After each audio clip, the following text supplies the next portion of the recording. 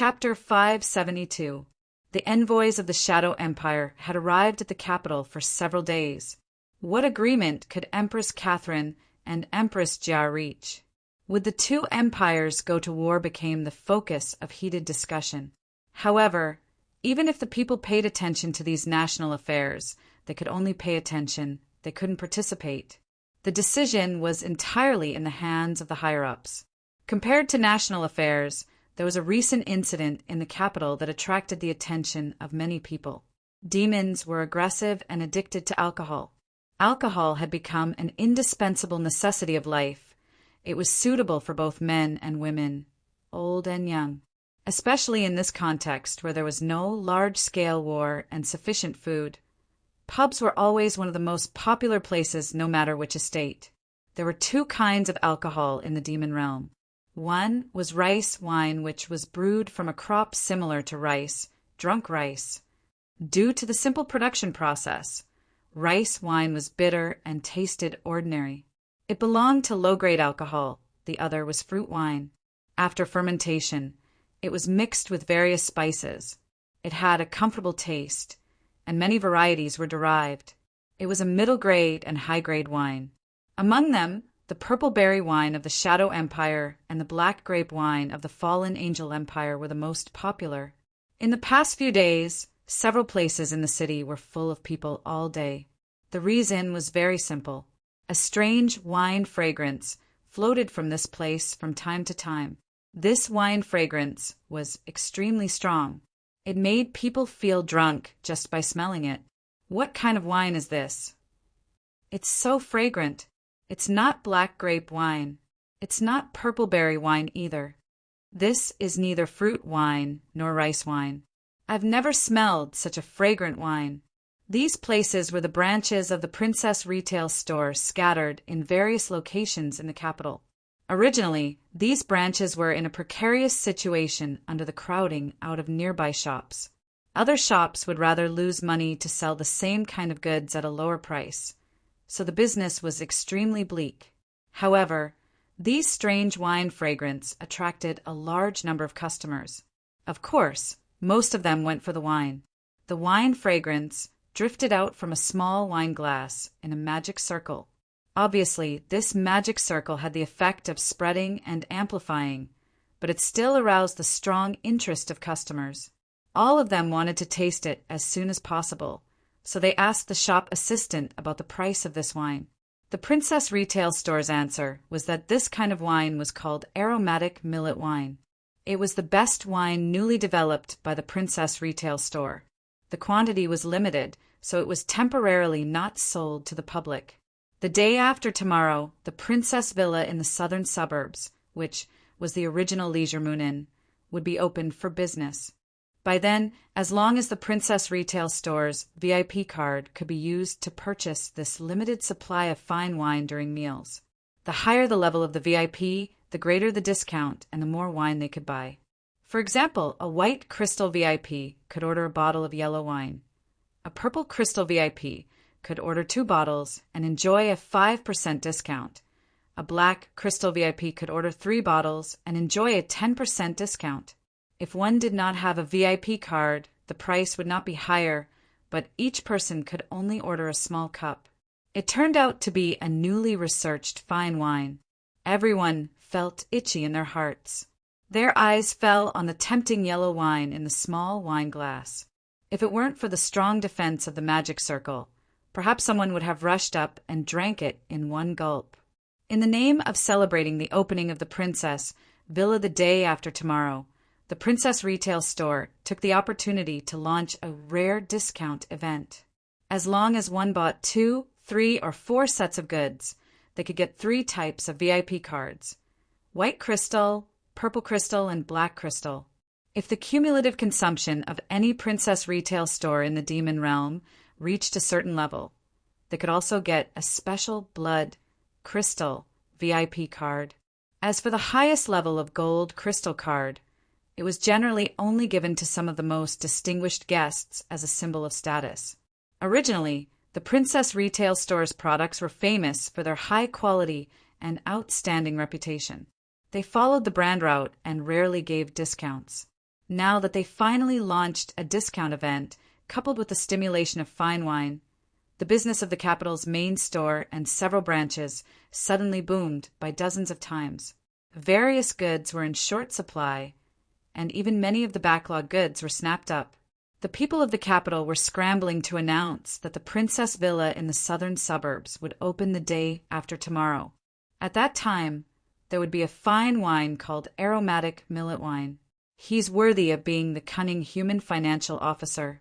He made the Princess retail store and Princess Villa the focus of the capital with just a few tricks. Isabella looked at the flow of people coming in and out of the Princess retail store from afar and said with emotion, "Thank you, beautiful Ms. Dark Demon." Chenrue smiled. "It's just a small trick. In front of a scheming expert like Miss, I don't deserve the praise of cunning." Isabella's charming eyes turned. "This kind of wine has never appeared in the Dark Moon. When did you start brewing it? Why didn't I know?" Chenrue smiled. "There are still many things you don't know. It seems that we need to get to know each other more deeply." Millet wine was something that he had been preparing for a long time. Chenrue's grandfather in his previous life was from Shaoxing, and he had to make millet wine every year. He was naturally familiar with these processes under the influence of what he saw and heard. When developing the Dark Moon, he wanted to make a batch of millet wine, but the wine craftsmanship of the demon realm was different from that of Chenrue's world. There was no distiller's yeast necessary for millet wine brewing. The raw materials of distiller's yeast were wheat and beans. It was enough to cultivate mycelium at a certain temperature. However, these processes seemed easy, but it was not so simple to do. Chenrue wrote down the process that he remembered and handed it to Tim at the Wallen Fortress in Mountain Shillong. Tim was very attentive to this and asked his wife, Lisa, to be in charge of this matter. This was a lucky hit. The Medusa tribe showed an unexpected talent in brewing, and they soon cultivated distiller's yeast. Subsequently, in repeated experiments, they successfully used the diluted fountain of vitality and the high-quality, drunk rice grown on the improved soil to make the millet wine more fragrant and higher alcohol content than Chenrue imagined.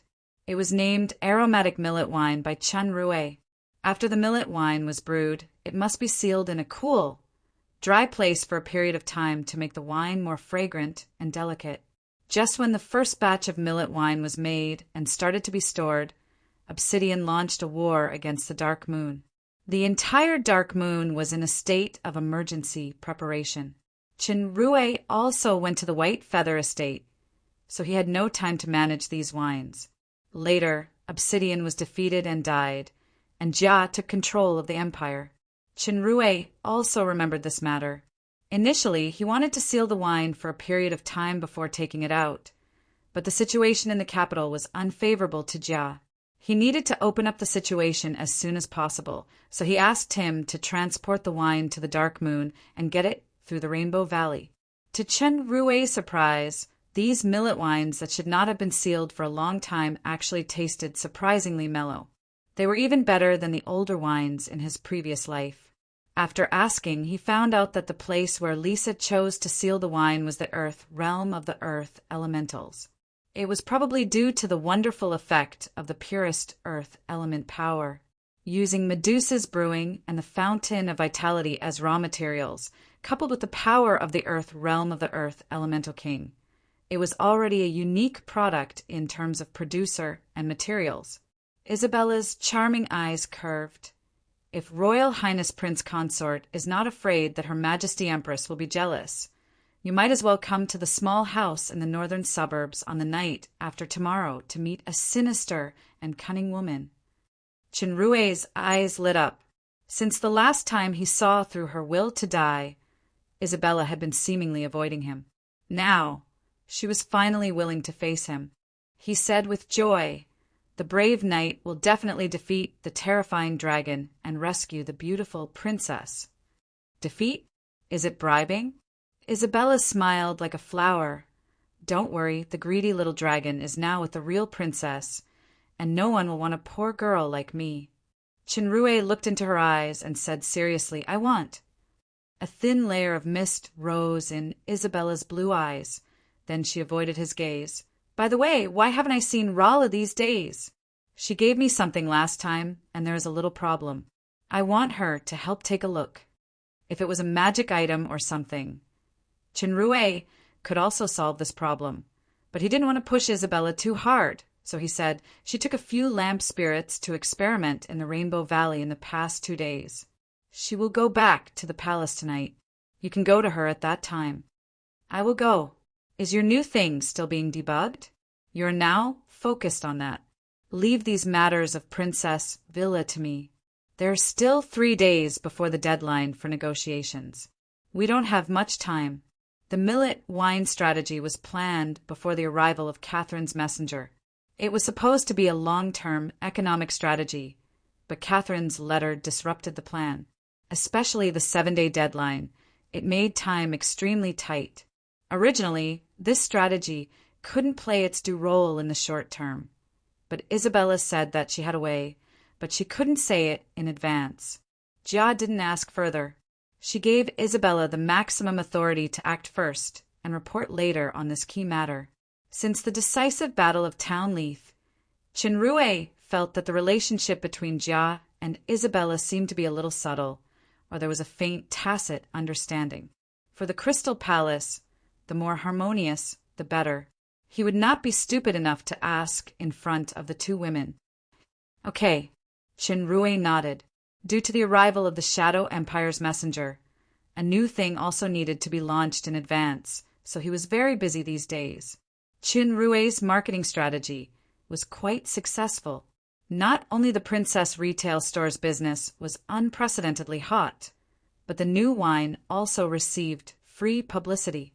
The news that the superb wine was about to be launched in the Princess Villa in the southern suburbs spread like wildfire, attracting the attention of many merchants, especially the capital's famous wine giant, Plinton.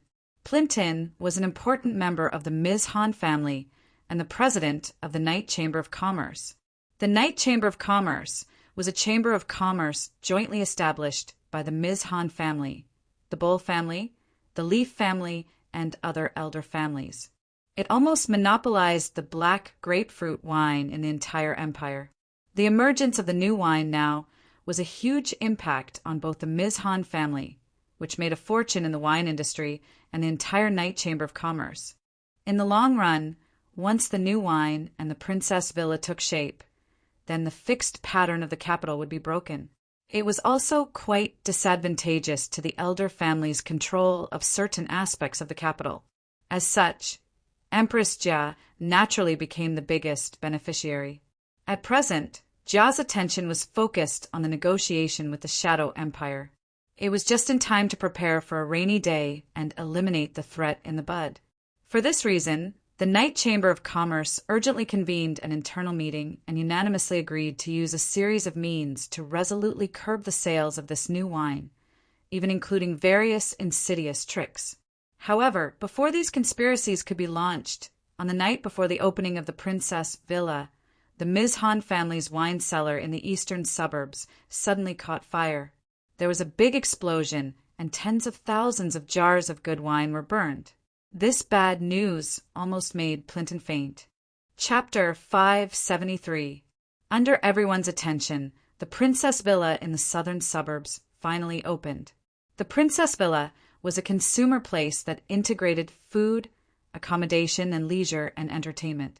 The price was relatively high. Even so, customers still flocked to it. As soon as it opened, the entire villa was overcrowded. The dining hall was crowded with guests in the blink of an eye. A few tables were temporarily added, but the supply still exceeded the demand. Soon, the expensive private rooms and the VIP building were also full. On the first day of opening, the Princess Villa launched a discount event. Every customer would be given a small glass of aromatic millet wine for free. Customers with black crystal VIP cards would also get an additional 20% discount. The discount was secondary. After the small glass of complimentary wine went down, almost all customers showed a satisfied expression. This aromatic millet wine was fragrant and the taste was mellow. It was even better than fruit wine and rice wine. It was far from what fruit wine or rice wine could compare with. The best wine really lived up to its name. The expectation of these few days was really worth it. After the customers tasted the sweetness, they scrambled to order the wine. Unfortunately, non-VIP customers of the Princess retail store could only buy one glass at most. People who wanted more looked at those VIP customers who ordered more than one bottle with red eyes. They secretly made up their mind to get the VIP card of the Princess retail store. In fact, many white crystal VIP customers felt that one bottle was not enough. They were also full of envy and hatred for those high VIP customers. The person in charge of the Princess Villa was the store manager of the capital's Princess retail store, Lulu. Facing the swarm of customers, this beautiful succubus was busy with the shop assistants. A charming smile appeared on her sweaty, pretty face. Lulu's projection appeared in the center of a table in a room in the VIP building. There were a total of 3 men in the room. They all looked very young. The one who controlled the projection magic was a man with black hair and black eyes. There was a gloomy expression between his brows. The man with blonde hair and purple eyes on the side said, "Dear Sir Charles, Ms. Han, I haven't returned to the capital for a while. When did you change your taste? I clearly remember that you like young girls. Although this Lulu is beautiful, she is a mature woman. Why are you suddenly interested in her?" "You remember correctly, my friend Diak, Lucifer." The gloomy man Charles sneered. "My real target is Lulu's youngest sister, Marlene. I know you like this kind of mature woman. You are also crazy about that devil's snare flower in the past. As a gift to welcome you back to the capital, this woman belongs to you." "Really?" Diak's eyes lit up. He stared greedily at Lulu's towering chest in the projection. Then he showed hesitation. "Lulu is the owner of the Princess retail store and Princess Villa after all. Her Majesty Empress is behind these industries." Charles smiled sinisterly. "I know that it is definitely impossible to touch her directly, but Her Majesty the Empress is now at the time to win over people's hearts. Lulu is just a businesswoman. If she commits a serious crime, the Empress will not cover her up, so as not to give others an excuse. At that time, she will just be a female prisoner. You can play with her however you want." "Commit a felony?" Diak frowned. "No matter what plan you have, it's better to be cautious." "Diak, did you lose the courage to play with women after being defeated and captured by the Dark Moon last time? If you don't dare to F***CK this woman, let me do it." Another man with short red hair said contemptuously. This man was handsome and gorgeously dressed, but he had a kind of oily and self-proclaimed romantic flavor. When the Blue Lava Estate and Red Spirit Estate launched an estate war against the Dark Moon, Diak, Lucifer served as a special envoy. In fact, he was the army supervisor. As a result, the Blue Lava Army was slaughtered by the undead army in Town Yinko. Diak was captured and surrendered to the Dark Moon. It was not until Ja defeated Obsidian that he was able to return to the capital. Lawson, Bull.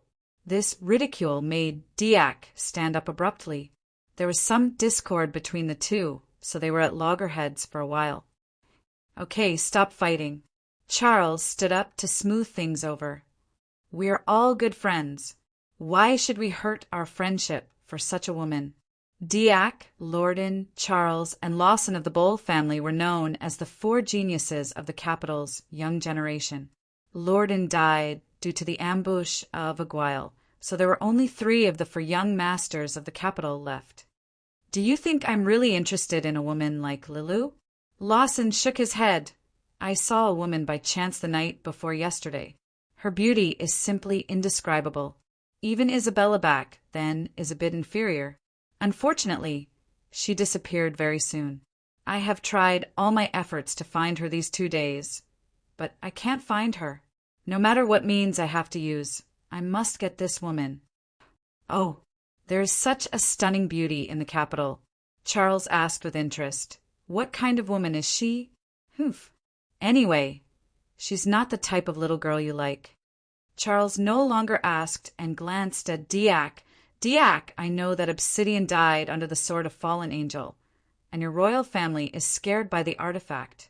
But don't forget that Prince Obsidian has been on the throne for 300 years. He has always wanted to crush the elder families, but what happened in the end? It still depends on the mood of the elder families. No matter how excellent and talented Empress Jia is, she has been on the throne for less than a month now. Do you think she will lose the bigger picture for the sake of small things? Let me tell you, at this time, we must make some moves to stabilize the situation. When the Empress Foundation is stable after a few years, even if we restrain and make concessions, it will not hurt the foundation. Diak, just watch the show with peace of mind." Hearing this, Diak didn't say anything more. In the dining hall of the princess villa, a table suddenly shouted, "What kind of dish is this? There is actually a dead rat." Looking at the dead rat in the man's hand, many people suddenly felt disgusted. At the same time, another table also began to slam the table and yell. Lilu walked over unhurriedly, looked at the centaur holding the dead rat, and asked, "Who instructed you to make trouble?" The voice was not loud, but it overwhelmed the noisy audience. The centaur was about to yell, but he suddenly saw Lilu's eyes. The beautiful eyes flashed with a strange light. The centaur's eyes suddenly became dull, and even the few accomplices beside him were the same. It was instructed by Sir Cody of the Night Chamber of Commerce. Several guys said in unison. Cody was the little manager of the Night Chamber of Commerce and a member of the Ms. Han family. As soon as he said this, everyone understood. A few strong waiters carried the troublemakers out of the restaurant. The people at the other table didn't dare to make a ruckus. Before the waiters came over, they left the hall with their tails between their legs. This benefited some of the customers who were waiting, as they immediately filled the empty seats. "Is this the good show you mentioned?" In the room of the VIP building, Diak frowned and looked at Charles. Charles stared at the smiling Lilu in the projection with interest. "I didn't expect this succubus to be so hidden. She actually has the talent of group bewitchment. Her strength is at least Demon King level, but the more such a woman is, the more fun it is to play with her, isn't it?" Diak saw his confident look and nodded. "The good show is not over yet, right? I'll wait to see." After the troublemakers were cleared out, the hall regained its liveliness. Soon after, there was another noise at the gate. A group of soldiers armed with weapons broke in. It was the capital's garrison team responsible for the capital's security. The leader was the captain, Basroya. Leviticus Lilu raised her eyebrows slightly and greeted with a smile. "It turns out to be Sir Basroya. Welcome." Basroya glanced at Lilu coldly. "Are you the person in charge of the Princess Villa?" "Yes, sir. Sir also visited the Princess Retail Store's main store a few days ago." Basroya interrupted Lilu's friendly words. "Give me a glass of aromatic yellow wine first." Lilu immediately ordered someone to bring a small glass. Basroya did not drink Rala and handed it to a person behind her. Someone recognized that person as Demond, the wine merchant of the Ms. Han family. Demond took a sip and immediately nodded. "Yes, it is this kind of wine. It is brewed with the stolen secret recipe of our Ms. Han family." Lilu's complexion changed.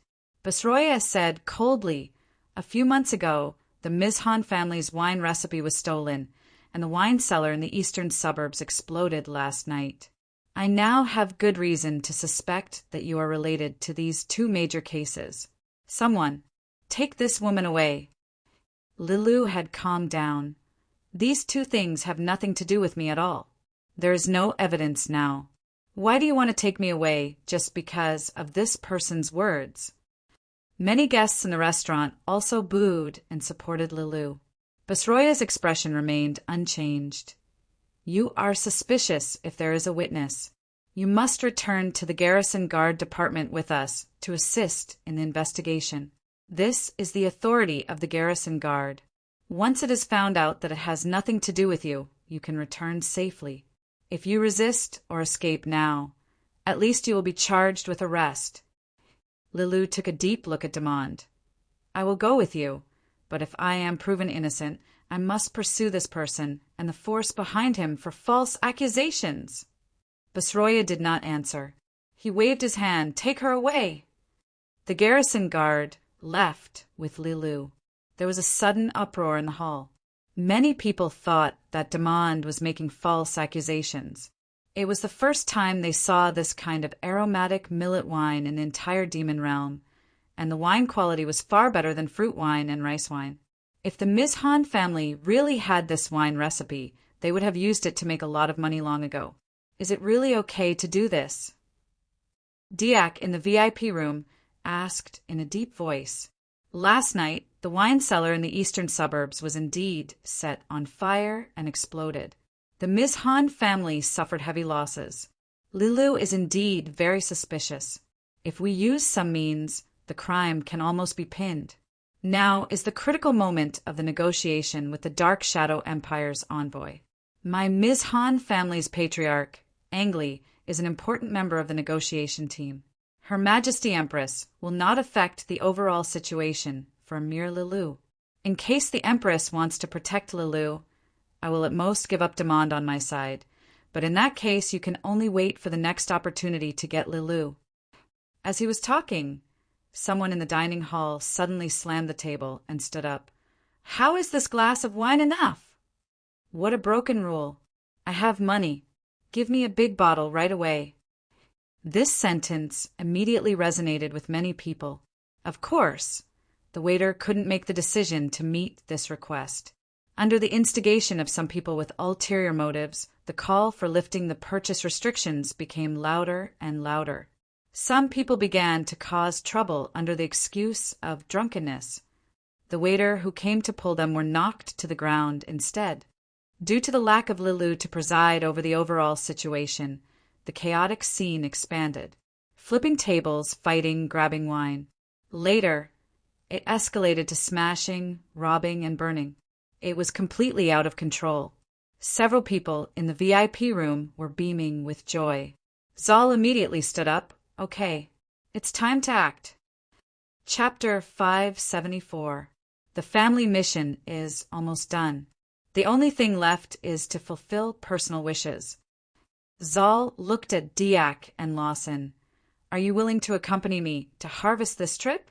My friends. Lawson and Diak were not fools. They knew that Zal would not ask them to watch the show for no reason. In fact, the two of them were already accomplices just by watching the show. You know my hobby. Lawson thought for a while and made a claw gesture with his hands. His smile was a little more wretched. It's fine if she's young, but she must have something here. Zal smiled slightly. I understand. I will let you play with Helena for a few days later. Helena was Zal's concubine. Her pair of breasts was particularly amazing. Lawson had always coveted her. His eyes lit up when he heard that. Also, help me find the woman I like. Don't fight with me. Of course, my friend. Zal's gaze fell on Diak. The Bull family, where Lawson was from, was originally a member of the Night Chamber of Commerce. But Diak was a member of the royal family. His father held important positions. His uncle was the royal family's peak stage of the demon overlord Deshuro. The names of his uncle and nephew only differed by one word. This time, Zal was obviously going to drag Diak into this. I want 30% of your alluring Flower Tavern's dry shares. Diak rolled his eyes and immediately put forward a condition. The alluring Flower Tavern was Zal's own business, and the business was quite prosperous. Diak wanted 30% of the dry shares, which was really asking for an exorbitant price. However, this big appetite made Zal feel relieved instead. He stretched out a finger. 10%, this is my bottom line. You can also add Lilu or other beauties that suit your taste. Deal. Diak and Zal shook hands, and a smile appeared on their faces at the same time. The three of them hit it off and walked out of the door of the VIP room. The guards at the door immediately surrounded them. Diak only had one guard, which was still Sulphur, who was good at undead magic. Zal asked a guard, "John, are you sure Marlene is in the Moon number 1 VIP room?" "Yes. Ms. Marlene seems to have brought a few friends in the VIP room." The guard, John replied respectfully, "At present, Zand is guarding there with 3 people. The waiters nearby have been cleared. No one is approaching. They should not know the chaos outside." "All right. John, your idea this time is very good, and your information is also very accurate. You have made a great contribution. Your cousin has been serving me for some time. After this is over, I will let her go home and reward you handsomely." A strange look flashed in John's eyes, and he bowed to express his gratitude with a flattering face. He led Zal and the others upstairs to the Moon room number 1. The guard guarding the first room received Joair's signal and began to knock on the door. Soon the door opened, and a woman who looked like a guard looked at the strange men outside warily. "Who are you?" Zal gestured to Hardadef, and Hardadef immediately rushed forward with a few guards. However, the woman was very strong. She was even able to defeat several guards in a row. Diak's guard, Sulphur, finally made a move. A cage made of bones appeared on the ground, imprisoning the woman inside. Then a powerful mental shock was launched, and the woman in the bone cage fell. The door of the Moon room number 1 VIP room was knocked open. This room was very spacious with luxurious facilities and elegant environment. It was also equipped with a soundproof magic circle. It was the best VIP room. In addition to Marlene, whom Zal was familiar with, there were several women inside. 2 of them were particularly outstanding. One of them was about 13 or 14 years old. She had long curly blonde hair, delicate facial features, skin as smooth as jade, and deep blue eyes like gems. She exuded an extremely pure, lovely, and attractive temperament. Zal only took a glance, and his eyes were completely attracted. He didn't even look at Marlene, the original target of this trip. In front of this perfect flower, Marlene was like a roadside weed that was overshadowed. Zal only felt his heart jump fiercely. He was originally young, but he didn't expect to meet such a beautiful and moving girl. An uncontrollable, strong desire suddenly burned in his lower abdomen. The other girl was about 18 or 19 years old. She was sweet and lovely. Her appearance was inferior to the blonde girl, but her temperament was equally extraordinary. The most conspicuous thing was the 2 towering, plump breasts in front of her. The height was amazing. Even a mature woman would feel ashamed of her inferiority. The intrusion of Zal and others startled the blonde girl. Several female guards immediately blocked in front of them. The sweet girl with a pair of huge breasts had obviously seen big scenes. She calmly scolded, "Where are you from? How dare you barge in here rudely?" He is Zal, the son of the Mizhan family's patriarch. The Princess Villa was transformed from the former site of the original Leisure Moon Inn. It had a very large area. The VIP building was far from the dining hall. Marlene didn't know that her sister, Lilu, had been taken away by the garrison guards, nor did she know the terrible chaos that happened outside.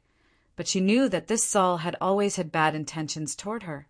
Now that she saw him barge in with people, her voice trembled a little. "Mizhan family? Is it the elder family?" The blonde girl seemed to be a lot bolder. "How dare you? Do you know who I am?" "Little beauty, your voice is as touching as your appearance. I don't need to know who you are. I just need to know how to love you in bed later." Zal had never seen this girl among the upper nobles of the capital. The appearance of the blue eyes was not that of the Lucifer royal family.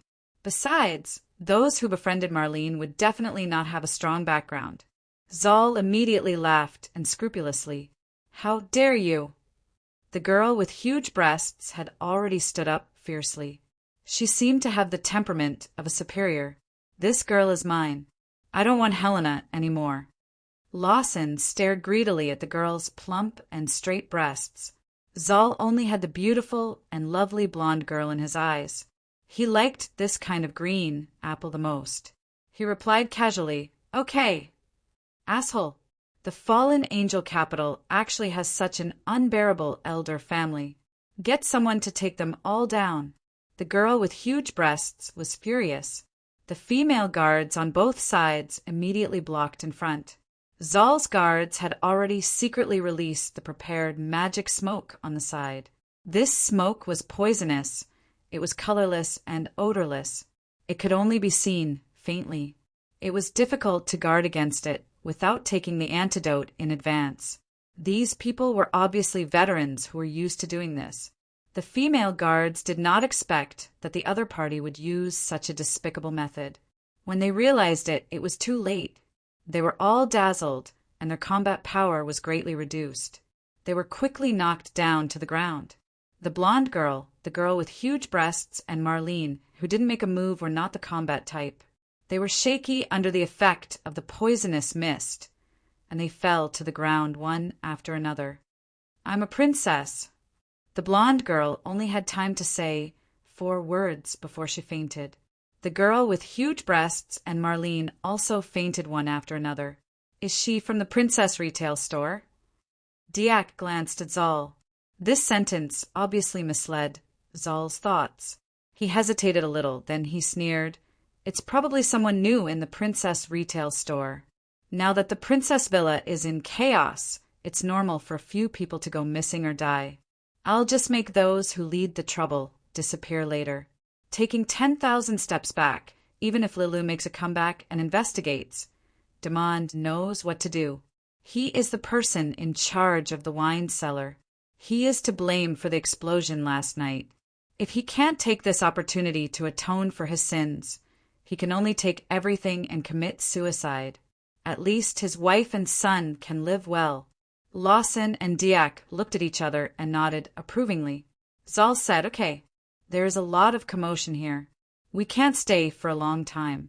The garrison guards will come soon. Take all these women away without leaving any traces. Then we will leave in the chaos." Diak echoed, "Yes, leave immediately. But it's not good for us to separate now. Lawson, don't you have a quiet courtyard in the eastern suburbs? Let's just take a carriage there to hide first and see the situation?" "Okay." Lawson thought for a while, and a lewd smile appeared on his face. "There are many rooms there. Even if there is any fun, we won't disturb each other." A group of people took their prey and hurriedly left the princess villa that was on fire under the cover of the chaos. They got on the carriage and left calmly. However, the world was impermanent. It was hard to say who was the hunter and who was the prey. Just when the princess villa was being smashed and looted, Jia was meeting the Dark Shadow Empire's envoy, General Crawford, in the palace. General Crawford bowed and said, "Her Majesty summoned me. May I know what orders you have?" Jia's purple eyes glanced at the female guards in robes and veils at the entrance of the hall. She paused on the face of a guard. Then she looked at Disjaro, Stiller, and others. She said, "The envoy has been in the capital for 6 days. Please forgive me for the poor hospitality. I think it is time for both sides to formally discuss cooperation matters." Crawford had a lot of social engagements in the past few days, and he had almost no leisure time. He knew that it was the other party's strategy of probing and delaying, so he had been dealing with it calmly. He wanted to make a surprise attack tomorrow, which was the last day to show Empress Catherine's deadline and catch Zhao off guard. But unexpectedly, the other party started the negotiation in advance. Crawford was a little surprised, but he quickly regained his composure and replied, "As your Majesty wishes, but Deputy Envoy Celine was invited by an old friend to attend a banquet at the newly opened Princess Villa. If we are going to start formal negotiations now, then please wait a moment, your Majesty. I will immediately send someone to ask Celine to come to the palace." Jia nodded. Crawford immediately ordered the attendants outside the hall to go to the southern suburbs to find Celine to come to the palace. However, shortly after Crawford's people left, someone hurriedly reported, "Your Majesty, there is a riot in the Princess Villa in the southern suburbs. It is currently being set on fire, and it is being put out." "What?" Jia and Crawford exclaimed almost at the same time, and the Ms. Han family's patriarch, Angley, who was standing below Stiller, suddenly thought of something, and his face changed suddenly. Many people knew that the Princess Villa should be the chain industry of the Princess Retail Store. The Princess Retail Store was founded in the Dark Moon, but the earliest owner was the little Princess Alice, who had always been famous but had never been seen. She was also the only sister of Her Majesty Empress, so the Princess Retail Store and the Princess Villa should be regarded as the royal family's industry. To be precise, it was Jia's money bag. Now that the Princess Villa has just opened, such a vicious incident has happened. This is secondary. What is more serious is that the envoy of the Shadow Empire, Celine, is attending a banquet in the rioting Princess Villa. Jia's face suddenly turned gloomy, and her voice resounded throughout the hall. Aguile, you personally lead the Imperial Guards to the Princess Villa immediately. In any case, you must ensure the safety of Envoy Celine. At the same time, send an order to the Secret Intelligence Department to investigate this matter thoroughly. Yes. The Imperial Guard Deputy Commander, Aguile, saluted outside the hall and immediately gathered his men to accept the order. Chapter 575. In the eastern suburbs, the hunters who returned with a full load carried the prey off the carriage and transported it into an extraordinary courtyard. Friends, it's really an unexpected harvest today. Diak looked exultant. Lawson licked his lips. When I think of that plump and beautiful chick, I can't wait to enjoy it. You impatient guy. Diak shook his head. Let's have a good drink first. I found this in the VIP room just now. Zal saw a few bottles of aromatic yellow wine in his hand and smiled.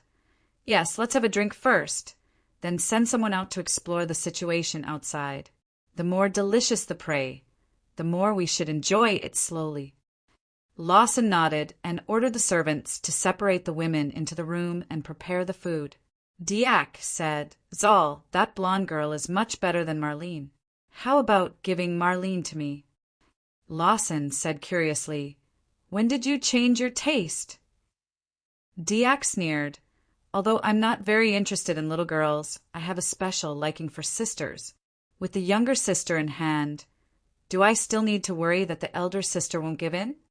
After seeing the blonde girl, Zal was indeed not interested in Marlene anymore. He was happy to do a favor, so he agreed immediately, no problem. The three of them showed a smile that only men could understand at the same time. Diak poured 3 glasses of wine. Come, let's toast to our wonderful prey. At this time, the palace hall seemed to be covered in haze. The air seemed to be solidified. Jia's expression was extremely cold. General Crawford frowned tightly and didn't speak.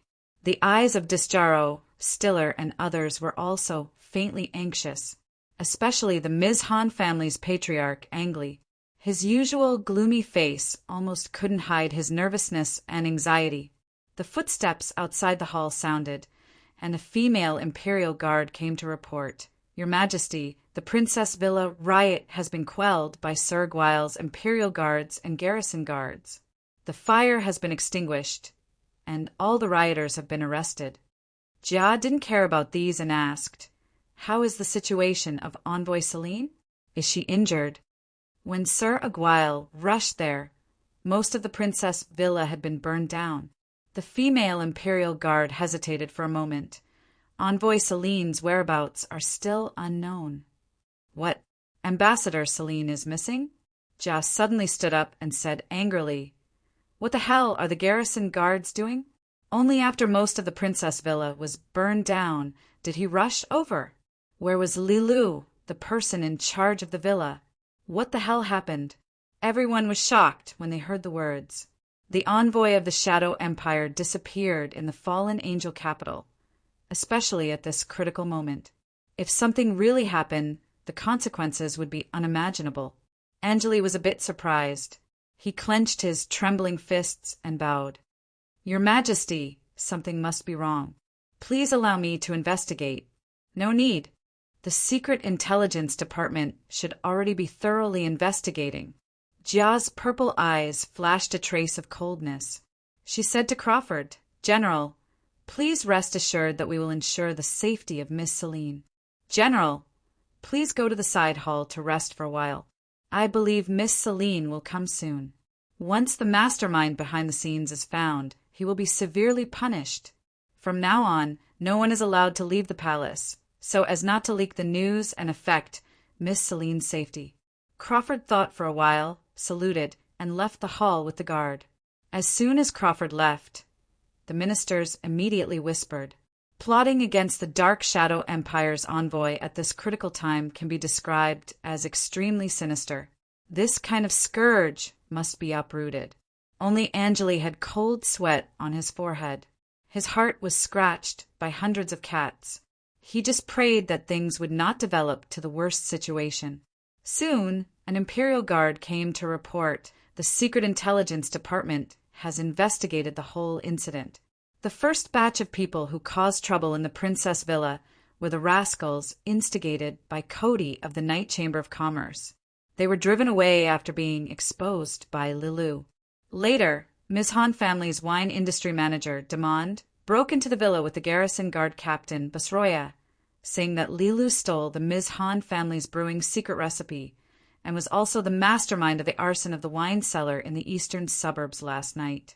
As a result, Lilu was captured by Basroya. Lilu stole the secret recipe? Jia frowned. When the Secret Intelligence Department rushed to the Garrison Guard Department, they found that Basroya was preparing to torture Lilu to extort a confession. Later, Basroya was captured by the Secret Intelligence Department.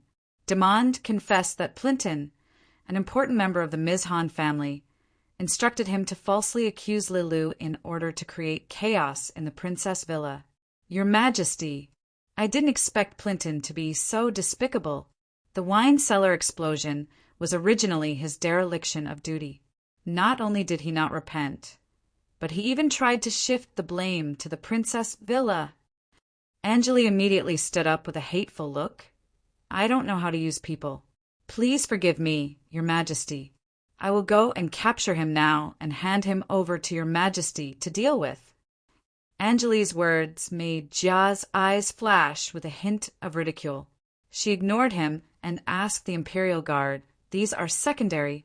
What is the situation of the Princess Villa and the envoy?" After Lilu left, someone immediately took the lead to cause trouble. "These people have been caught by the Secret Intelligence Department. After interrogation, the mastermind behind the scenes is Sir Angeli's son, Zal. When the riot happened, Zal was in the VIP building of the villa. Now his whereabouts are unknown. The Secret Intelligence Department is urgently investigating." As soon as Zal's name came out, the ministers all looked at each other. What Angeli was most worried about finally happened. His face instantly became extremely pale. "I didn't expect Zal, who has always been smart, to be so incompetent this time. He left so many traces and even exposed himself. The previous false accusation can still be pushed to Plinton, but now it is directly related to his son, so he can no longer shirk the responsibility." Angeli thought quickly and bowed deeply. "Your Majesty, Zal must be young and ignorant. He was deceived by Plinton. Please forgive me, Your Majesty." "Deceived? At this point, you still want to quibble?" A cold chill emanated from Jia, where his envoy Celine. Angeli gritted his teeth and knelt on one knee. "Your Majesty, I really don't know. There must be some misunderstanding. I will personally find the whereabouts of the envoy now and cut off the head of the unfilial son to apologize to Your Majesty. Before the Secret Intelligence Department comes, don't think about going anywhere. I want to see what role the Ms. Han family plays in this kidnapping incident." Angeli knelt on both knees and kowtowed with his head. "Your Majesty, I can guarantee with my life that the Ms. Han family has nothing to do with the disappearance of the envoy." "What guarantee do you have? How can a mere Ms. Han family compare to the fate and survival of the entire empire?" Jia shouted angrily, "Order the Imperial Guards and the Secret Intelligence Department to immediately control the Ms. Han family and all related industries. Be sure to find out the whereabouts of the envoy. If there is any stubborn resistance, kill without mercy." The Imperial Guard hurriedly left after receiving the order. Angeli knelt on the ground and trembled. No one came forward to plead for mercy. Even the Leaf family, who was usually closest to Angeli, was no exception. Basroya, who was suspected of colluding with Damon to frame Lulu, was a member of the Leaf family. Now that the Leaf family couldn't even take care of themselves, how could they dare to be meddlesome? This matter was too big. It had far exceeded the scope of the interests of the elder families. It endangered the entire empire. If anything happened to Celine, the consequences would be unimaginable. In the courtyard in the eastern suburbs, Zal still didn't know that he had become a famous person. He was still drinking with Diak and Lawson in high spirits. He was having a great time. This time he successfully dealt a heavy blow to the Princess Villa and made a great contribution to the family. He also harvested a superb prey. It could be said that the harvest was huge. When Zal thought of the blonde girl's beautiful appearance, his mouth was dry. The wine is almost finished. It's time to get down to business. Lawson, are the rooms arranged? Of course. Lawson sneered, 1 room per person. The distance is very far, and there are soundproof facilities. You can have fun. I have activated the protection magic circle of the courtyard. I ordered not to see any foreign guests. Even if the sky collapses, we have to finish our business first. Diak's eyes flickered. He pondered a little, and he also smiled with a profound meaning. Yes, it's almost time. It's time for the hunting game. At this moment, the ground suddenly trembled as if there was an earthquake. The people in the courtyard swayed left and right. Lawson exclaimed, "What happened?" A guard exclaimed, "Bad news. Young Master Lawson. A terrifying enemy broke in. He has killed the guards on the periphery and is attacking the protection magic circle of the courtyard." "Who is it?" "The enemy is quite terrifying. The first layer of the magic circle is about to collapse." "So fast?" Lawson was taken aback. This magic circle was set up by his grandmother, Stiller, who loved him the most. It had a total of 5 layers. Stiller was the top magician of the empire. Even a demon overlord powerhouse could not break it so quickly. It could be seen that the enemy's strength was terrifying. Zal suddenly had a very ominous premonition in his heart. How could Lawson still have the mood of hunting? There was already a blue bead in his hand. This was a life-saving item given to him by his grandmother. It could be summoned at the most dangerous time. In the palace, shocking news came again. Someone witnessed Ms. Han family's Zal, Bull family's Lawson, and the royal family's Diak taking advantage of the chaos to kidnap several women from the Princess Villa.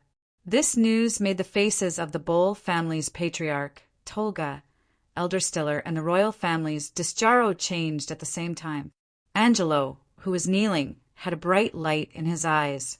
For him, the more forces involved, the better. The law doesn't punish the masses. This time the Bull family and the royal family were dragged into this. The Leaf family could also be barely counted in. By then, Jia had to consider carefully if she wanted to punish them heavily. When Jia was furious, another report came. The latest urgent report from the Secret Intelligence Department found that the envoy is likely to be imprisoned in the Bull family's courtyard in the eastern suburbs. Sarah Guile has rushed to rescue. As soon as she finished speaking, Stiller's body suddenly lit up with a strong blue light. Old Cowan took a step forward and blocked in front of Jia. He said sternly, "Stiller, what do you want to do?" Stiller herself was also surprised. She hurriedly used her magic power to suppress the light and bowed to Jia. "Your Majesty, please forgive me. This is Lawson's emergency call for help." "Very well, Stiller. You don't have to suppress the summoning power," Jia said coldly. "Not only you, everyone in the hall will now follow me to the Bull family's courtyard in the eastern suburbs. Let's see what's going on there." Chapter 576. Boom! The last layer of the magic circle of the eastern suburb courtyard finally collapsed, and the tremor of the ground gradually subsided. A man wearing a cloak and a mask appeared in the sight of Zal and others.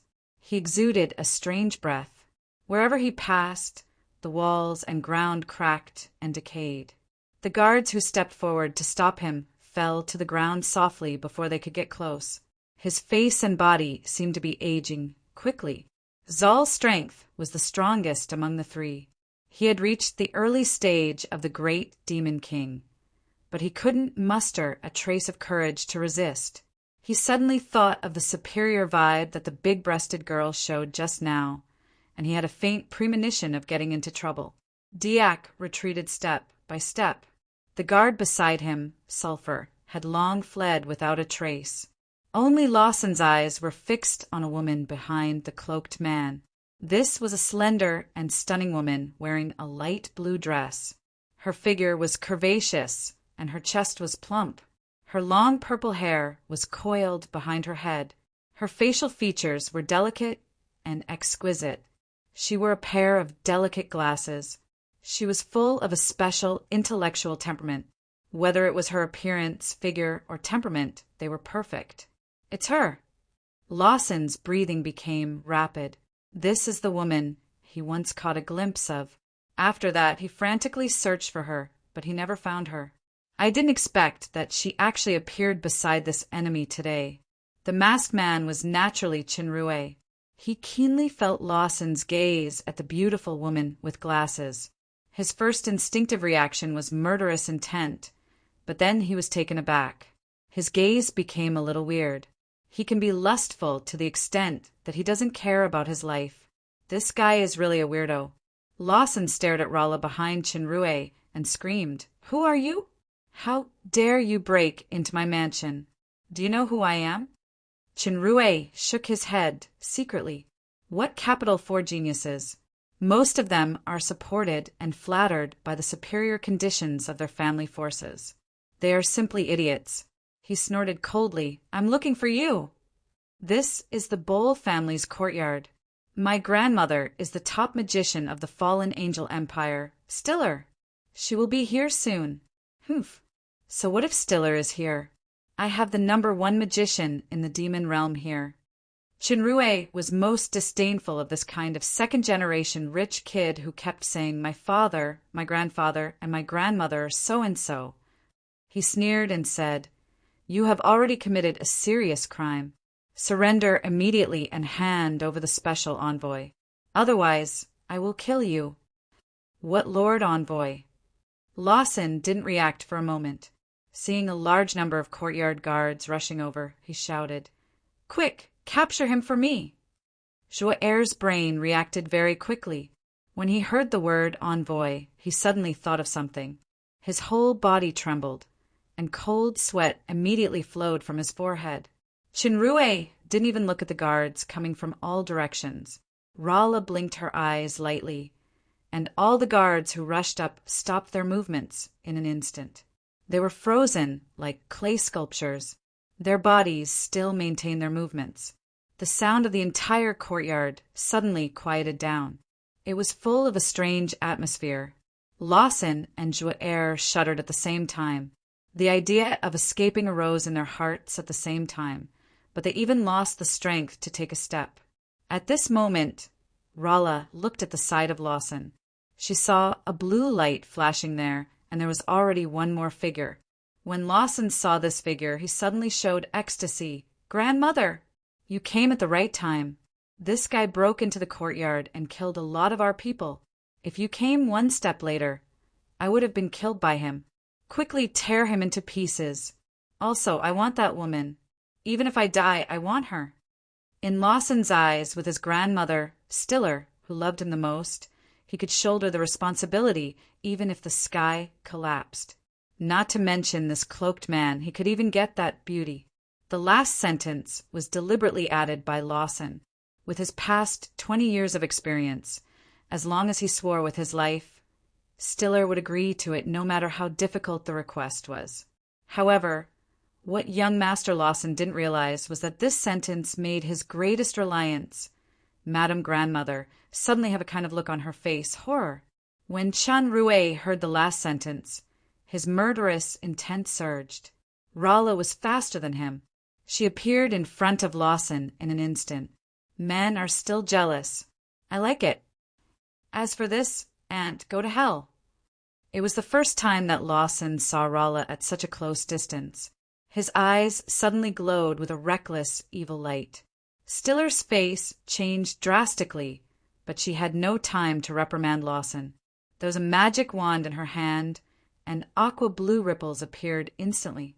Circles of ripples spread out. "Madam, please show mercy." What? Zola didn't seem to hear it clearly. The aqua-blue protective ripple in front of Stiller suddenly twisted violently, and it actually burned with a whoosh. The crimson flame did not emit heat, but it emitted a cold aura. Stiller's expression tightened. Layers of green electric net appeared in the aqua-blue ripples, trying to seal the flame. However, as soon as the electric net emerged, it was solidified into ice chips and scattered all over the ground. Stiller's eyes glowed red. She had transformed into the great demon's battle form. The burning blue ripples disappeared, and a shield with black gas appeared, sealing the flame. Rolla's purple eyes blinked, and the flame penetrated directly into the shield. The shield involuntarily twisted and transformed into a huge palm, grabbing toward Stiller bit by bit. Sweat had appeared on Stiller's forehead. The gem at the tip of the magic wand lit up. The crisscrossed flames merged into the hurricane-like airflow and also turned into a palm, grasping toward the black and red giant palm. At the moment when the two palms grasped, Stiller's body trembled slightly as if she had encountered an unbearable pressure. Rolla stretched out a finger and tapped lightly in the air. The two palms exploded gently, turning into countless crystal water droplets that evaporated in the process of explosion. It seemed that the evenly matched power canceled each other out, but Stiller suddenly spat out a mouthful of blood. The red skin of her battle form showed a kind of defeat.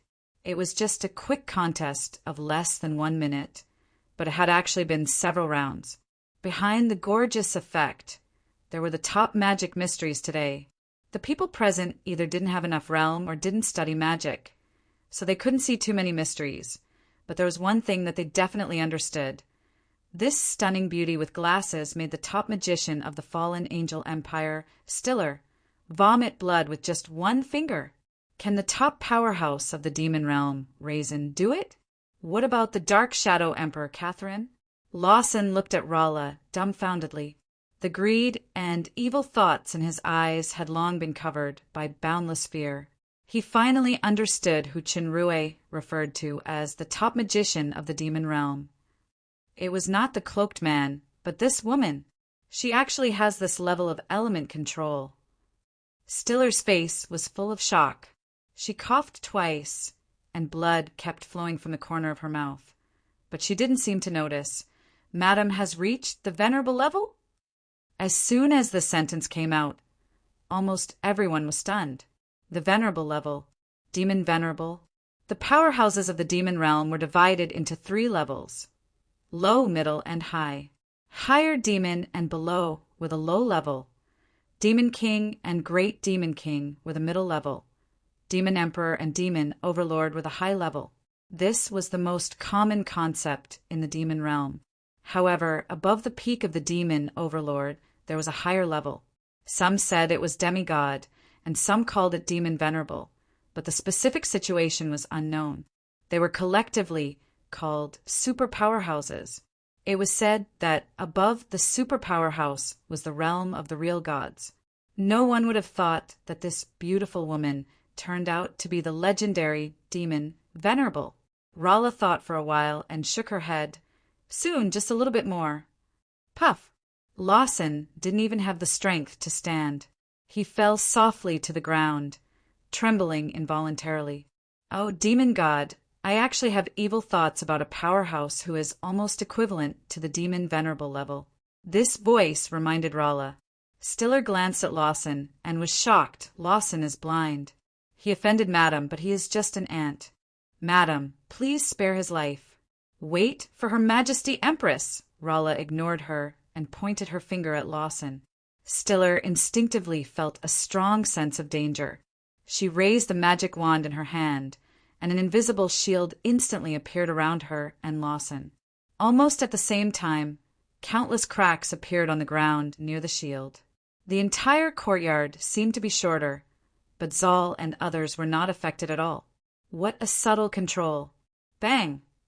The protective shield only lasted for less than 3 seconds before it flew out like a kite with a broken string. When it fell to the ground, the protective power had completely collapsed. Stiller's facial features were overflowing with blood this time. Her hair was a little more white, and she was dispirited. Rala glanced to the side, but she did not look back. There were already many people in the courtyard, led by Jia, Old Cowan, Disjaro, and other demon overlords. When everyone arrived, they happened to see the scene of Stiller being knocked away and seriously injured. They were all inexplicably shocked. Stiller was pulled by the summoning magic, so she only arrived a few minutes earlier than everyone else. In such a short time, she actually suffered such a heavy blow. People such as Disjaro, Lunters, and others had experienced the decisive Battle of Townleaf. They witnessed the power of this beautiful glasses magician. She trampled 2 dragons of the peak stage of the demon overlord under her feet like small lizards. One of the dragons was even a black dragon that was almost immune to magic. Stiller was the magician of the peak stage of the demon overlord. She was a capable general under the Lord of Midnight Sun back then. She was known as the top magician of the fallen angel empire. Even the veteran demon overlord of the same era, Old Cowan, admitted that he was inferior. Generally speaking, in the battle between magicians, if the difference in strength was not particularly large, it was generally a protracted battle that consumed each other's spirit power and magic power.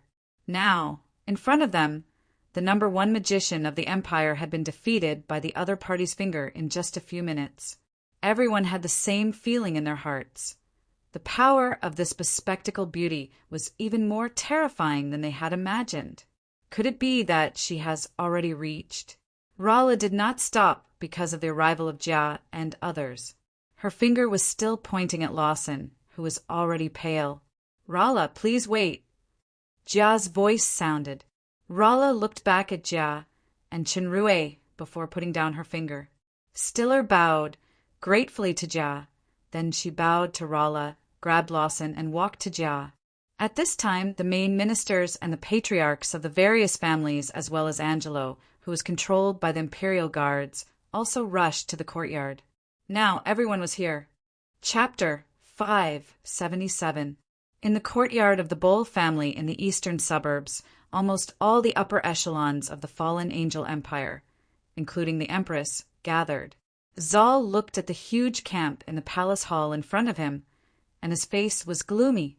It was exactly the same as his Mizhan family patriarch father. "Your Majesty, Lawson has been brought here now. Your Majesty, please deal with him." Stiller grabbed Lawson and came to Jia. Lawson had gone through a few rounds of death's door just now, but he finally didn't faint from fright. He bowed to Jia while trembling.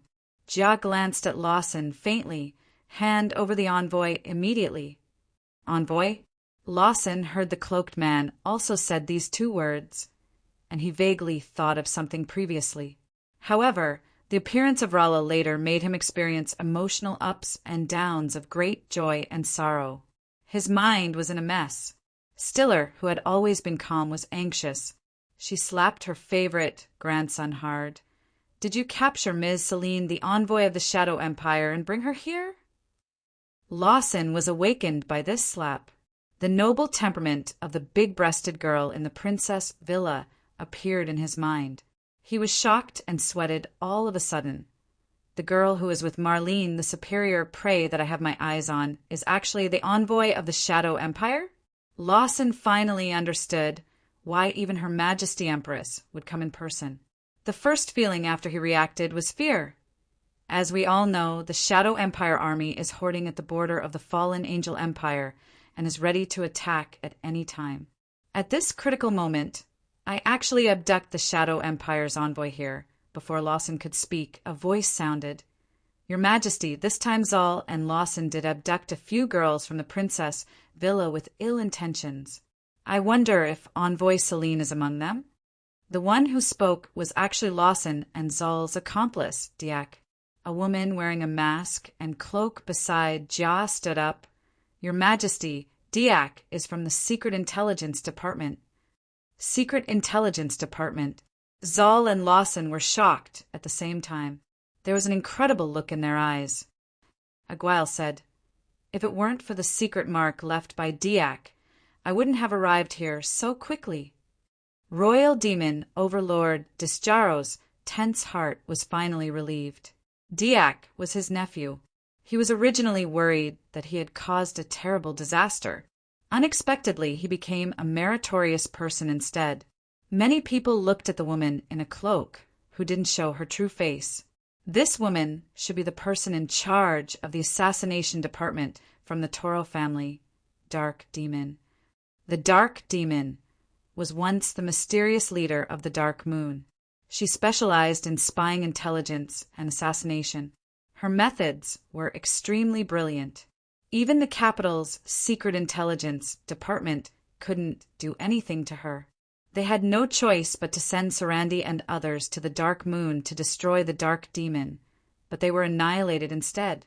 Diak said respectfully, reporting to Your Majesty, Those girls are detained in the back room.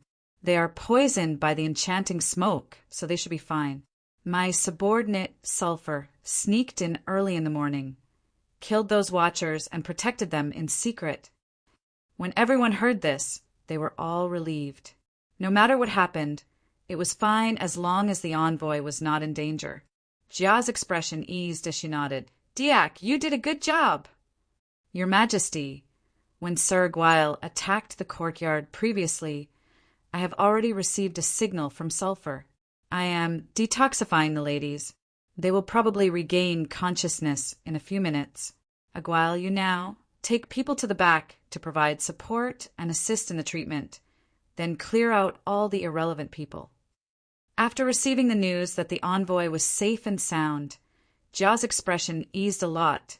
Diak, tell me everything that happened in the Princess Villa. Why was the envoy kidnapped? What is the inside story of this matter?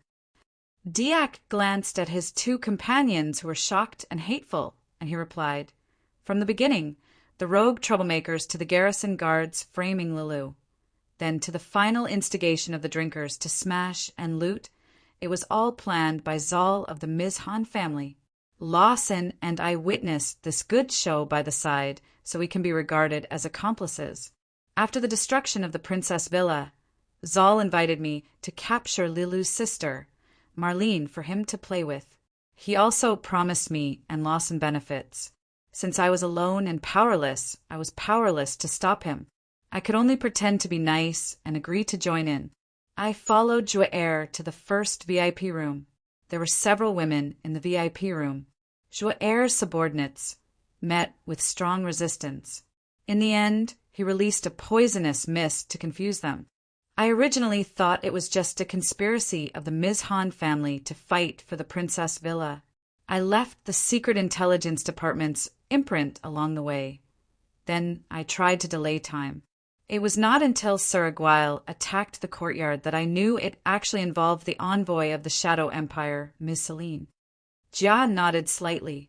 Stiller secretly rejoiced. Judging from Diak's narration, Lawson was not the mastermind. Moreover, she knew that this grandson had done a lot of misdeeds because of the favor, but it was definitely not related to the conspiracy of subverting the empire. However, Lawson's reckless provocation of the superpower house, Rala, was the biggest trouble.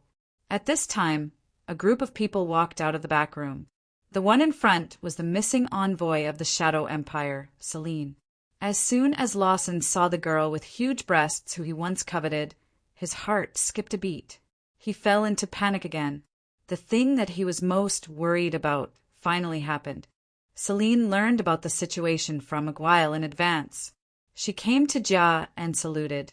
Your Majesty, thank you for coming to rescue me. personally. Celine is terrified. Ms. Celine, you have been wronged. Jia sighed. It is the shame of the capital and the shame of the fallen angel empire for such a thing to happen. I express my most sincere apology to you on behalf of the empire. Your Majesty is too serious. Celine shook her head and said, Your Majesty eliminated Obsidian and ascended the throne less than a month ago. It is inevitable that there are still remnants who want to use conspiracy to destroy the peace between the two empires. Speaking of which, I was in a hurry to go on a date with a good friend this time, so I neglected the safety protection. It is my own responsibility. How can I let your Majesty apologize? Celine's words gave Jia a good excuse. As a diplomatic envoy, there was nothing wrong with it. However, the sentence remnants who want to use conspiracy to destroy the peace between the two empires suddenly raised the nature of this matter to the highest contradiction. Jia was recognized by the artifact, so she had rightfully ascended the throne as the empress. The former regent was also characterized as a usurper. Then the remnants of Obsidian's party were recognized as rebels of the empire. Everyone had the right to punish them. Angelo's face became even more ugly. Zal couldn't care much and knelt on the ground. Your Majesty, I was just used by someone to destroy the business of the Princess Villa.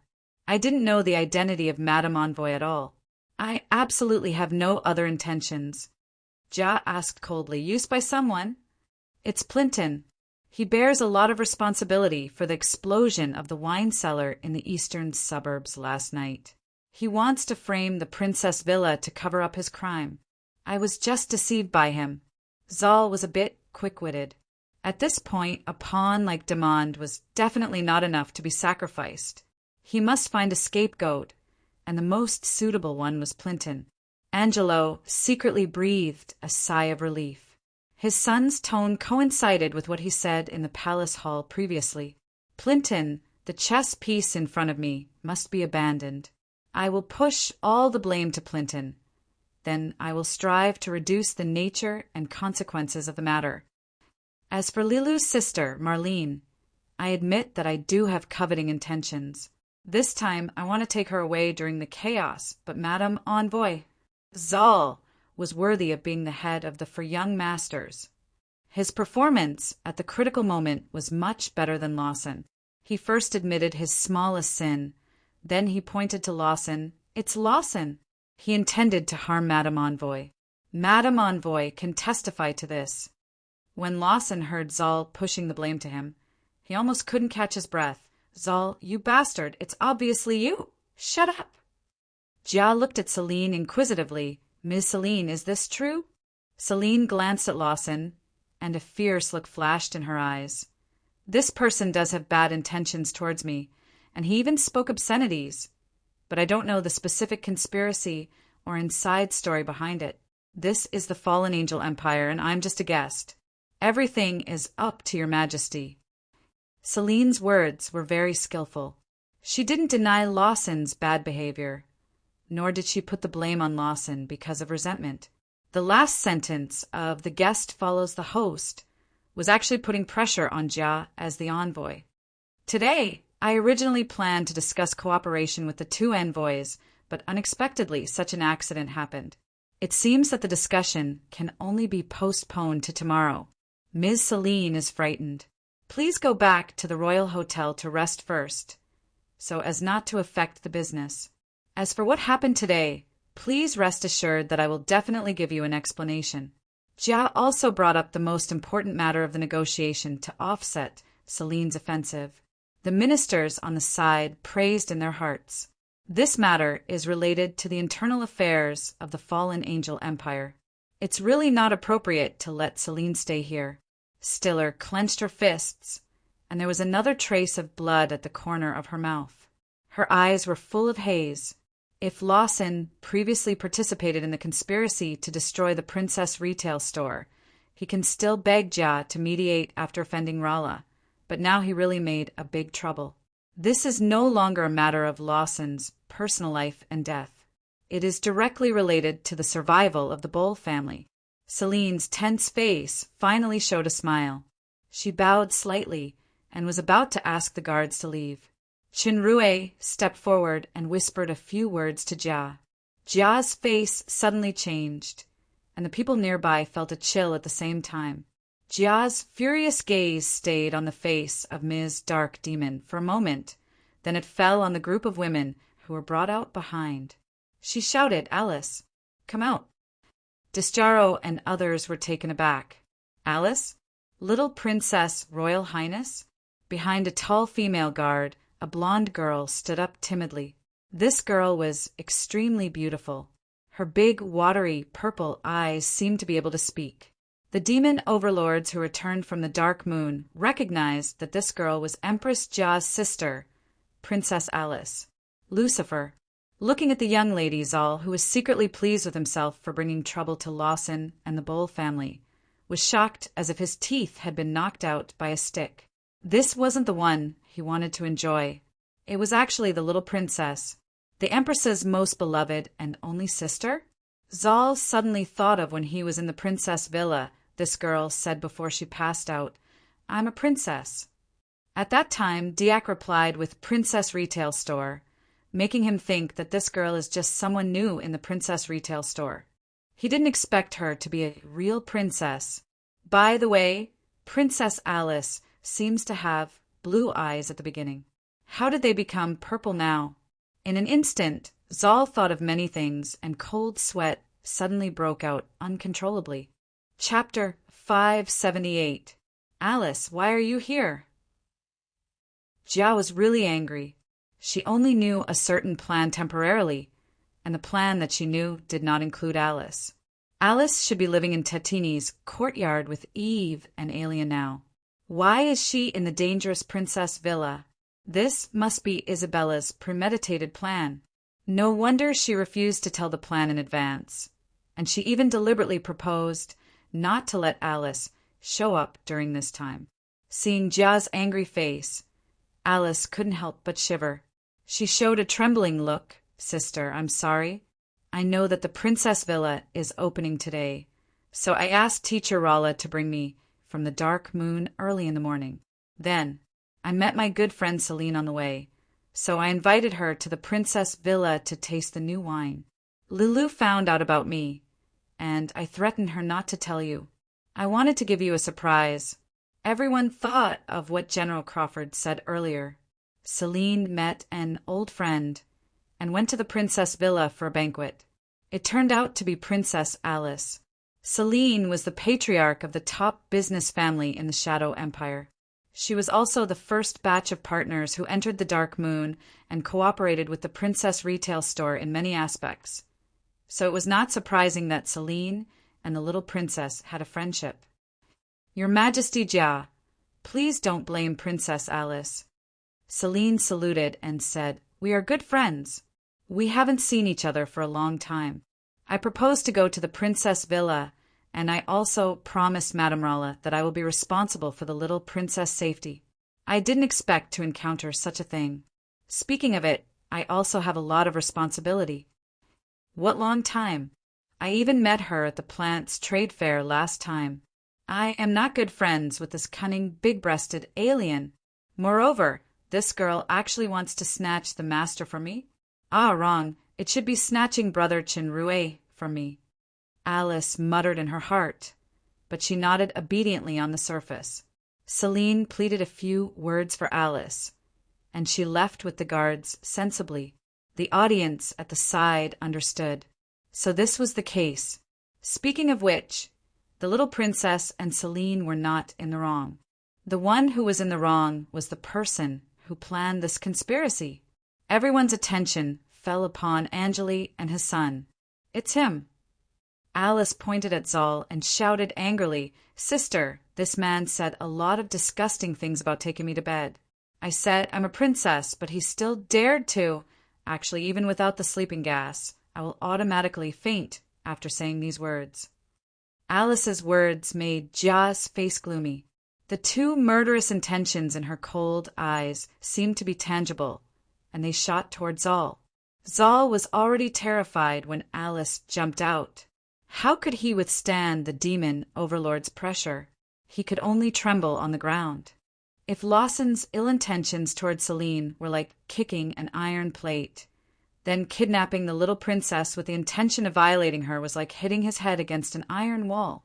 No matter what kind of terrible plan Her Majesty Empress had behind this matter, there was only a dead end left in front of him now. "Your Majesty," Angeli finally spoke, "all this is a misunderstanding. Zal doesn't know the true identity of the little princess. Otherwise, he won't dare to offend even if he has 100 guts. But now he has committed a serious crime that is irredeemable. It's my fault for teaching my son, but he was used first and then acted recklessly. I just ask Your Majesty to leave him an intact corpse for the sake of the Ms. Han family's many years of hard work." Zal's last glimmer of hope was lost. His body collapsed as if all his bones were removed. Obviously, Angeli was going to sacrifice his own son. Angeli completely pushed the responsibility to Zal and Plinton. He blamed the crime of kidnapping the little princess and envoy on Zal's personal behavior, which was also the truth. There were only two intentions. The first was to sacrifice the pawn to save the king. The second was to drag the Bol family into the mess. To deal with two huge elder families at the same time, Jia would definitely consider it more carefully, especially during this sensitive period. Jia's anger gradually subsided.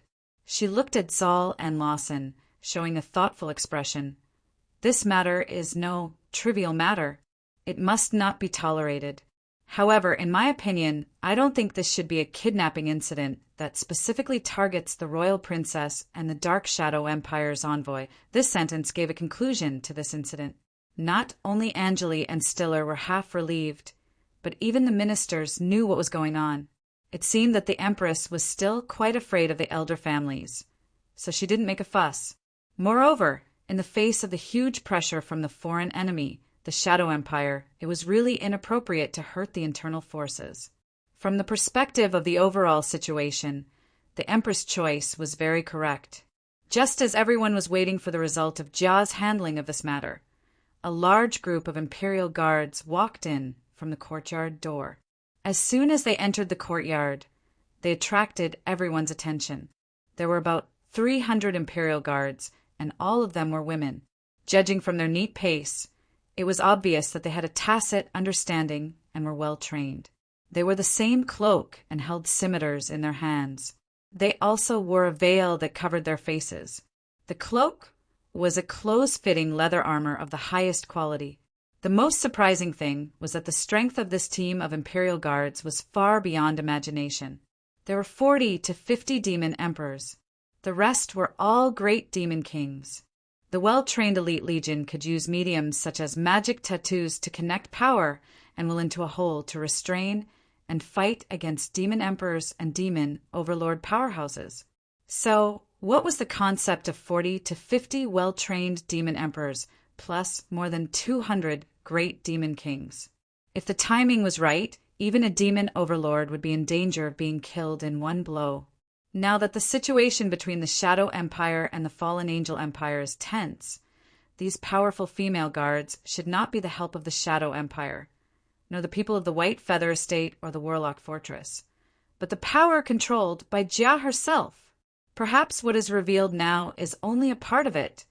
Just when everyone was shocked, the leader of the Demon Emperors came out to report, "Your Majesty, the Imperial Guards cooperated with the Secret Intelligence Department to search for the Ms. Han family, but they encountered strong resistance. All the rebels have been killed. Although we did not find the whereabouts of the envoy, we found some other very important things. Please have a look, Your Majesty." The sentence, "all the rebels will be killed," was like a bolt from the blue in Angelo's ears. The rest of the people, especially the people in the elder families, also changed their faces. There was a sudden whisper. Just now, Jia's meaning faintly revealed that she did not want to fight for the entire family. So the Imperial Guards immediately created a massacre in the Ms. Han family. Regardless of whether it was because of the time difference of the order, regardless of whether it was the envoy or not, this kind of massacre was a despicable act for the elder families. Angelo suddenly became the victim from the offender. He was filled with righteous indignation. As he was about to unite all the elder families to pressure Jia, he saw what the imperial guards presented to Jia: some documents and a black box. Angelo felt like he was punched in the face. He could hardly believe his eyes. The grief and indignation instantly froze on his face. Jia opened the document and glanced at it. Her pupils shrank suddenly. The more she read, the colder her eyes became. She said sternly, "What a descendant of the founding fathers! What a guardian family of the empire!" She completely regards the interests of the empire as the Ms. Han family's own. The corners of Angelo's eyes twitched. He lowered his head and did not dare to look directly. When the ministers on the side heard Jia's words and saw Angelo's expression, they vaguely guessed the contents of some documents. Many people began to feel perturbed. The Ms. Han family was not the only one who did under-the-table operations and benefiting private interests at the expense of the public. As the operator of a big family whose hands were clean, for so many years, almost every family had a score. Today, the Ms. Han family just happened to be exposed because of the envoy's matter. The only hope was that these things would not implicate too many people. "Your Majesty, this box is protected by a powerful magic circle. We have used many methods, but we can't open it." Angelo felt lucky in his heart. In terms of the seriousness of the consequences, the things in the box were 100 times more serious than the documents outside. Fortunately, this box was enchanted with a special powerful magic circle, which was unbreakable. Only he could open it. Once the external force exceeded a certain limit, it would automatically be destroyed. The dead could not testify. At this moment, the black box suddenly floated up and slowly flew in front of the bespectacled beauty. Rala stretched out her white, jade-like palm. Her 5 fingers trembled quickly with a mysterious rhythm. The suspended box kept flashing with a strange light.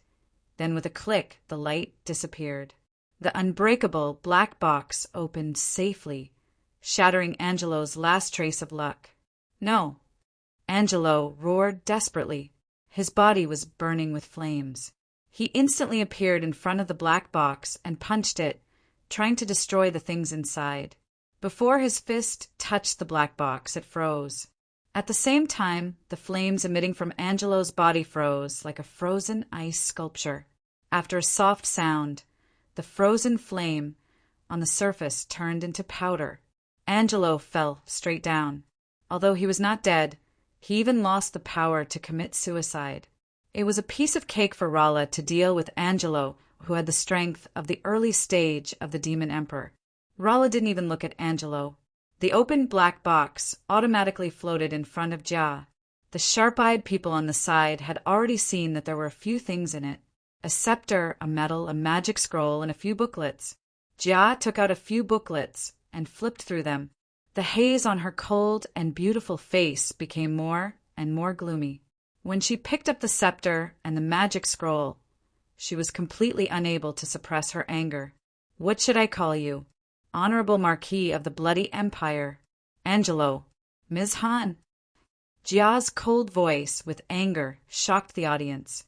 "Marquis of the Bloody Empire. Angelo." Many people immediately realized why Angelo rushed to the black box desperately and why the Imperial Guards would be killed by the Ms. Han family's desperate resistance when they got these things. Many families in the demon realm pursued the principle of don't put all your eggs in one basket. The family bloodline would be divided into other empires. In case the 2 empires were hostile, then the 2 bloodlines would completely abandon the past entanglements and become truly hostile. Regardless of victory or defeat, there would always be one bloodline that could be continued. This was an unspoken rule. Angelo's 2-timing behavior as a member of the fallen Angel Empire's elder family and the part-time Marquis of the Bloody Empire had broken this unspoken rule. It was treason. If the previous kidnapping of the envoy could still be attributed to personal behavior, then the revelation of this shocking secret completely pushed the entire Ms. Han family into the abyss of eternal damnation. In this way, The nature of the kidnapping of the envoy was no longer the so-called instigation or lust. Once the envoy had an accident, it was likely to become the fuse of the war between the Shadow Empire and the Fallen Angel Empire. In the war between the Shadow Empire and the Fallen Angel Empire, the beneficiary was naturally the Bloody Empire. As the Honorable Marquis of the Bloody Empire, Angelo did this with extremely sinister intentions. The entire Mizhan family could only be described with one word: unforgivable. Impossible. Why? Angelo was on the verge of collapse, but he just muttered to himself. In fact, Angelo was not a spy of the Bloody Empire. When he was on a diplomatic mission to the Bloody Empire, he got the title of Honorary Marquis through someone's help, leaving a way out for himself and the Mizhan family. What made Angelo incredulous was that even his closest people didn't know the secret, except for the Bloody Empire's Raisin the Great and Prince Aelius. Only a certain woman knew about it. This woman was resourceful and proficient in the art of traps. She was once the controller of the capital's most secret agency. With her help, Angelo successfully set up the secret room to hide these biggest secrets. If outsiders wanted to break in, they would only perish together. In such a short period of time, how could the Imperial Guards and Secret Intelligence Department find the black box hidden in the secret room safely? There was only one possibility. The Bloody Empire or that woman betrayed him. The Bloody Empire's Raisin was in retreat. The great Prince Aelius and the second Prince Edmund were fighting in the north of the Iron Fist estate. With the identities of these two people, it was impossible to leak this secret when the Mizhan family still had great value. The biggest suspect was the woman, but the woman was also not suspected because she was already dead. She died in a well-known accident about a year ago. This was witnessed by Regent Obsidian. Afterward, Obsidian, who was furious, even searched for a certain organization nationwide for revenge. What the hell is going on? Angelo felt that the entire sky had collapsed. Starting from the Princess Villa incident, the Mizhan family seemed to have entered a trap, and then they waited for him to take the initiative to walk into it step by step. At this point, the evidence was conclusive. No matter how he defended, it was useless. Angelo, what else do you have to say? Haha. Angelo suddenly laughed with madness in his laughter. You are indeed Her Majesty Empress. You actually set up such a trap. I admit my defeat. However, why didn't Your Majesty also publish the yellow booklet just now? In the past hundreds of years, which royal families and the Mizhan family have done what shady business and what benefits they have obtained are all in it. In summary, many people's crimes are not much lighter than my treason today. Angelo's madness became more and more intense. He looked at the nearby elder families and royal families. You can't escape. Perish together with the Mizhan family. Wherever he looked, not many people dared to look directly at him. Under all kinds of complicated gazes, Jia took out the yellow booklet that she had flipped through previously. With a slight movement of her hand, the yellow booklet turned into ashes in the black flames and disappeared without a trace. You are about to die, yet you still want to frame others. This is simply unforgivable. Jia's cold voice sounded like a knife. Like a sharp knife, it cut into Angelo's heart. Angelo only felt dizzy, and his remaining will completely collapsed. Chapter 579. In contrast to Angelo's dejection and collapse, the rest of the families were grateful and thankful. Qinrui secretly praised Jia's move. After Emperor Guangwu Luxiu killed the powerful enemy Wanglang in the Battle of Jiulu, he burned thousands of materials of officials and people associating with Wanglang and slandering Luxiu. Everyone was grateful. In the later period of the Three Kingdoms, Cao Cao seized a large number of secret letters between his subordinates and Yuan Shao after the Battle of Guandu. He burned them without even looking at them to show that he would let bygones be bygones. He won the hearts of the people. Jia did not completely copy Luxiu or Cao Cao's approach this time, but it was similar. There were too many families involved in this. If it was thoroughly investigated, Perhaps the entire empire would encounter unimaginable turmoil, which would give foreign enemies a chance. Jia's method of burning it after a few glances showed her brilliant technique, especially after she had shown the power of the lamp spirit guards previously. She sounded the alarm to the royal family and the elder families. She also showed an attitude. Jia saw the changes in everyone's expressions and said, "The Mizhan family defected to the enemy and committed treason. Their sin is unforgivable. I decided to take back all the glory of the Mizhan family and the elder families. I will completely eradicate the traitors and eliminate future troubles forever. Everyone, do you have any objections?" All the royal families and families echoed, "No objections. Your Majesty is wise." This was the smoothest resolution since Jia took office. "Very well, Dark Demon, Angelo, father and son, and the Mizhan family will be handed over to you. Remember not to leave any future troubles. Genie, you lead the Imperial Guards to fully cooperate with the Secret Intelligence Department. Also, immediately inform Sarandi and Gerant of Tekula Fortress to kill the Mizhan family's traitor, Barocco." Isabella and Genie bowed together. Two lamp spirits picked up Angelo and Zal respectively and walked out of the courtyard. What awaited the Mizhan family would be complete massacre and destruction. Even the surname Mizhan would be annihilated. Even Barocco, who led the troops outside, was no exception. If it was a normal time, perhaps some people would still plead for mercy. But at the cusp of the storm, everyone knew that the Mizhan family could no longer avoid the fate of being exterminated. Jia had been showing tolerance and compromise before, but now she finally revealed her ferocious fangs. Her merciless and iron-blooded methods made some people who were wavering start to really consider which side to stand on. Stiller took a deep breath, took a few steps forward with determination, and bowed to Rala. "Madam Rala, I finally saw real magic today. I sincerely admire Madam's strength. I'm willing to take you as my teacher and further explore the true meaning of magic in my limited life." Stiller's move surprised everyone, not to mention Stiller's strength, with her identity in the Bull family and the weight of the Bull family in the entire elder families. She chose this time to acknowledge a teacher, and the teacher was even a powerhouse on Jia's side. Obviously, she surrendered to Her Majesty Empress in disguise. Stiller's mind was clear. This incident is not simple. It is likely to be carefully planned by Her Majesty Empress. Even the cunning Angli fell into the trap and died, and the Mizhan family was also destroyed. The Empress killed the chicken to warn the monkey to establish her prestige. It was also the iron fist method to truly control the capital. No one thought that the Empress would dare to take such a risk under the huge pressure of the Shadow Empire. Perhaps it was this kind of boldness that Prince Obsidian did not have that allowed her to win by surprise and catch all the elder families off guard. The Bull family's incident involving the Shadow Empire's envoy this time was serious. If Jia wanted to expand the situation, the Mizhan family would be a lesson. So Stiller immediately made a decision.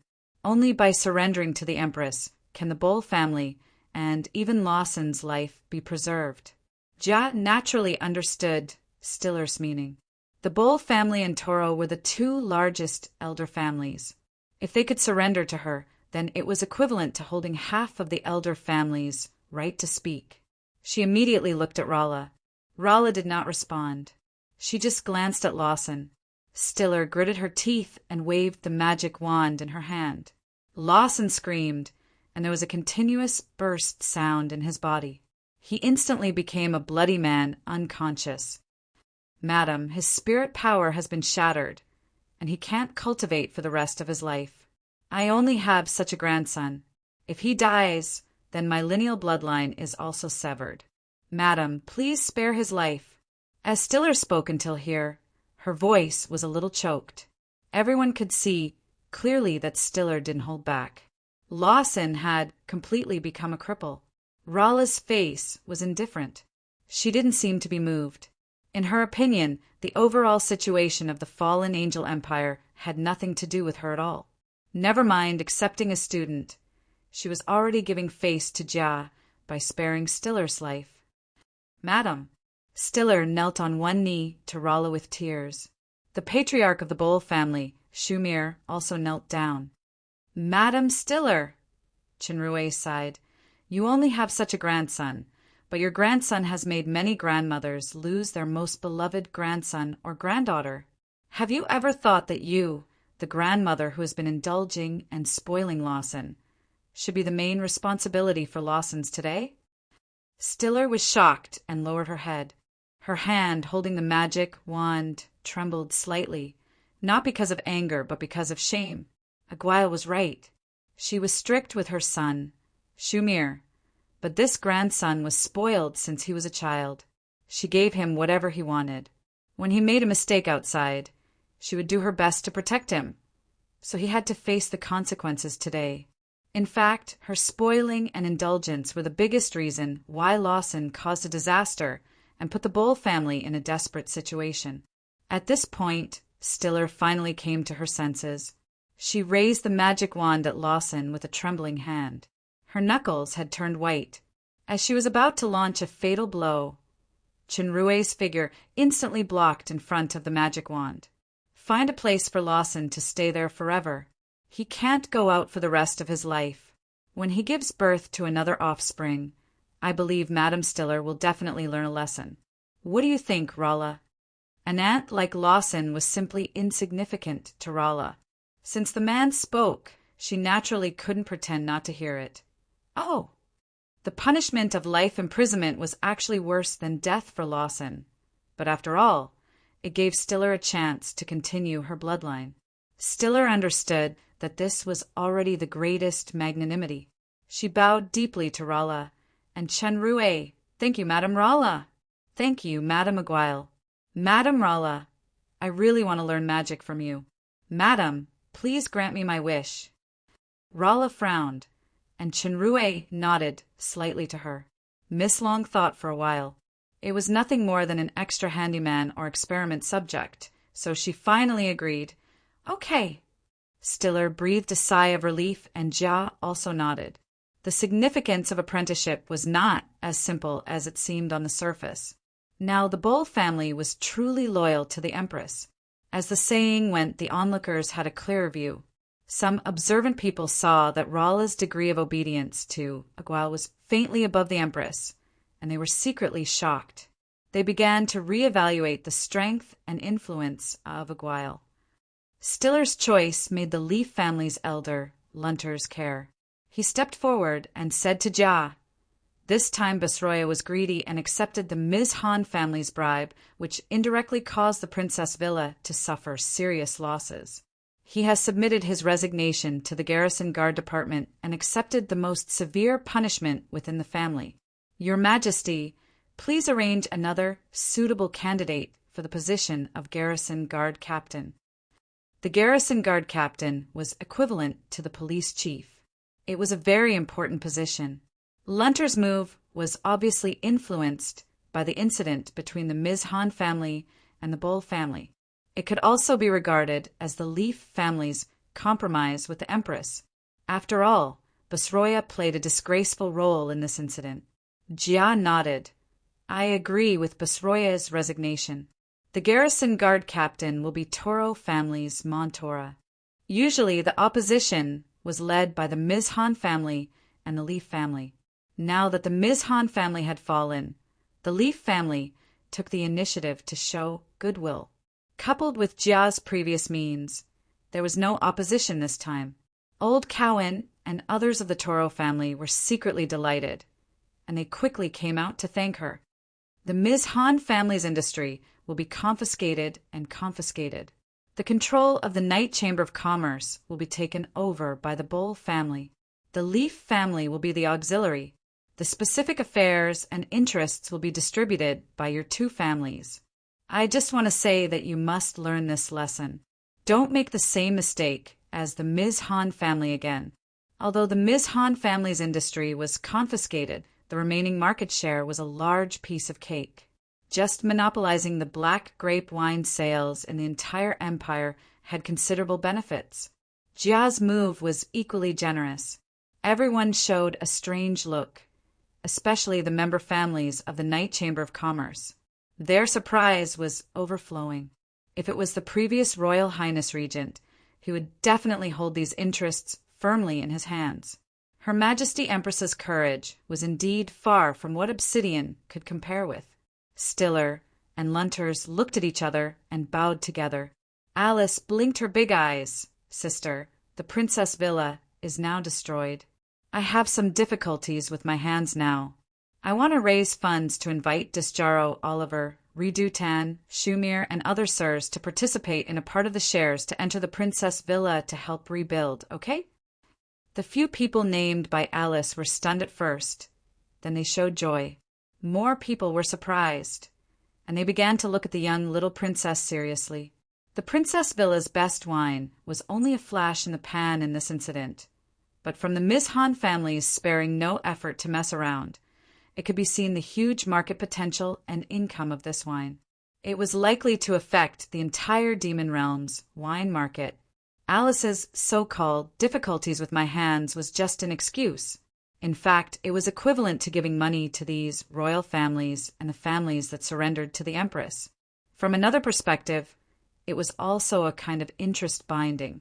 Jia was a little surprised by this proposal. She took a deep look at this sister who had been under her protection since she was a child, and she nodded slightly. This is the matter of the Princess Villa. You can discuss it with the sirs yourself.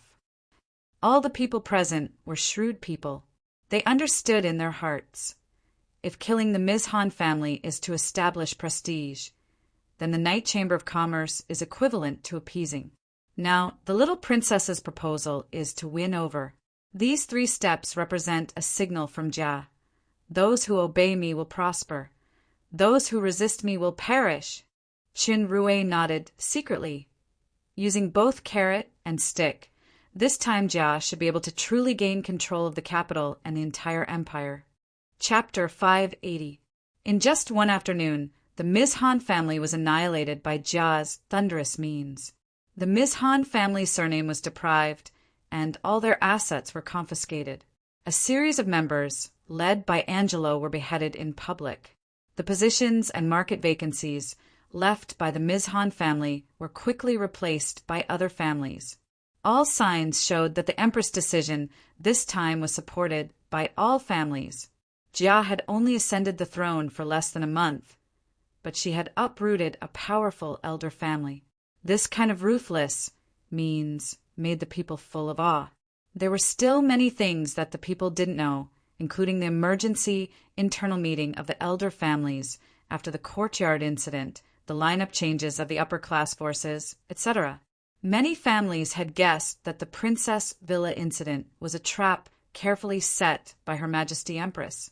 The whole layout was bold and ingenious interlocking. The millet wine and special envoy of the Princess Villa were just a primer. As a result, the prey, the Ms. Han family, was drawn out. The deeper intention was to use the Ms. Han family as a model to make an example to deter the elder families and truly put the decision-making power in the hands of the Empress. Jia's means were not blindly bloodthirsty. First, she made the Bull family take the initiative to surrender, and the Leaf family gave in. Then, she released the huge benefits of the Knight Chamber of Commerce and the Princess Villa to win over various families, tying the royal family and several important elder families to her battleship. In fact, Special Envoy Celine became the most powerful bargaining chip of the Empress in this incident. In the Obsidian era, there was an incident of the fundraising scandal that shook the empire. Not only the large and small estates, but also the royal family and the major families in the capital also suffered huge economic losses. Jia gave up the Ms. Han family's share in the Knight Chamber of Commerce and made the royal family and the 2 elder families the shareholders of the Princess Retail Store. This was equivalent to giving away a large amount of benefits. It was an irresistible temptation for the families. In fact, the real initiator was not Jia, but the Ms. Dark Demon. Now the Secret Intelligence Department's Ms. Dark Demon was in the palace hall, opposite her immediate superior, Her Majesty Empress. There was no third person in the entire hall. What does this mean? Jia looked at a piece of paper in her hand. Isabella spread her hand. "It's just a resignation letter." Jia's eyes were a little strange. She turned the paper over to face Isabella. "Can't you write a few more words?" There were only 3 words on the paper, letter of resignation and nothing else. If Chen Rui was here, he would definitely praise it as the most domineering resignation of the year. Do I need to write more? Maybe not, but I need an explanation. You just need an explanation? Isabella asked with interest. And then you can leave? Won't they be silenced? What do you think? Shay asked rhetorically. In this hall, where there was no one else, the conversation between the two was not like the subordinate relationship between the Empress and the head of the Secret Intelligence Department. It was more like 2 women with a subtle relationship. Can you really explain it? You don't need to avoid it? Speak. Then I will explain. Isabella showed a moving smile. She said it was an explanation, but she asked rhetorically, the best candidate for the Dark Moon Lord, shouldn't it be Alice? Jia's eyes suddenly showed a faint coldness. She looked at Isabella, and Isabella's blue eyes looked straight at her without any avoidance. The 2 looked at each other for a while. Jia's eyes narrowed slightly, and she replied inarticulately, "Your reason for resignation is not sufficient, so I refuse." Isabella shrugged. "Since this is the case, then I'm going to get busy.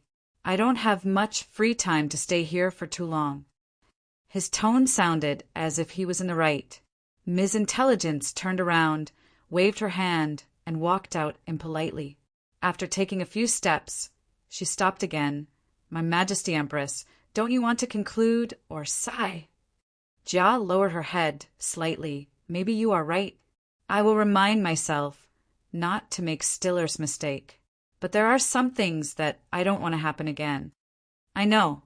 Isabella understood that Jia was talking about using Alice, so she didn't stop this time and walked straight out. Jia gently loosened her grip. There was an egg-sized crystal in it. This crystal was faintly black and white. The light was dim because all the power in it was absorbed. Jia quietly stared at this crystal that had lost its value as if it was the most precious treasure in the world. Her purple eyes showed a faint gentleness. The capital.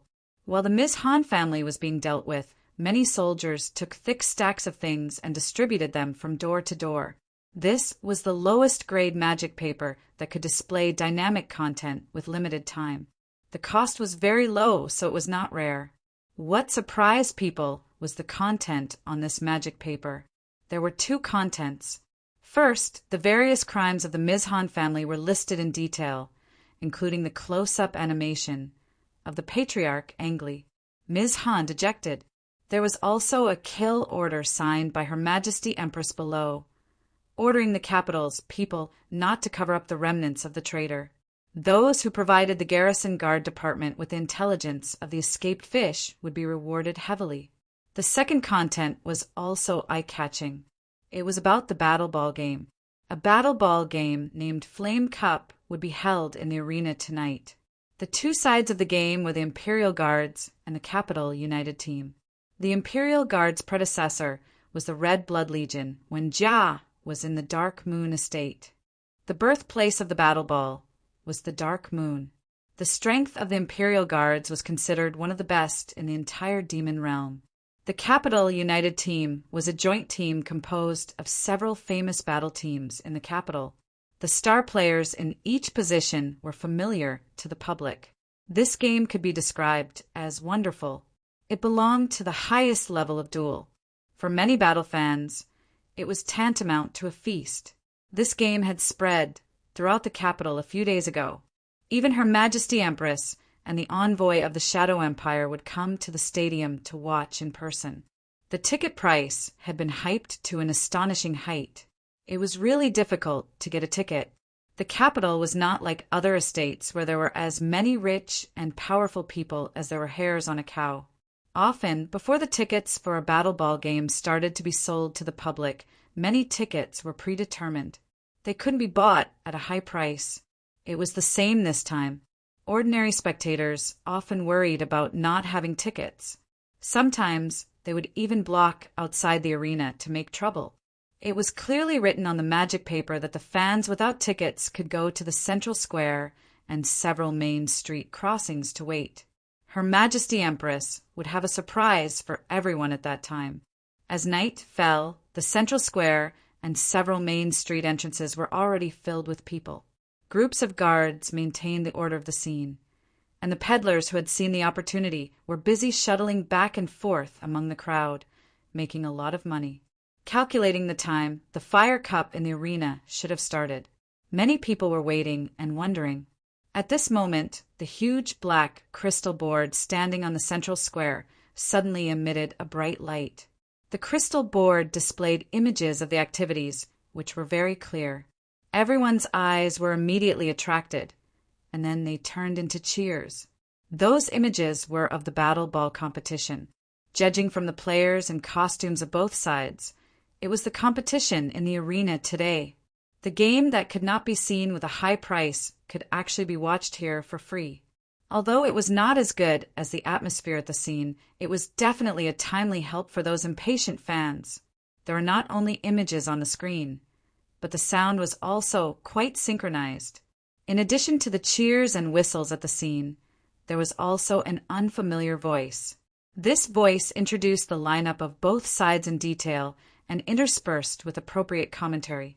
It was the first time for the fans to hear this novel commentary. The provocative words seemed to make everyone immersed in the scene. Especially at the last moment, almost everyone's mood was lifted and they cheered. While celebrating, people finally understood that these crystal boards set up by Her Majesty Empress in the square and the main street crossings early in the morning were not decorations, but magic props that could transmit the game. The function of this props was somewhat similar to the magic communication talisman. The difference was that the communication talisman or communication tower had a time limit, but this prop seemed to be endless and could transmit continuously. Until the end of the game, people still stayed in front of the crystal board, unwilling to leave for a long time. Another line of eye-catching big words appeared on the crystal board. Tomorrow night at the same time, a battle ball game in the Dark Moon Estate Arena will be broadcast live. People were even more surprised. Not only the capital, but even the game far away in the Dark Moon can be broadcasted. In this way, we can watch the games everywhere in the future. A voice took the lead in shouting, "Long live the Empress," followed by countless voices in unison. The next day, the soldiers began to distribute the dynamic magic paper again. People also knew that this thing was called a newspaper. It mainly recorded the latest major events and novelties that happened in the capital and various estates. Moreover, each issue would not be repeated.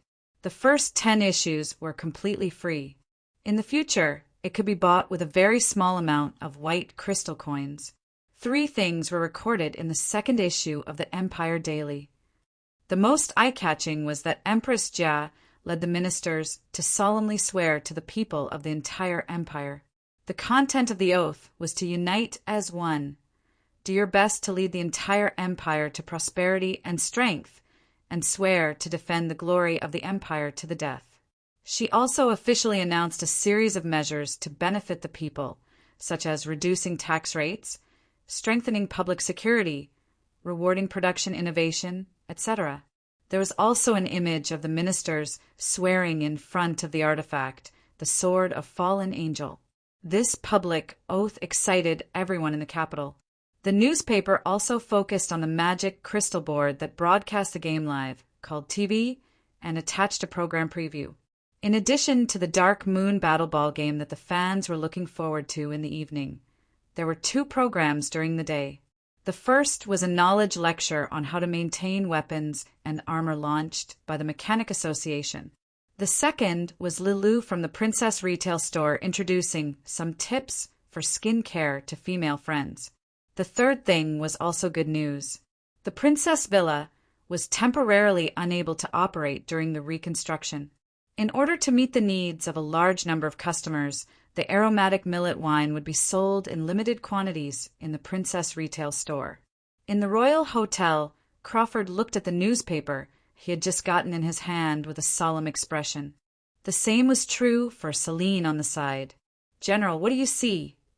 "What I see is the strong cohesion and fighting spirit of all classes of the fallen Angel Empire, which far exceeds our expectations.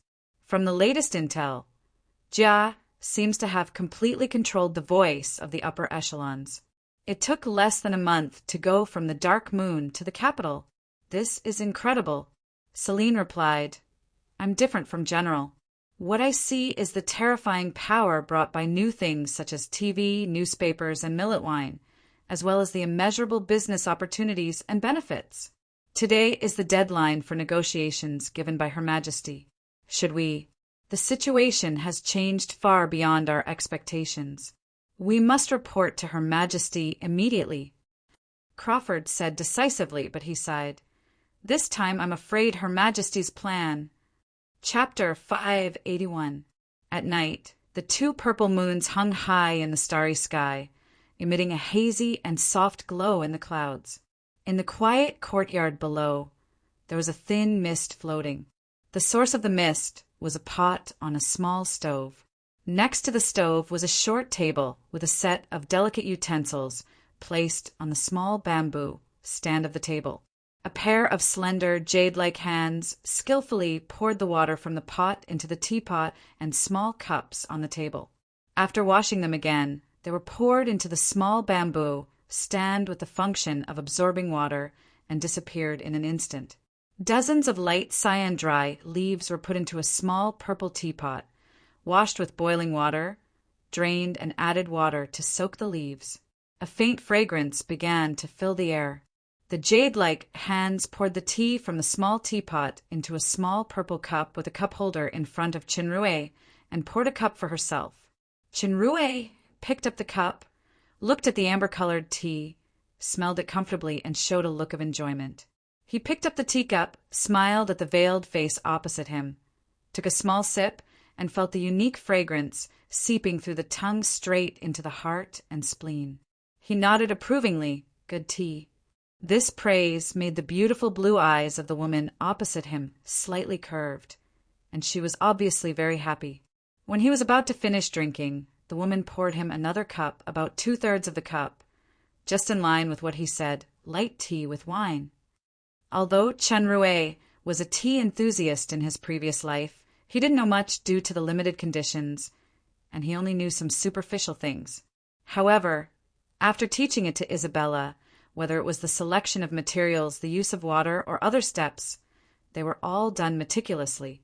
Her movements were natural and skillful, and it couldn't be achieved if she didn't spend time and effort practicing. Chenrue suddenly felt moved. Such efforts were all for him. Except for that praise, the two didn't speak again, just quietly tasting the tea. "Master Aguil, you don't even want to talk to me?" A charming female voice finally sounded, even if it's just a few words of blame. When Chenrue heard this title, he smiled bitterly. "How dare I blame you? This time your plan is very successful. Under the triple effect of the situation, force, and interests, Jia has truly controlled the situation." Catherine's plan was flawless, causing Jia to fall into a dilemma. The solution proposed by Isabella was to seize the time, just like how Jia used the lightning ascension to break Catherine's pressure on the Dark Moon. Before Catherine launched that plan, she would eliminate the obstruction of the elder families and gain real control of the empire. As long as the fallen Angel Empire truly achieved unity, then Catherine's scruples would be greater, and she would be more afraid to use troops against the fallen Angel Empire. The wine cellar of the Mizhan family was destroyed by Isabella. The guard, John, who provided Marlene's information to Zal, was also an insider. Alice and Marlene were naturally caught deliberately, especially Alice's eyes.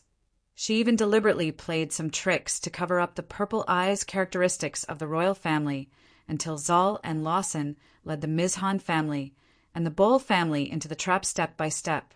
The subsequent launch of newspapers and television were Chenrue's inventions. The television was something that Chenrue had been researching long before the Obsidian Crusade began. The demon realm was not Earth, so the knowledge required was naturally different. Magic was enough to replace things.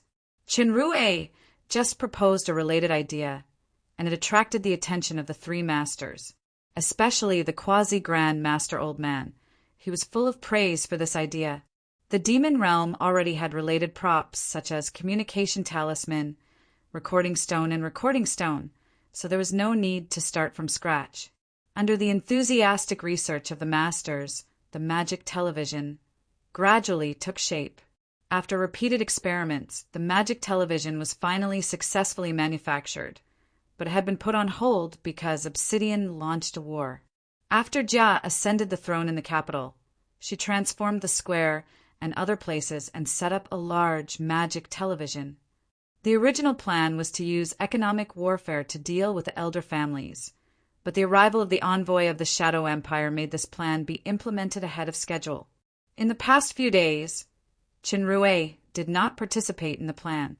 Instead, he was busy modifying the magic communication station to receive signals from far away in the dark moon and achieve live broadcasts. The Flame Cup competition was a marketing method. With the east wind of the shortage of tickets, the magic television was finally successfully launched. Compared with the television, the emergence of the newspaper seemed to be more hasty. Like the television program, the content currently published was still quite limited, but this was only the beginning. Jia was preparing to set up a media department to be responsible for the content of the newspaper and television. The newspaper and television would bring huge benefits, which could become a source of interest for Jia to further control the family. More importantly, this powerful force of official public opinion would become a powerful tool to consolidate the reign of the emperor.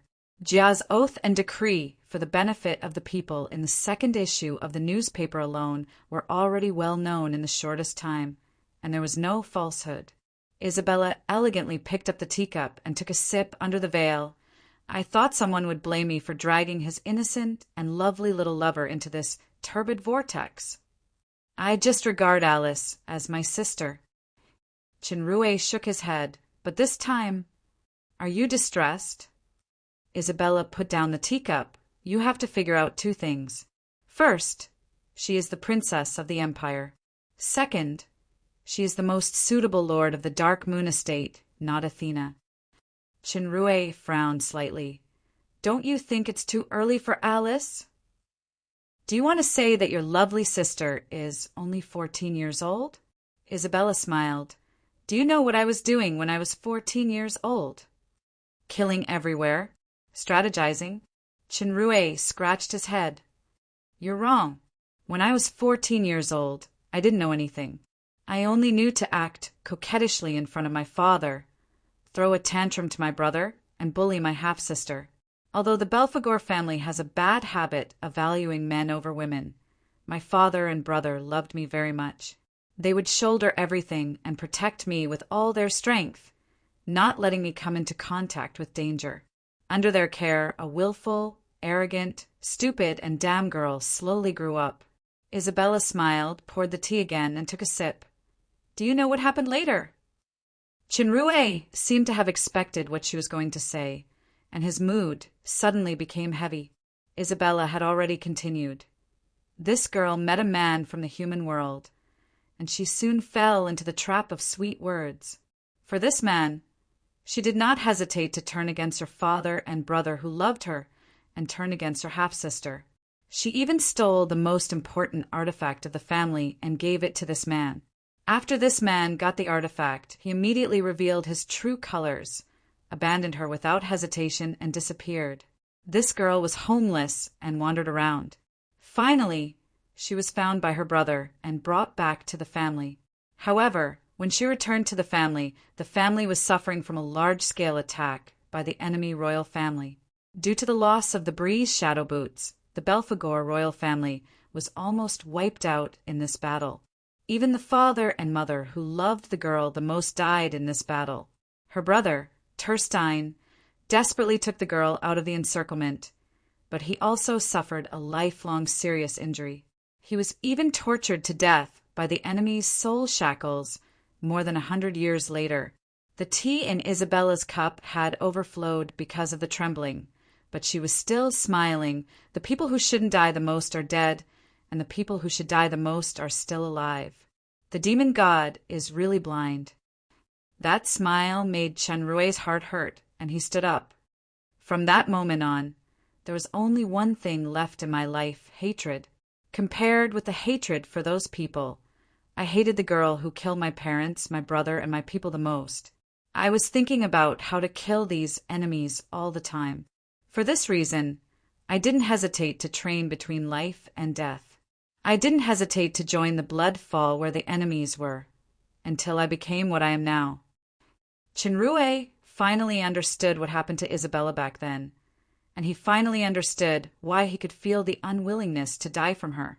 The calmer her voice was, the more painful the wound in her heart was. Chenrue came to her. "You've heard of me, Isabella. You have died once." "It's useless." "Not enough. Not enough." Isabella stood up abruptly. "For this kind of woman who harms others and herself, it's not enough even if I die 1,000 or 10,000 times." This seemed to be a fuse. Isabella completely lost her usual calmness and calmness. She grabbed her hair tightly, and all the things that she had suppressed for many years burst out in an instant. Screams and cries rang out in the courtyard, and she completely collapsed. Chenrue wanted to go forward to comfort her several times, but he was frantically resisted and even bitten. In the end, Chenrue, who was stronger, finally hugged her tightly. After a long time, the cries in the courtyard finally subsided. After a moment of silence, a hoarse voice sounded. "Chenrue, take me away from here. Go to a place where there are only the two of us.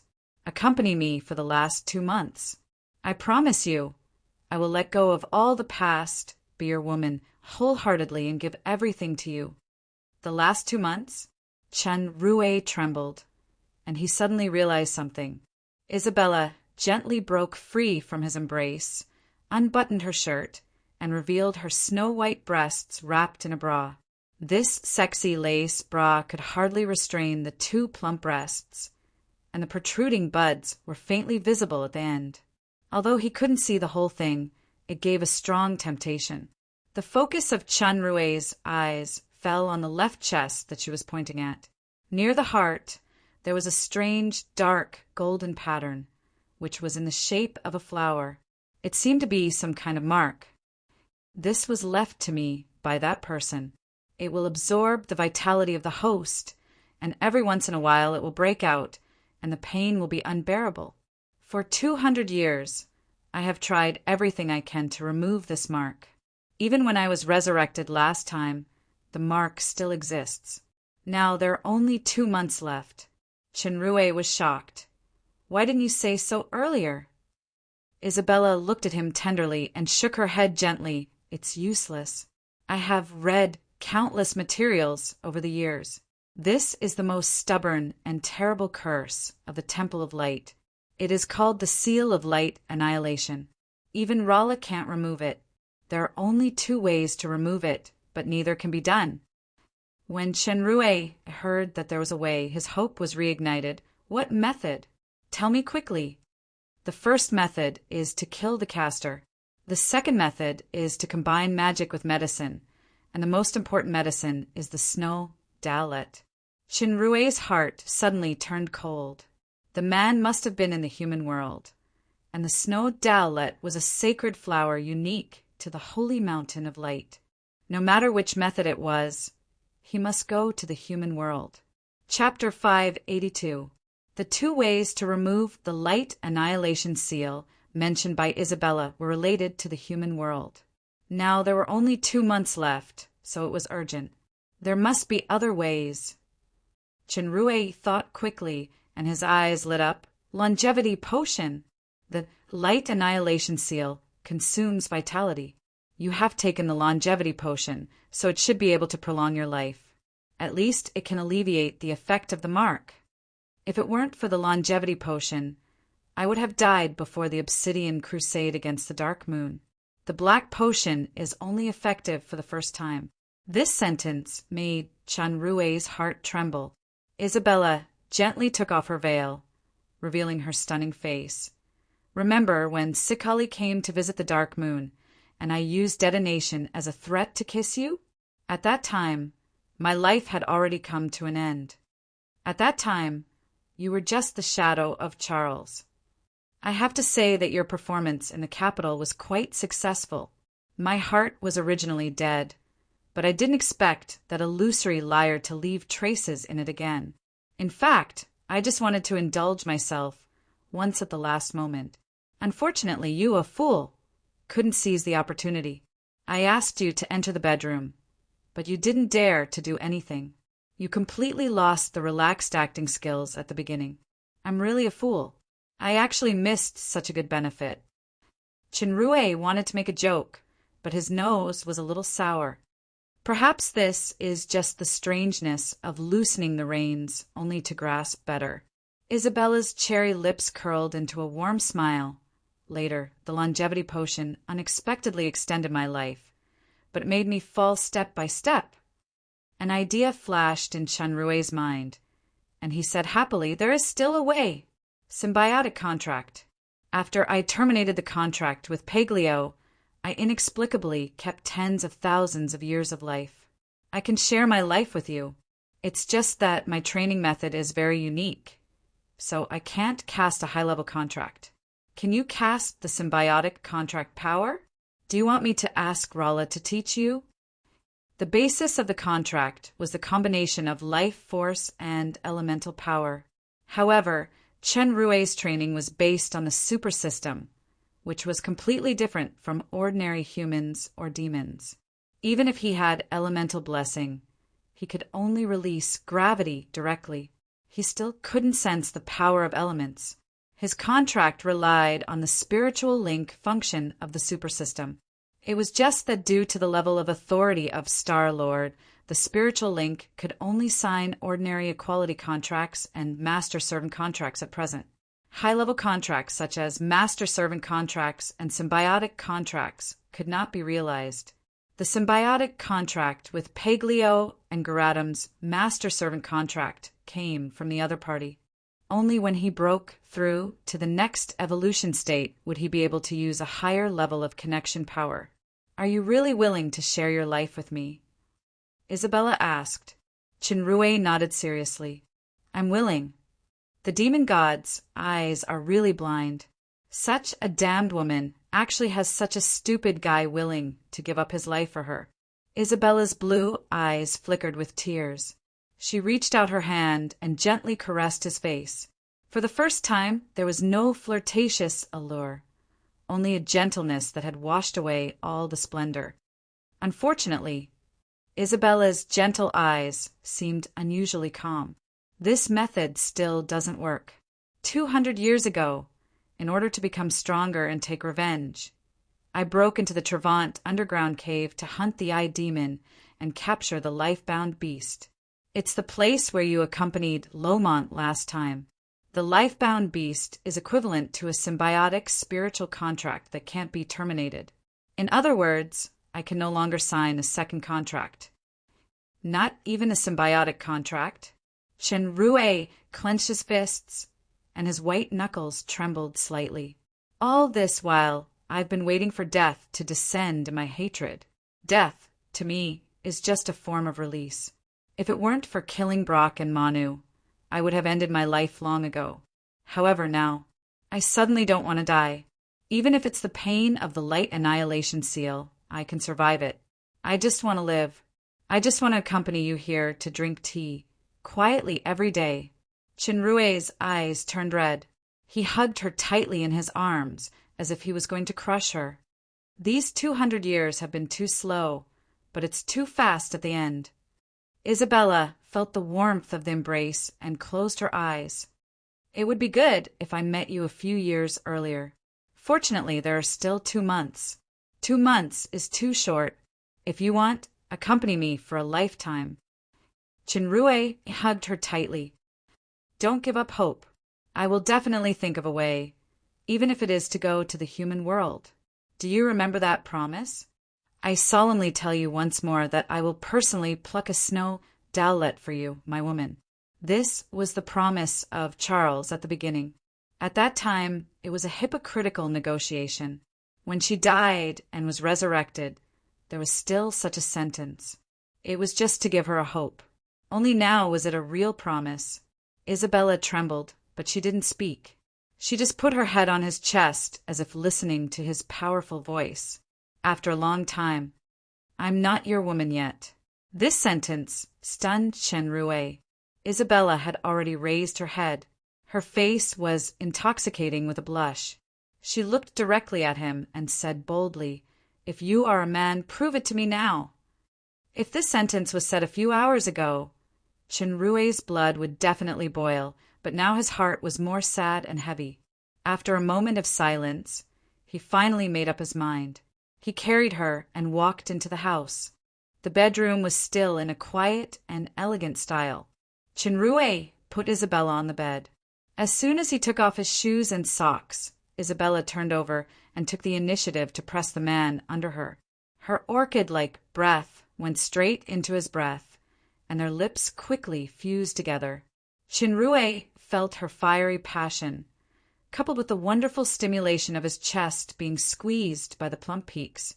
His breathing became rapid. At this moment, Isabella's body suddenly stiffened as if she was trying to suppress something. Shenrue immediately felt something was wrong and wanted to stop, but she hugged him tightly and didn't want to let go.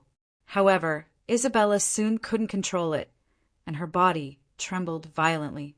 No, she never thought that the light annihilation seal would activate at such an unexpected time. Shenrue didn't have any distractions and immediately put her on the bed. He saw the white jade, plump part of her half-unbuttoned bra. The pattern emitted a strange dark gold light. The pattern continued to spread and gradually covered the whole body.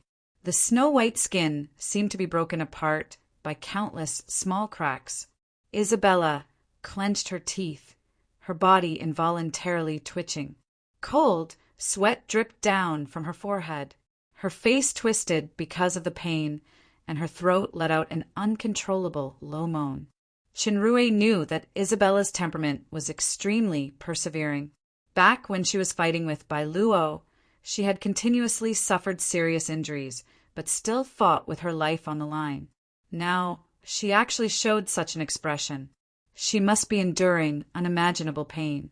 He couldn't help her alleviate the pain. The only thing he could do was hug her tightly, feeling even more uncomfortable than the pain he was enduring. After a full 3 hours, Isabella's tensed body slowly relaxed. Her whole body seemed to collapse as she collapsed in Shenrue's arms. The dark gold cracks on her body gradually faded and returned to the pattern on her chest. At this moment, Shenrue's body and a large piece of bedsheet were already soaked in her cold sweat. Her tightly clenched fist left deep red marks and dry blood on her white, jade-like palm. "I'm sorry." Isabella's voice was unprecedentedly weak. "What nonsense are you saying?" Shenrue's eyes were red as he carefully wiped the sweat on her forehead. "How often does it activate?" In the beginning, it was about once a month. Later, it became several times a month. Recently, it has become more frequent almost every day. Originally, it would only activate at noon or early in the morning, but I didn't expect today. Only then did Shenrue understand why Isabella would often disappear at noon. But when they were dating at night, once it was late, no matter how sweet their feelings were, she would insist that he leave.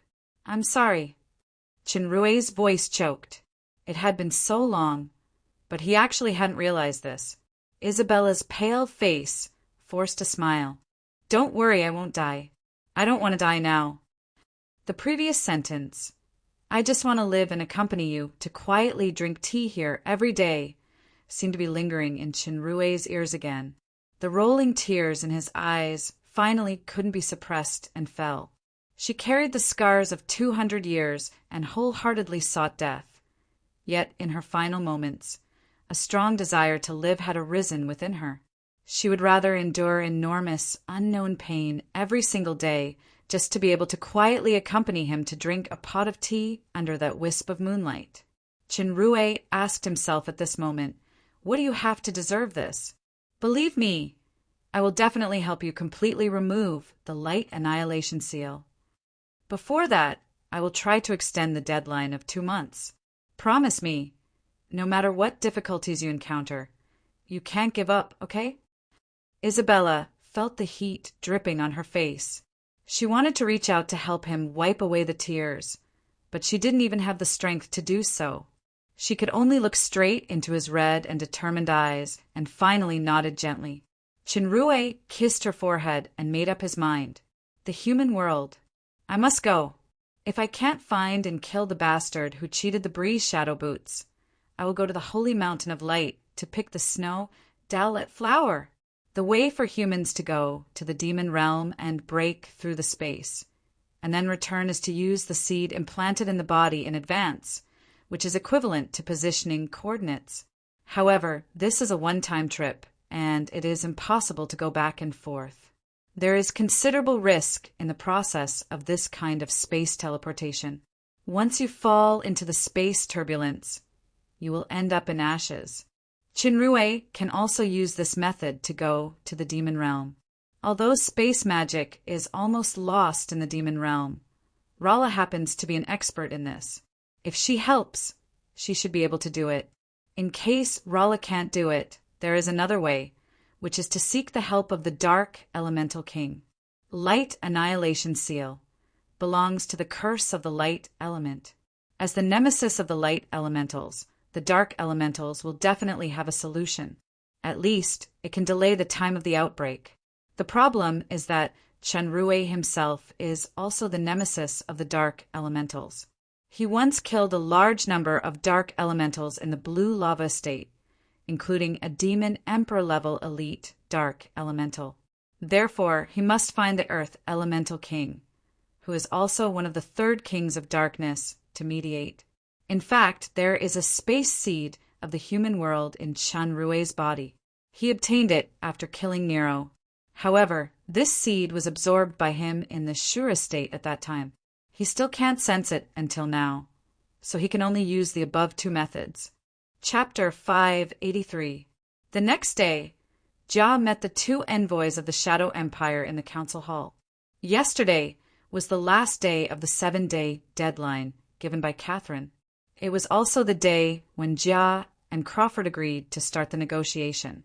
However, after seeing the newspapers and magic television, Crawford temporarily changed his strategy.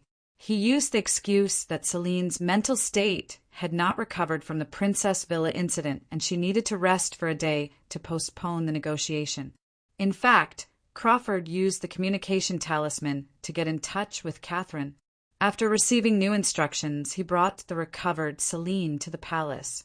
There was a long white table in the council hall. Jia sat on the throne in front of the table. There were several chairs on both sides. Disjaro, Stiller, and others were sitting on the left, and the right was empty. It was obviously reserved for the 2 envoys. Crawford and Celine bowed to Jia. Jia raised her hand and gestured for the 2 to sit on the right. She said, "Ms. Celine, you were shocked by what happened the day before yesterday. After investigation, the kidnapping incident was planned by the Elder family, the Mizhan family, and the Mizhan family is a spy of the Bloody Empire. The true identity of the Patriarch, Angli, is the Bloody Empire Marquis. He has been lurking in the fallen Angel Empire for many years. Due to Obsidian's incompetence, he has not been discovered. The purpose of Angli's kidnapping incident this time is obvious. He wants to destroy this peace negotiation, sow discord between our 2 empires, and let the Bloody Empire benefit from it. I have destroyed the Mizhan family as quickly as possible. Lawson, Bull, who fended Ms. Celine last time, was also abolished all his power and accepted a life imprisonment that is worse than death. I hope General Crawford and Ms. Celine can be satisfied with this punishment. It was indeed a very heavy punishment to kill the entire Elder family, and the heir of another Elder family on the surface became a cripple and imprisoned for a lifetime. Living a life worse than death was indeed a very heavy punishment. However, the people on the side of the fallen Angel Empire understood the trick, especially Stiller, who was grateful. The focus of Her Majesty Empress's words was to push the blame to the Ms. Han family. Lawson's punishment seemed miserable on the surface, but Stiller personally did it at that time. In order to let Rollis spare his life, it was completely different from the envoy. This was the benefit of choosing a side. If they didn't submit to the Empress, not only Lawson, but the entire Bull family would be in trouble. Crawford glanced at Celine. Celine immediately stood up and smiled like a spring breeze. As I said, Your Majesty is the host, and I'm just a guest. No matter how Your Majesty deals with it, I have no objection. I'd like to thank Your Majesty for your concern and help. Jia nodded. Now that we have an insight into the conspiracy of the Bloody Empire, we should unite as one and truly show sincerity for cooperation. We should establish a mutually beneficial and good neighborly relationship to walk together on the road to prosperity. Crawford said, Your Majesty is right. We were ordered by Catherine the Great to come to the fallen angel empire's capital from thousands of miles away with sincere friendship in order to further promote bilateral relations and development. Both sides had spoken well, but they were well aware that the so-called friendship was just a nice-sounding outer shell. The relationship between countries was a relationship of pure interest. One mountain could not accommodate two tigers. If there were no powerful bloody empire eyeing covetously, the Shadow Empire would have long annexed the Fallen Angel Empire. The Fallen Angel Empire also used this most important point to deal with it. Just like when the Lord of Midnight Sun was in power, Catherine sought survival in the gap between the Bloody Empire and the Fallen Angel Empire. The game relationship between the three empires was a bit similar to the Three Kingdoms era at the end of the Eastern Han Dynasty in Qin Rui's memory. It was quite subtle. Over the years, the strong and the weak had waxed and waned, but they had always stood firm. It was still unknown which of the three empires would perish first, and which one would have the last laugh. After the scene was over, the rest was to throw away the shell of hypocrisy, and it was time for the naked interest negotiation. Now Jia used a strange strategy to intimidate the elder families and royal families, and her control of the empire was greatly strengthened. Catherine's original plan had failed, but Crawford's attitude was still very tough. He proposed a series of harsh conditions, such as the Shadow Empire stationing troops in the Dark Moon, sharing the secret recipe for land improvement, and talent exchange, including the Dark Moon's financial officer, Qin Rui. These conditions sounded unbearable at first, and they had the urge to beat Crawford up. However, Desjaro, Stiller, and others were also experienced negotiators, so they were not in a hurry. They used a slow and careful strategy to resolve Crawford's offensive bit by bit. In fact, both sides of the negotiation had a base price in mind. On this basis, they would ask for a sky-high price and return the money on the spot. After intense negotiations, Crawford finally relented. The issue of the Dark Moon garrison could be negotiated again.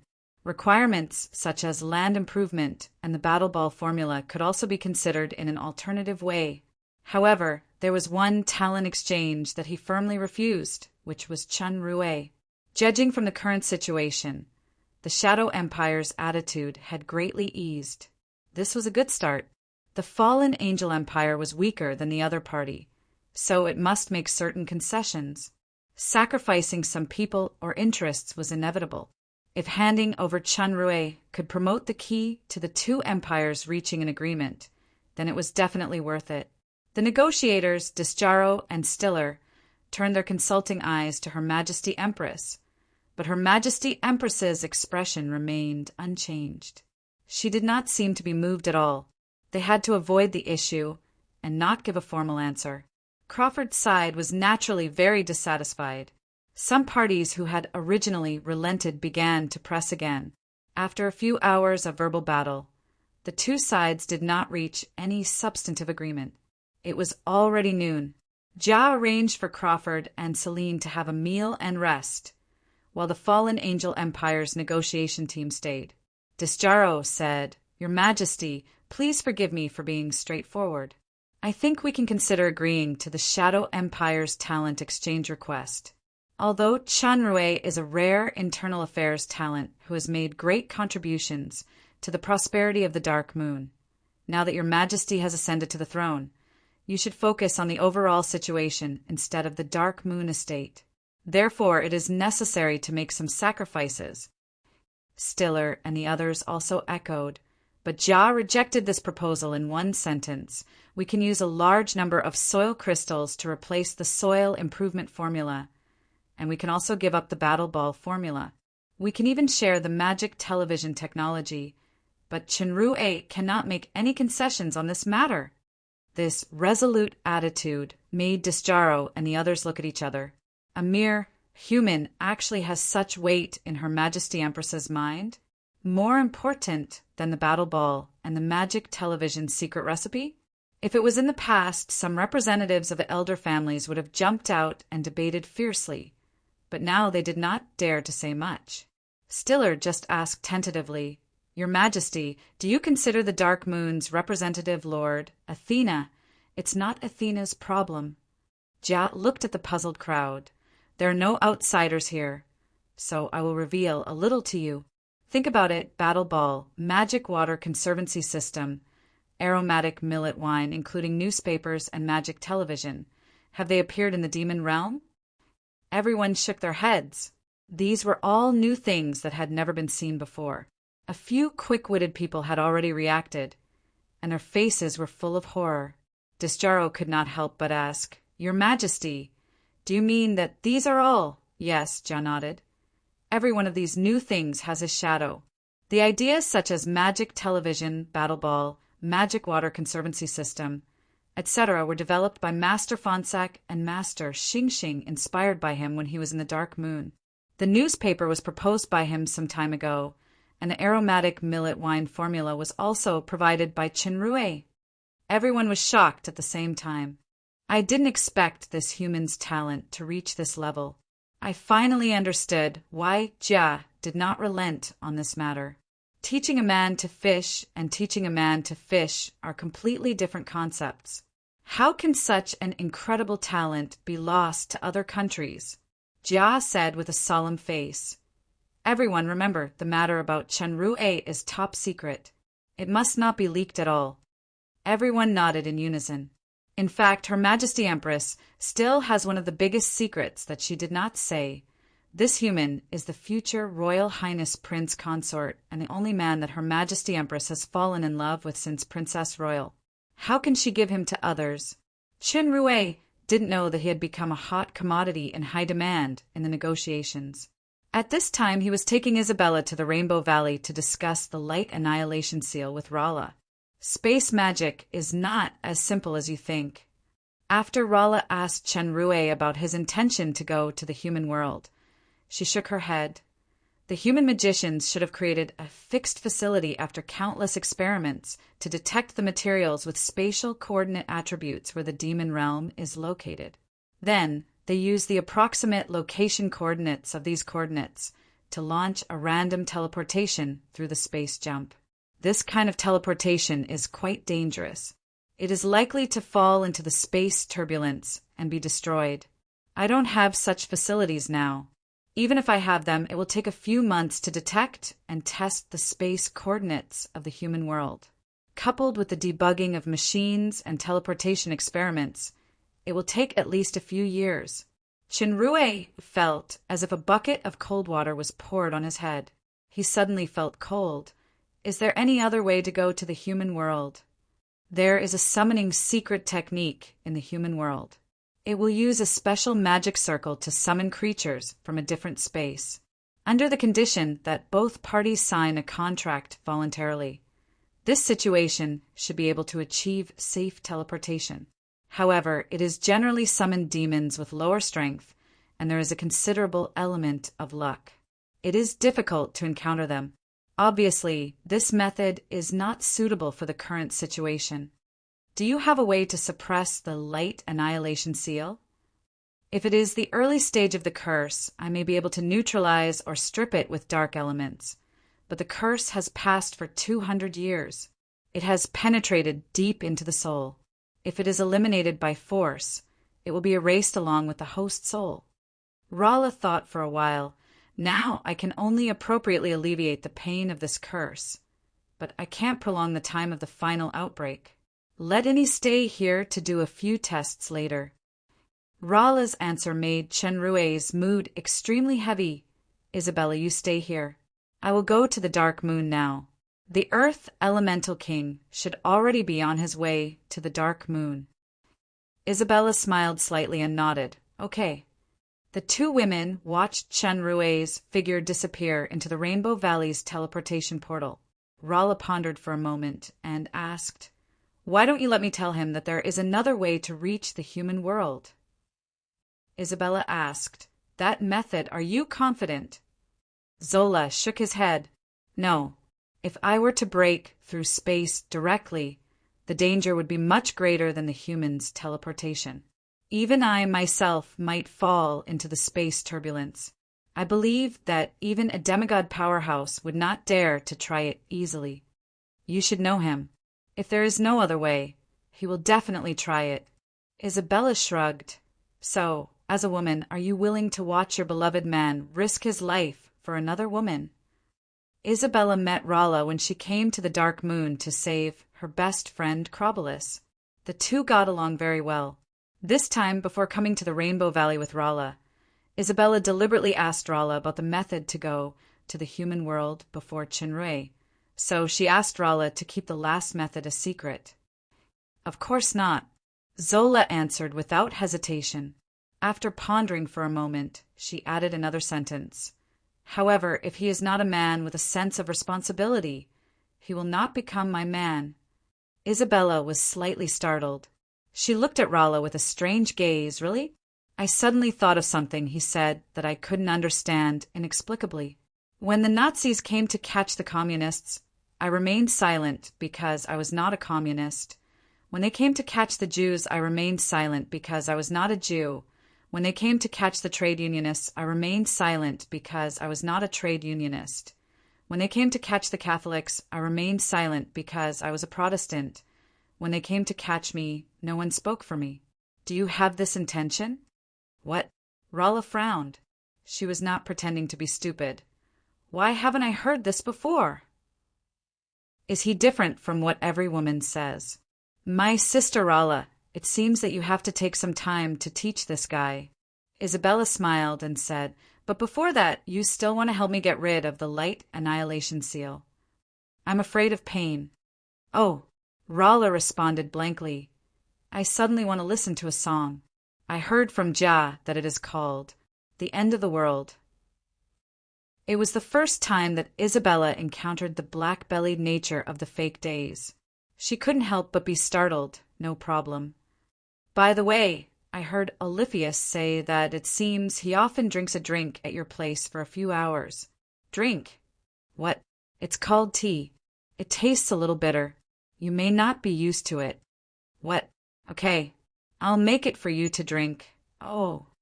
Chapter 584. Chenrue came to the sheriff's house of the Dark Moon Estate through the teleportation circle of the Rainbow Valley. As soon as he came out, he happened to meet Lomont and Dodo in the yard. Dodo was transforming into Paglio's appearance. He was helping Lomont pour wine as a waiter. It seemed that Lomont had been bullied by Master Poison Dragon recently, so he wanted to help Aku. He wanted to use Dodo's transformation ability to get back a little bit of his poor self-esteem. "Master Lomont, please have a drink." Dodo offered a glass of wine with both hands very cooperatively. He looked very respectful. Lomont took a sip and deliberately spat it out. "Why does this wine taste a bit sour? Didn't I ask you to add fructose liquid?" Dodo rolled his eyes and took the glass of wine. He looked like he was tasting it attentively, but he drank it all in one gulp. He nodded pretentiously. "It's a bit sour. I'll add more fructose liquid for Master." "You dirted my cup. Change another one." "Cunning slime." No, it's the bastard Paglio." Lomont seemed to be furious. "Bastard Poison Dragon, you also had a part in hooking up with those two beauties last time. In the end, you sold me out alone, and even brought Delia to the scene. You caused me to be grounded by Daira for 7 days." This glass is too sour, this glass is too sweet. While Master Lomont was scolding, the slime took the opportunity to taste the wine responsibly at the side.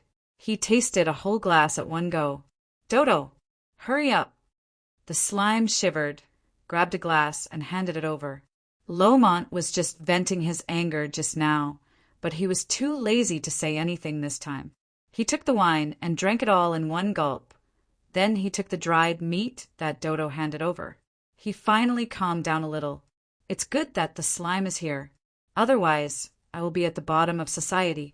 I can't even find an object to oppress. Uncle Lomont burped and happened to see his master, Chinrue, walking over. He could not help but be stunned. Dodo reacted faster than him. He immediately changed back to his original form of an onion and bounced over. The flattering words in his mouth flowed out smoothly without any stagnation. It should be the result of his training during this period. Chinrue wasn't in the mood to play with Dodo. He threw a few fruits to it and walked straight to Lomont. Hey, isn't this our leader? By the way, I'll have to call him Royal Highness now. Lomont chuckled and teased. Do you still have that fragrant millet wine? Paglio and I have already finished the last few bottles. How many bottles? Chinrue was shocked and said speechlessly, There are dozens of barrels of wine in those magic bottles. How many days had it been? Are you both born in the year of the vat? That wine is so delicious. That bastard poison dragon, and I drank it all in one breath. As a result, we were drunk for 2 whole days. Lomont smiled cheekily. Leader, who are we? It's just a few bottles of wine. What's the big deal to leader? Just give me another 100 or so bottles. Another 100 bottles? Even the Princess Villa can go bankrupt again. Chinrue said angrily, Who's your leader? I don't know you. I still have something important to do. I'll leave first. Don't. Lomont grabbed him. Sir Leader, I'm wrong, okay? Just a few bottles. Just take it as for the sake of my aunt. You bastard. You still have the face to say that. Chinrue grabbed this guy's collar. It's all because of you. You revealed all my secrets to Isabella. You have to pay for what you have done sooner or later. This is what leader said yourself. Lomont said with a guilty conscience, paper can't cover fire. Anyway, my aunt will know sooner or later. It doesn't matter. Bastard, it's obviously you who betrayed me. My aunt is a good woman. She has suffered a lot over the years. Leader, please take care of her in the future. Lomont patted Chinrue's shoulder earnestly and revealed his true intentions in the next sentence. 10 bottles of wine. I'll tell you everything I know about her. Whether you can become my uncle or not depends on your own ability. Leader, ouch. Before he finished speaking, his nephew's head was knocked heavily by Chinrue. He looked at his future uncle with resentment. I came back this time for Isabella. Speaking of this, Chinrue's relaxed mood from playing with his partner was replaced with solemnity. She only has 2 months to live. What? Lomont was shocked. This time he was not pretending. He was really shocked. He gritted his teeth and said, What the hell is going on? Don't you know everything? Chinrue wanted to despise this guy, but he was obviously not in the mood now. Lomont was Isabella's brother's nephew. Before Isabella died, she had asked him to tell Lomont the whereabouts of the Breeze shadow boots. Therefore, Chinrue did not hide it and told him everything. The more Lomont listened, the darker his face became. He no longer had the usual playfulness. He sighed. It turns out that the Breeze shadow boots were lost 200 years ago. My aunt has suffered more than I know these years. I only know bits and pieces of what happened that year, but my father did not blame her. Before he died, he asked me to find my aunt. I told her that family members will always be family members. This is a real family member. Chinrue nodded. Isabella did have a brother who loved her. Have you said this to her? I have, and she threw me into the underground of the Trevant ruins, which is the cave of the Eye Demon. If you didn't come that time, I would have become a madman even if I didn't die. Lomont scratched his head. It's just that I know my aunt's real purpose is to make me stronger. Without this kind of trial between life and death, I can't reach the Demon Emperor level so quickly. My aunt is actually a very understanding woman, but her way is a bit special. Delia is of the Leviathan royal family and the biggest enemy of my Belphegor royal family. Even my father couldn't get over her identity back then. My aunt only said to me that if I love her, then I love her. If I'm a man, I should be responsible. Chinrue took a deep breath. Yes, if I love her, then I love her. This is Isabella. As a man, I have to be responsible. I can't let her suffer the kind of harm back then. I received news from Tim some time ago that the Earth Elemental King Mor is going to the Dead Sea. He will arrive at the Dark Moon first. I want to find him for help to see if he can remove or delay the Light Annihilation Seal. Let Delia use the power of the Dark Demon to find the humans who stay in the demon realm to train. If even Mor can't do it, I will try to go to the human world. This is the last hope to save Isabella. Okay. Lomont nodded quickly and suddenly realized something. Hey, how do you know so much about my aunt? Why are you willing to let her? Let me tell you. Chinrue's face showed a rare relief. He patted him on the shoulder gently. I'm going to be your uncle. Under Lomont's stunned gaze, Chinrue walked out without looking back. He just waved his hand. Damn, am I really going to be shorter than the leader in the future?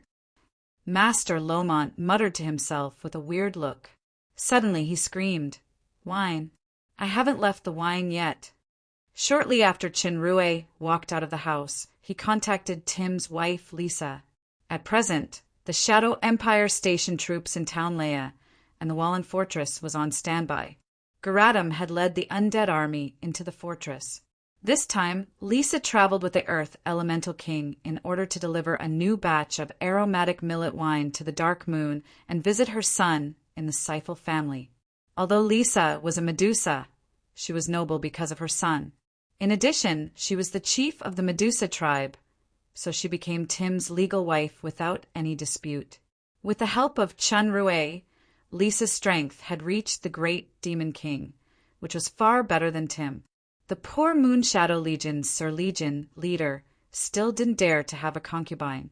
Lisa once proposed to choose a concubine from the Medusas for him, but she was righteously rejected by the Legion leader.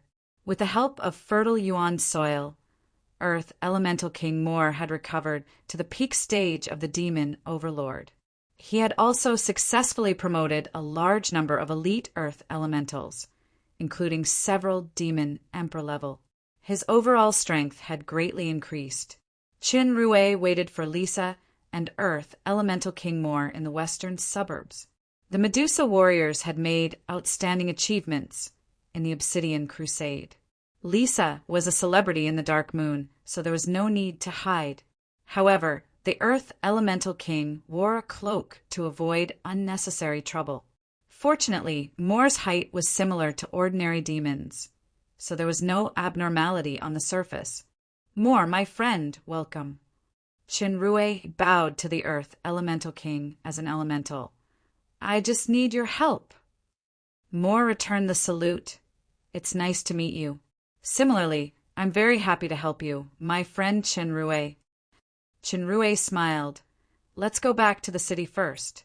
Master, this is the newly brewed millet wine. Please have a look. Lisa bowed and handed 2 special magic vessels to Chinrue. They contained a large amount of aromatic millet wine. Lisa, how is the experiment of the distillation and brewing method that I asked someone to bring some time ago? What Chinrue was talking about was the brewing method of liquor.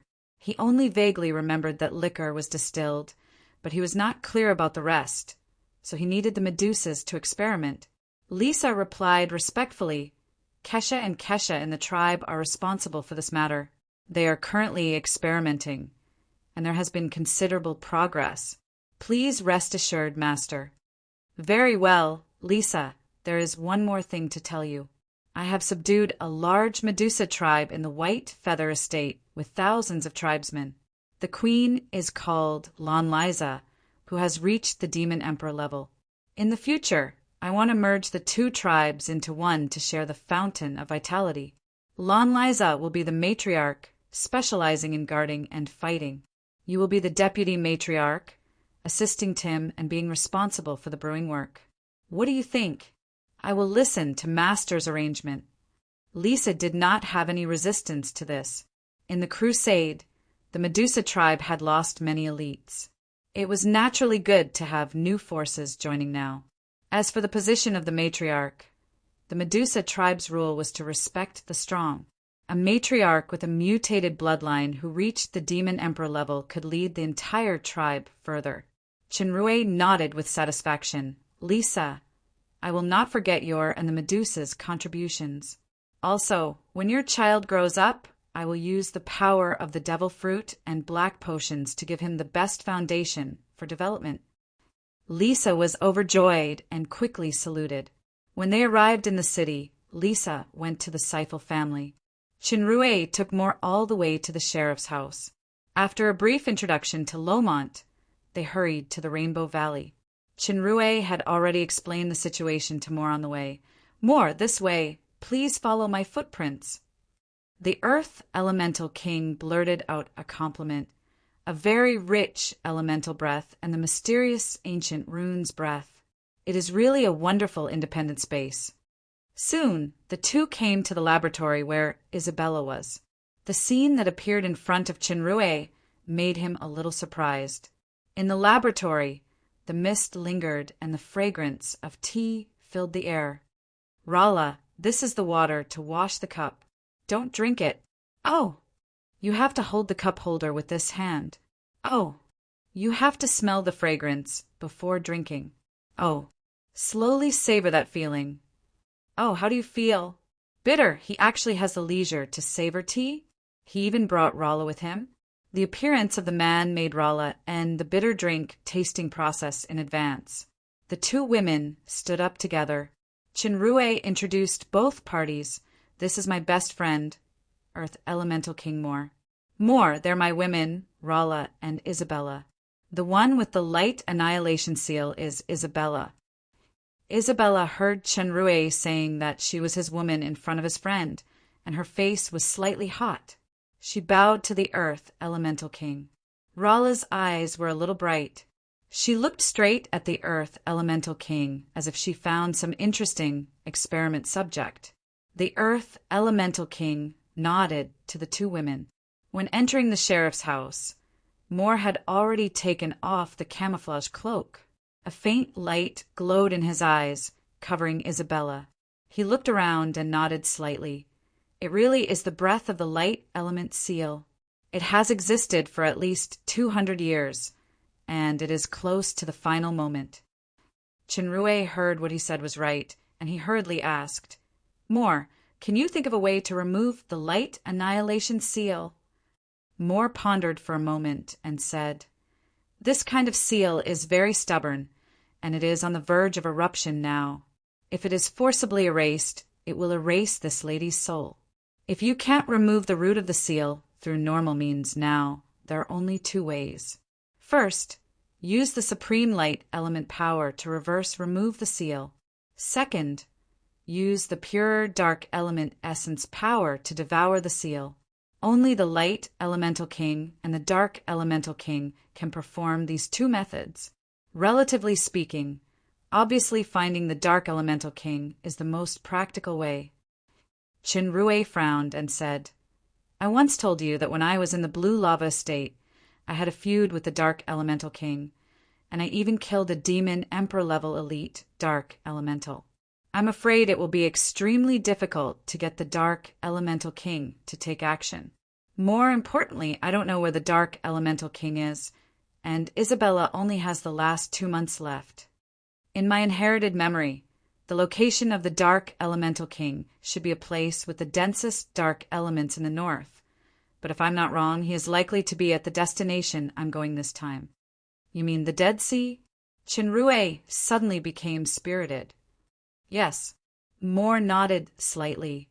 This involves some matters between the elemental kings. As for your feud, I'll think of a way at that time.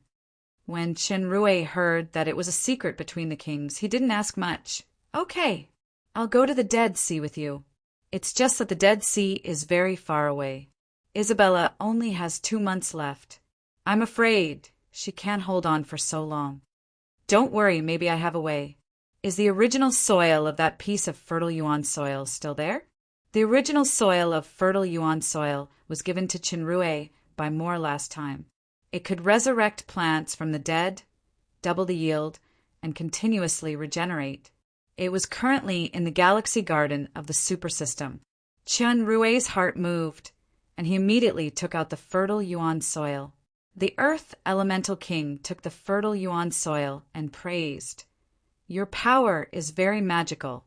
I feel that the power of the fertile Yuan soil is becoming more and more refined, so it can play a greater role. By the way, I also need a place full of Earth element breath. The stronger the better." Rala, who had been silent, said, "Come with me." The four of them came to a garden that was separated independently. The light in the Earth Elemental King's eyes flashed. It's amazing. The power of Earth elements here is almost catching up with the level of the Earth realm. As he said, a group of khaki light appeared in Moore's palm. This purest power of Earth elements made Rala's purple eyes behind her glasses light up. The fertile Yuan soil lit up with colorful light. Veins extended around with Moore as the center. The fertile Yuan soil gradually disappeared, and there was a small tree glowing with colorful light on the ground. The entire garden flashed with magnificent, colorful light. This fertile Yuan realm is not stable enough. I need 3 days to completely shape it. In the future, your woman will stay here for 3 hours a day to effectively suppress the time and effectiveness of Light Annihilation Seal. Moore calculated and said, "Although the power of fertile Yuan soil is magical, it is a pity that the power of Earth elements is not the right treatment. It can only extend for half a year at most. It is a total of 9 months. It should be enough to go to the Dead Sea. Everything is up to you, Moore." Qinrui was overjoyed. "After 3 days, I will go to the Dead Sea with you." Moore nodded and took a few steps. When he came to Rala, he suddenly stopped. His eyes emitted a strange light, which just met Rala's shining purple eyes. Qinrui suddenly felt that the atmosphere was a little abnormal. In the blink of an eye, the yellow light between the two suddenly flourished. Moore and Rala actually attacked at the same time. Qinrui was taken aback. It was the first time that Rala and Moore met. Their conversation did not exceed 2 sentences, and they actually started fighting. A group of yellow mist containing amazing magic power was in a stalemate between the two, but the power did not leak out at all. Qinrui and Isabella only felt the powerful power in it, but their bodies were not affected by the slightest fluctuation. It could be seen that the two of them had a subtle degree of control over their power. The mist was constantly distorted and gradually moved in the direction of Rala. Rala frowned. With a soft sound, there was a kind of blue light in the mist. It burst open and then disappeared without a trace. Chapter 585.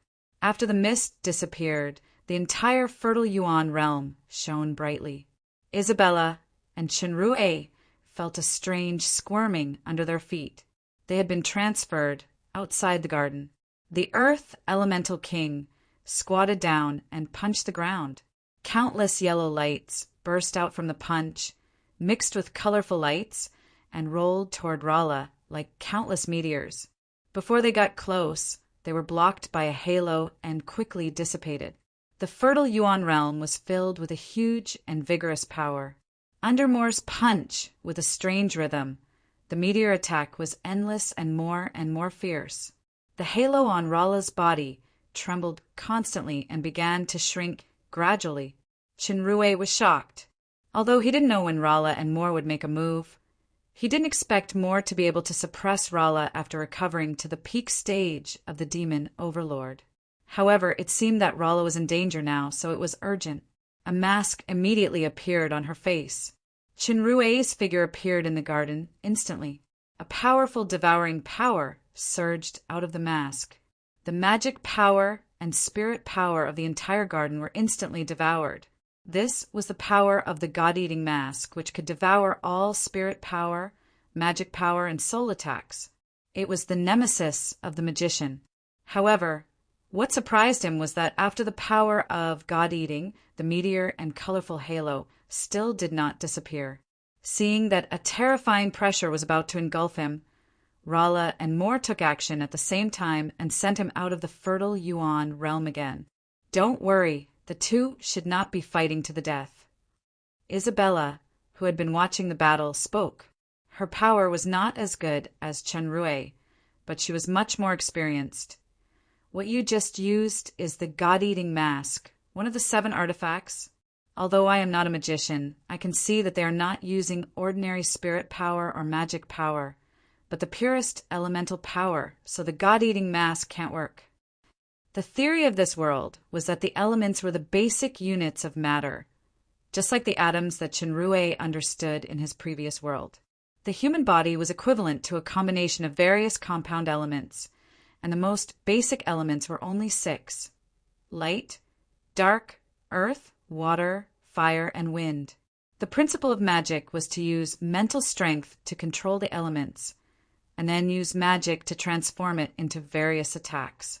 In fact, whether it was a physical attack or a magic attack, according to the law of conservation of elements recognized by the demon realm, any kind of attack only transformed elements from one form to another, or from one object to another. In this process, the initial elements themselves would not change. According to this distance, the power of the God-eating mask was actually to transform spirit power and magic power into another relatively harmless form. However, at this time, the purest initial elemental power that Rala and Moore cast had exceeded the scope of spirit power and magic power, so the attacks from both sides could not be eliminated. In today's world, apart from the 6 elemental kings, only super mages like Rala could directly use the power of elements like this. Isabella's words made Chenrue secretly embarrassed. I'm not a mage, so why can't I see it? But since it's not a desperate fight, I'm relieved. The meteor attack became more and more fierce. The halo in front of Rala was suppressed to the limit. Suddenly, the light shone brightly. Yellow, blue, green, red, black, white finally converged into a 6-color rainbow on Rala's head. No matter how the sky was bombarded by the meteors, she was as still as a mountain. Moore stood up slowly, and the meteors suddenly disappeared. The 6-color rainbow on Rala's head also gradually faded. Without the elemental heart, you can exert such pure elemental power that is close to the origin. The fairy dragon family is indeed a natural element controller. Moore revealed Rala's identity as a dragon in one sentence. It's just that you actually train the 6-element territory. Rala responded faintly, N. Is it about to become a kingdom? Rala nodded. Soon. Amazing genius. Moore's tone seemed extremely solemn. It's just that. Do you know what kind of path you are taking? Oh, do you really understand how difficult it is? Moore was silent for a moment. A light floating gently appeared on his fingertips, emitting a faint yellow color. Then this should be helpful to you. The power of Earth Source. Rala looked at the yellow light, and a trace of fanaticism flashed through her purple eyes. What price do I need to pay? Moore looked at Chenrue, waved his hand, and the yellow light flew toward Rala. Although the power of Earth Source is precious, it is nothing compared to the help he gave me and the Earth Elementals. Since you are his woman, you don't need to say the word price. Thank you. Rala took the yellow light. Her fingers moved, and it disappeared. She performed a solemn and simple salute to Moore, which was rare. Moore returned the salute with the same salute and said to Chenrue, My friend, please forgive me for my rudeness just now. Chenrue didn't know what the power of Earth Source was, but judging from Rala's attitude, it should be a very important treasure to her. Moore's previous move was obviously a kind test, so he immediately shook his head and said, I should apologize for my poor eyesight. I sincerely thank you for your selfless help to Rala and Isabella. You don't have to be so polite. Moore smiled. Although Earth Elemental King's facial features were stone, they were delicate and vivid. They were far from comparable to ordinary Earth Elementals. Ms. Isabella, please come to the fertile Yuan realm and relax. You will sleep here for 3 days. Then you just need to stay for 3 hours a day. Isabella entered the garden according to the words. Without saying much, she bowed deeply to Moore. Moore nodded in response. The small tree turned from fertile Yuan soil in the center of the garden began to glow with colorful light. Isabella immediately felt tired. According to Moore's instructions, she did not use her power to resist. Soon, she fell to the ground and fell asleep. Chinrue, I'll see you in 3 days. As Moore said, he sat down under the small tree and closed his eyes. The small tree began to sprout little by little at a speed visible to the naked eye. The process was relatively slow. Isabella's body on the ground was wrapped in colorful light like a big cocoon. Isabella's danger was alleviated, so Chinrue was relieved. In order not to disturb Moore, he left the garden with Rala.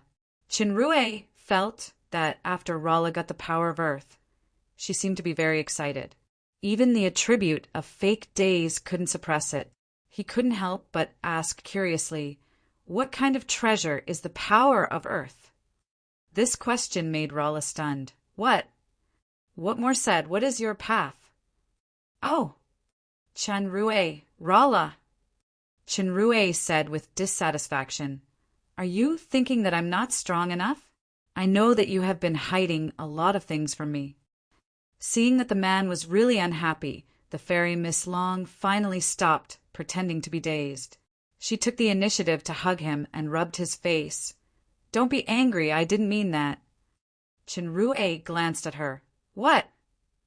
I'm afraid that you will be distracted. When you reach the peak stage of the demon overlord, I will tell you all. Oh! Rala, ouch! Before Chinrue finished his trick of giving her a taste of her own medicine, he was bitten on the shoulder by Rala. When did you learn to bite people? Isabella told me that a woman used this trick on you. As soon as Rala spoke, her shoulder finally got out of the dragon's mouth. Before he could react, she bit his neck again. Fortunately, there were no fangs, and she didn't suck blood. Chinrue's face was a little bitter. Ms. Intelligence has already started to stir up trouble before entering the harem. I'm afraid that the blood of the male pig will dye the altar of the Crystal Palace red in the future. However, under the training of Her Majesty Empress, he was still quite experienced in dealing with this trick, which was to bite back. Sure enough, after a bout of intertwining lips and tongues, the fairy Miss Long had melted in his arms. From your conversation with Moore, I can tell that the road you are going to take will be very difficult. I just want to help you. Chinrue stroked the fairy Miss Long's smooth face. For example, the source power of the earth that you got today. Moore said that you are training in the 6-element territory. So do you need the source power of the 6 elements? The source power is the fastest way for me to understand and master the origin of the elements. Otherwise, it may take tens of thousands of years, or even a lifetime. Is the kingdomization a territory kingdom? What is above the demon overlord? Believe me, my path is different from ordinary humans or demons. Maybe it will be more beneficial for me to know this in advance. Rala was silent for a moment, thinking of Chinrue's extraordinary special talent and strength growth rate. She finally nodded. According to the common sense of the demon realm, above the demon overlord was the demigod powerhouse. Some people also called it the demon supremo, but the real division of the realm was not like this. The demigod level was just a general term. The real demigod level was divided into 3 stages, and there were huge differences in each stage.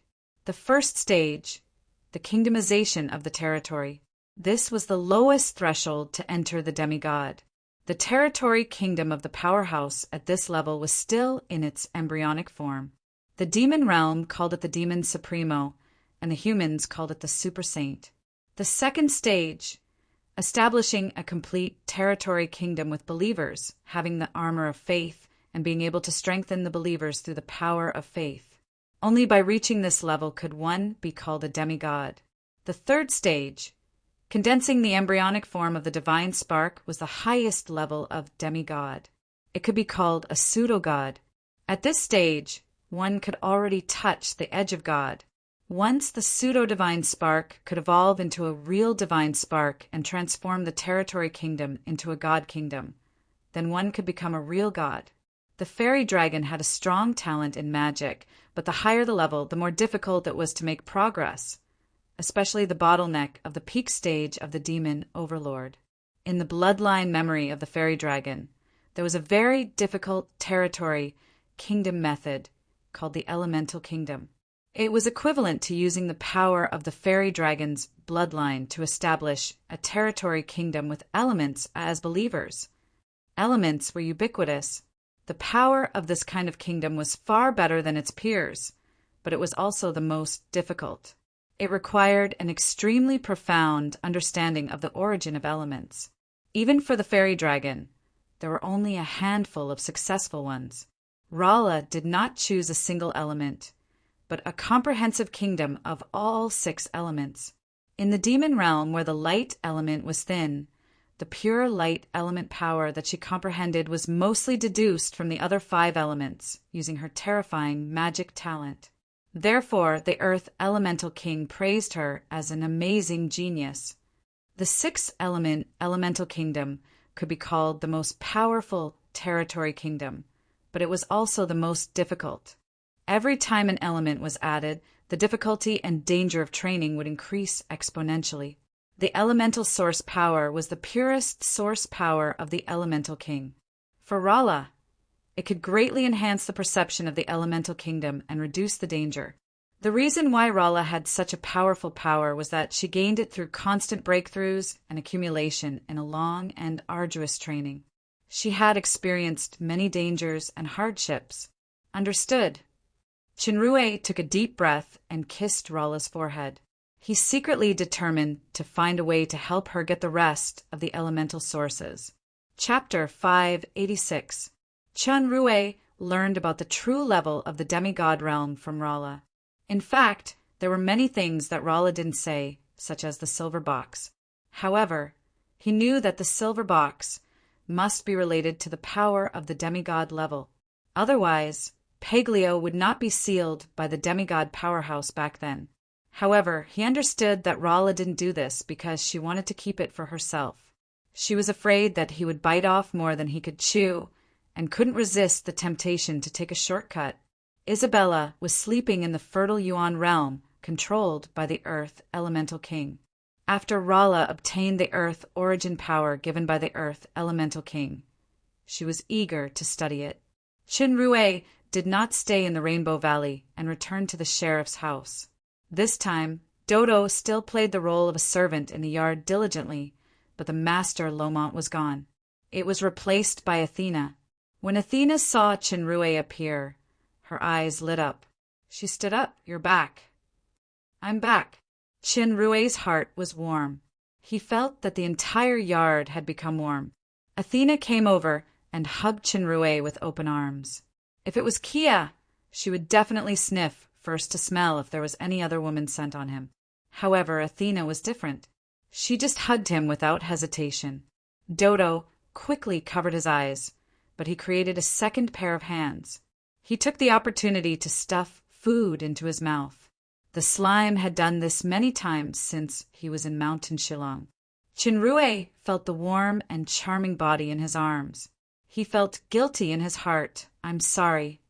Athena raised her head, glanced at him, and smiled sweetly. "Don't rush to apologize.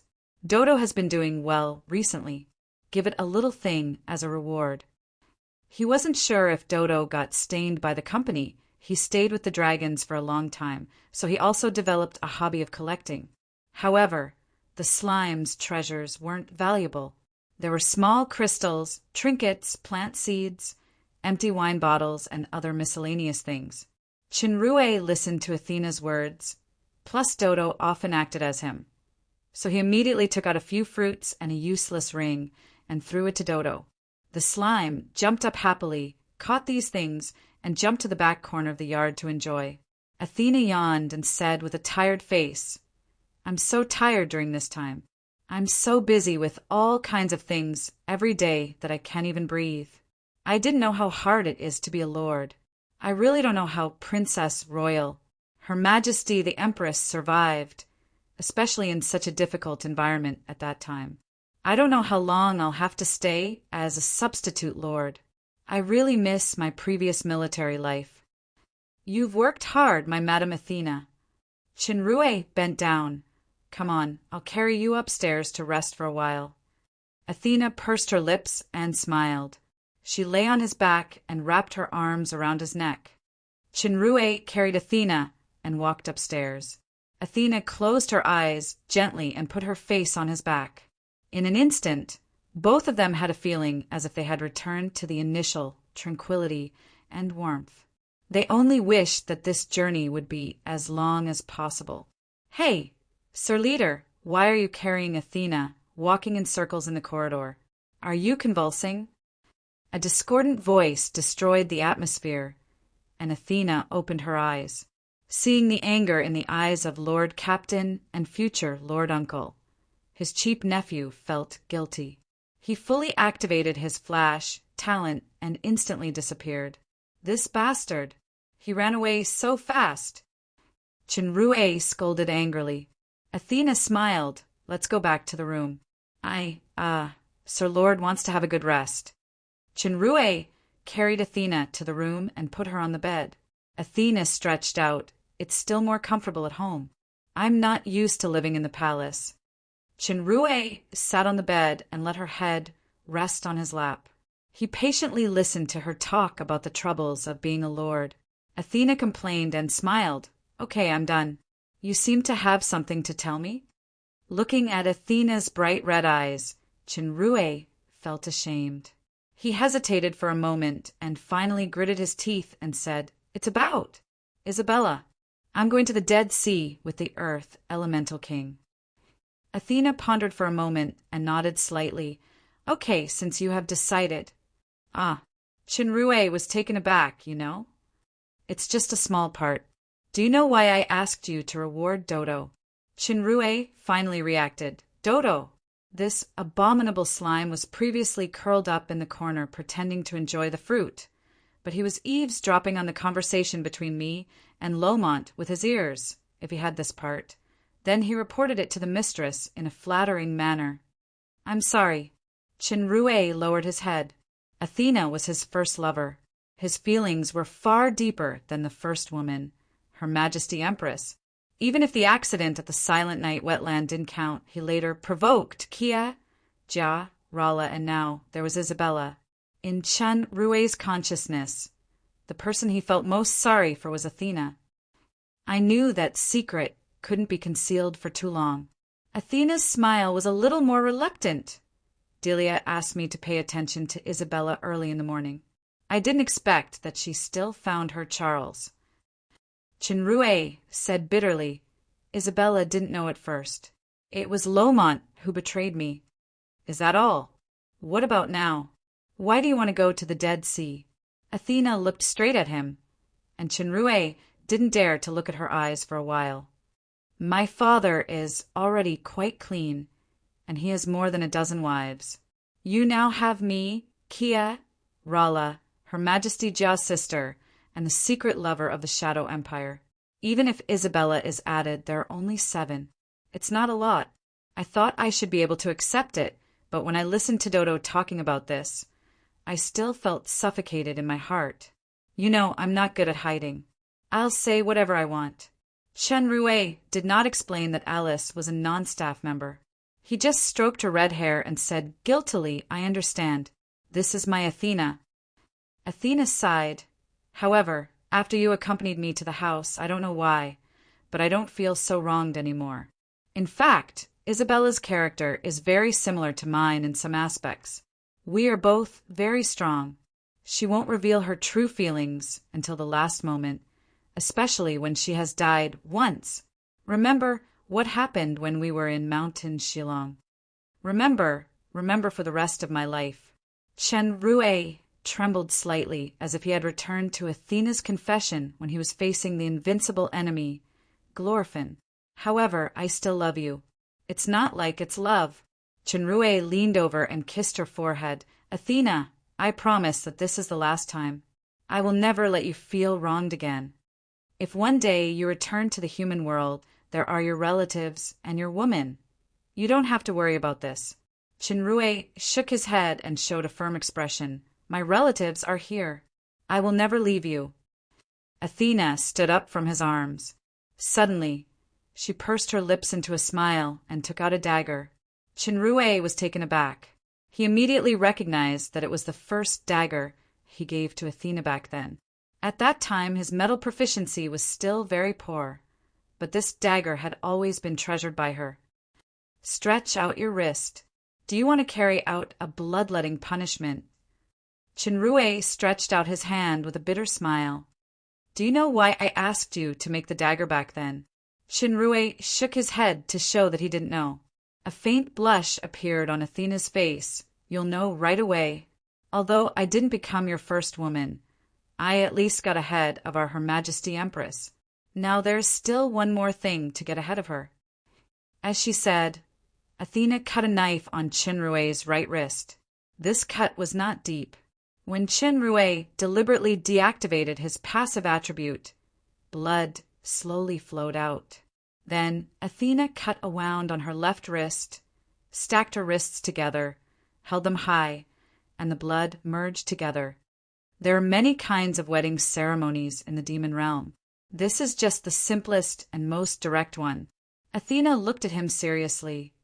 Chenrue, are you willing to spend this life with the woman in front of you, who is mixed with your blood, and be with her until death? Chenrue was startled, and a strong sense of happiness surged. I am willing. I, Athena, Wales, am willing to accompany this man for a lifetime until the end of my life. Athena's face was filled with an intoxicating blush of excitement and shyness. Then, from the moment our blood merged, I am your official wife. You're wrong. Chenrue shook his head. Remember the vow when I came back from the capital and gave you the ring? No matter poverty, disease, or death, we will lean on each other and spend it together. From then on, you are already my official wife and the first one. In the future, I will make up a grand wedding and make you the most beautiful bride. Athena's ruby-like eyes were glistening, and she threw herself into his arms. You have to accompany me alone tonight. You're not allowed to add Kia, that little demon girl. Of course, according to the rules of my hometown, tonight is our wedding night. It belongs to only the two of us. I am already your first legal wife. Even if you become Royal Highness in the future, it can't be changed. It turns out that it's related to the Crystal Palace's seating arrangement. Even Athena can't avoid it. She actually has such a small calculation. If you dare to provoke women outside again, don't blame me, your wife, for being petty.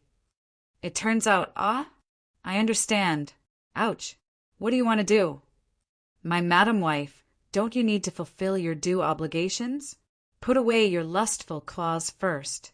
Tell me about Isabella and the Dead Sea. Chenrue naturally wouldn't do such a stupid thing as praising another woman in front of a woman. He mainly described Isabella's tragic experience in detail, which made Athena sympathize greatly. Not only that, Chenrue also expanded the goal of going to the Dead Sea to find materials to help Garadim advance and restore the ancient alchemy castle. He also took out the mysterious treasure map.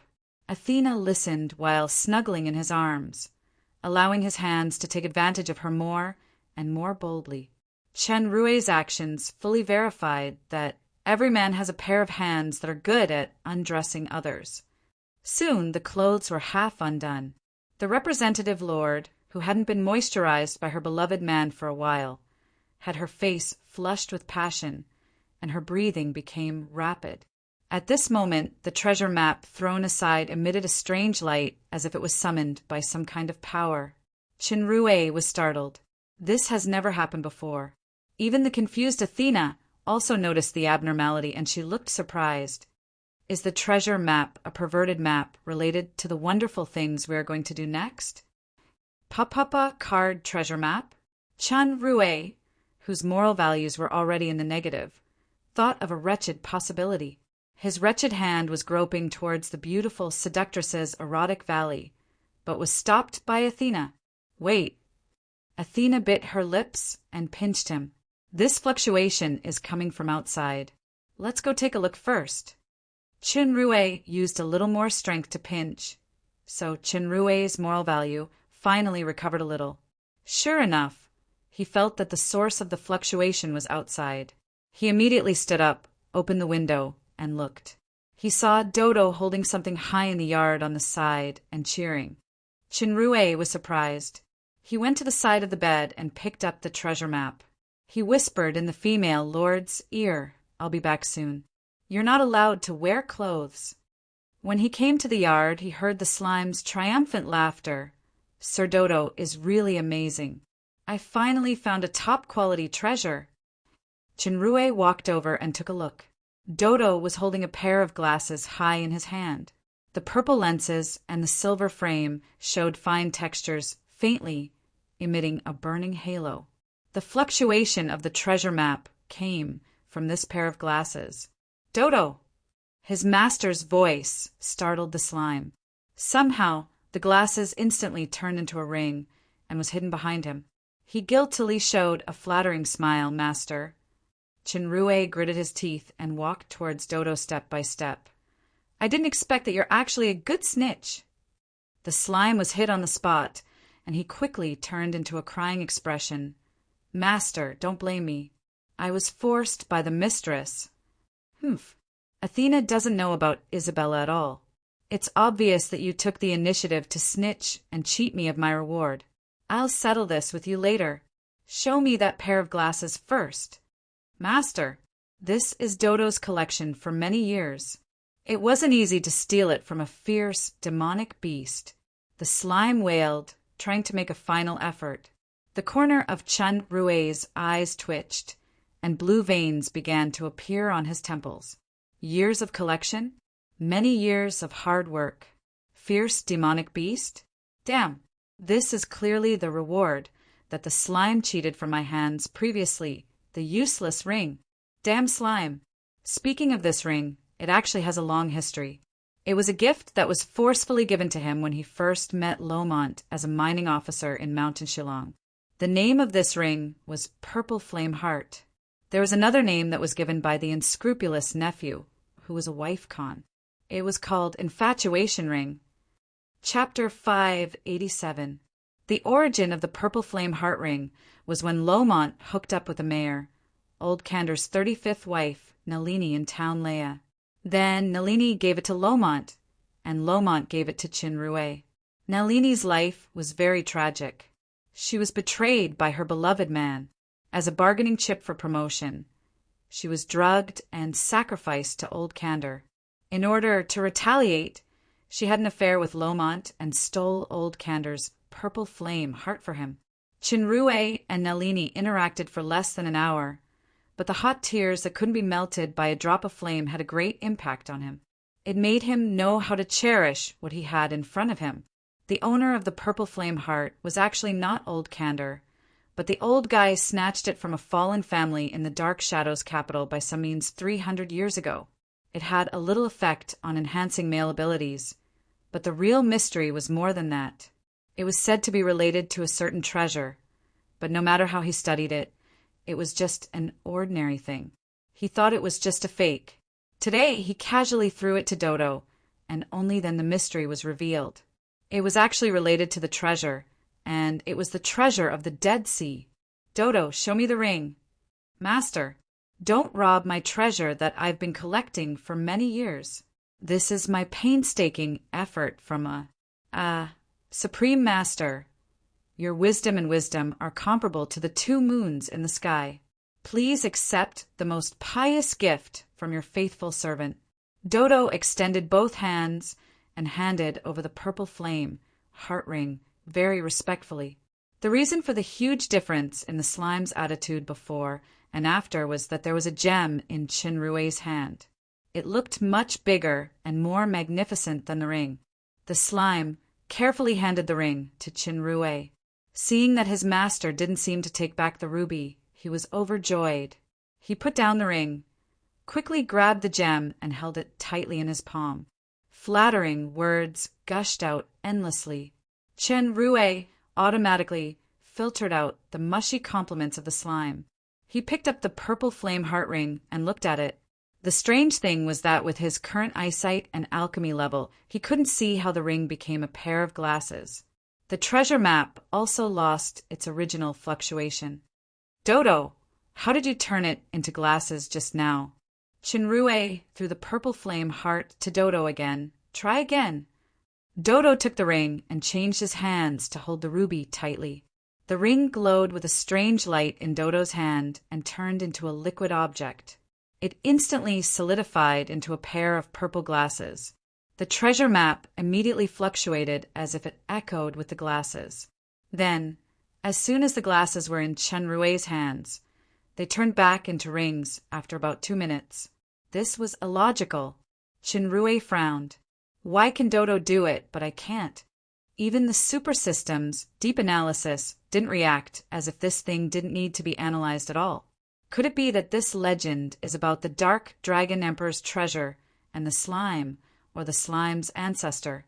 Chinrue suddenly remembered that Dodo mutated after swallowing the flesh and blood of a dying red dragon. That's right, the essence condensed by the red dragon's soul after its death, dragon power essence. It turned out that the ring could be turned into glasses with the power of dragon power essence. Chinrue borrowed Dodo's power to open the glasses and put it on. Looking at the treasure map again, now there was indeed a change. In the vast sea, there was a special island with a special shape. There was a place in the center that was faintly glowing. It should be the location of the treasure. He could stretch the distance with his mind like a 3D map, but there was a lot of black mist around, so it couldn't be seen clearly. This set of items was very wonderful. Not only did it require the treasure map and ring, but it also required the power of dragon power essence. Otherwise, even if he gathered the treasure map and glasses at the same time, it was like looking for a needle in a haystack. At the town moling trade fair back then, the goblin profiteer who sold the treasure map fragment to Chinrue once said that the treasure map was likely to record the legendary Dark Dragon Emperor's treasure. Judging from the fact that it required dragon power essence, the authenticity was quite high. Chinrue secretly rejoiced. If Dodo didn't happen to get the infatuation ring, the treasure hunt in the Dead Sea would definitely fail.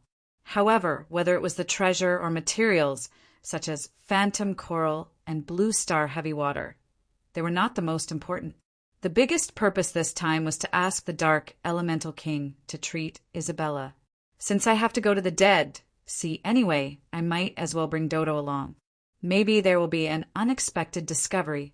Dodo was a little creeped out by his master's eyes. He thought that his attempt to embezzle the purple flame heart was seen through, so he quickly handed the ring back sensibly. Chinrue put away the ring and didn't say much to Dodo. He walked straight upstairs. There was still a female lord whose emptiness in her body and soul that he needed to fill. Walking into the room, the female leader was lazily lying on the bed. As expected, she wasn't wearing any clothes. Under her half-unbuttoned robe, her astonishing naked body was faintly visible, creating a strong visual impact. A certain guy immediately felt his beastly blood boiling. Seeing the man walking closer step by step, the female lord's face blushed intoxicatingly. She gently bit the corner of her lips and smiled. Obviously, she wanted to enjoy it alone before the little demon girl came back. In the next 3 days, apart from occasionally returning to the capital to discuss the negotiation with Jia, Chinrue spent most of his time in the Dark Moon, accompanying Athena and Kia. At this time, the negotiations between the fallen Angel Empire and the Shadow Empire were in a deadlock. Previously, both sides showed an unusually firm attitude on the key condition of talent exchange. They refused to give in, so they had not been able to reach a consensus.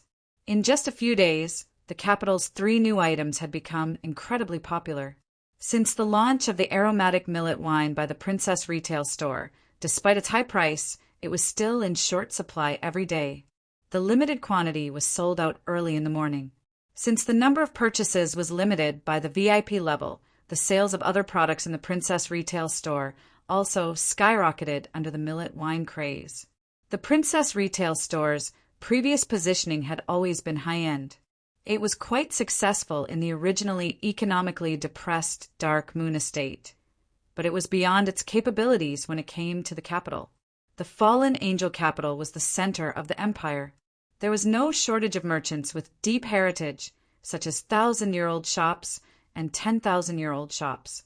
Most of them had fixed consumer groups, which were far from the newcomers like the Princess Retail Store. In addition, it was not difficult to imitate the products launched by the princess. In the case that the brand effect was not as good as others, the sales of the capital's Princess Retail Store were far less than the Dark Moon. It had been lukewarm. In contrast, the business of the joint venture branch with the Custer family in the Dark Shadow Empire's capital was much better. Now, the Princess Retail Store finally had the most powerful weapon. This new type of wine was far better than the original capital's most famous black grapefruit wine in terms of taste and strength. Moreover, it was the only one with no other branch, and it couldn't be imitated. Customers flocked to it, and many even had conflicts to buy the wine. Fortunately, the Princess Villa was speeding up the restoration. Once it reopened, it would definitely allow more drinkers to feast. In contrast, the cost of another new item, the newspaper, was much lower. Now, the newspaper had spread rapidly to various estates with the capital as the center. Every day, a large number of people took the initiative to go to the newly built newspaper office to collect it. The content of the newspaper was richer with each issue. It had increased from 1 side to 2. The front page was current news, including the key instructions of Her Majesty Empress, changes in palace positions, newly decided policies, etc. Unlike before, there was more news from other estates, such as the military exercise of the Dark Moon estate, the public appointment of the new lord of the Blue Lava estate, Sumin, etc. The back page was entertainment news, including the very popular TV program list and some practical tips. In addition, there was a column introducing various products of the Princess Retail Store, especially the aromatic millet wine. It also included the news that the Princess Villa would reopen in 10 days. This column attracted the attention of many people. For some smart businesses, they were keenly aware of more things. Advertising their stores and products in the newspaper can greatly increase the degree of attention. This is simply a revolutionary publicity method. According to Her Majesty Empress's newly established Minister of Media Department, Redutin Tory, this column was called Advertisement.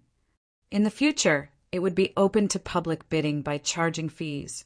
Compared with newspapers published with words and pictures, the magic TV that directly impacted the visual senses was obviously more popular.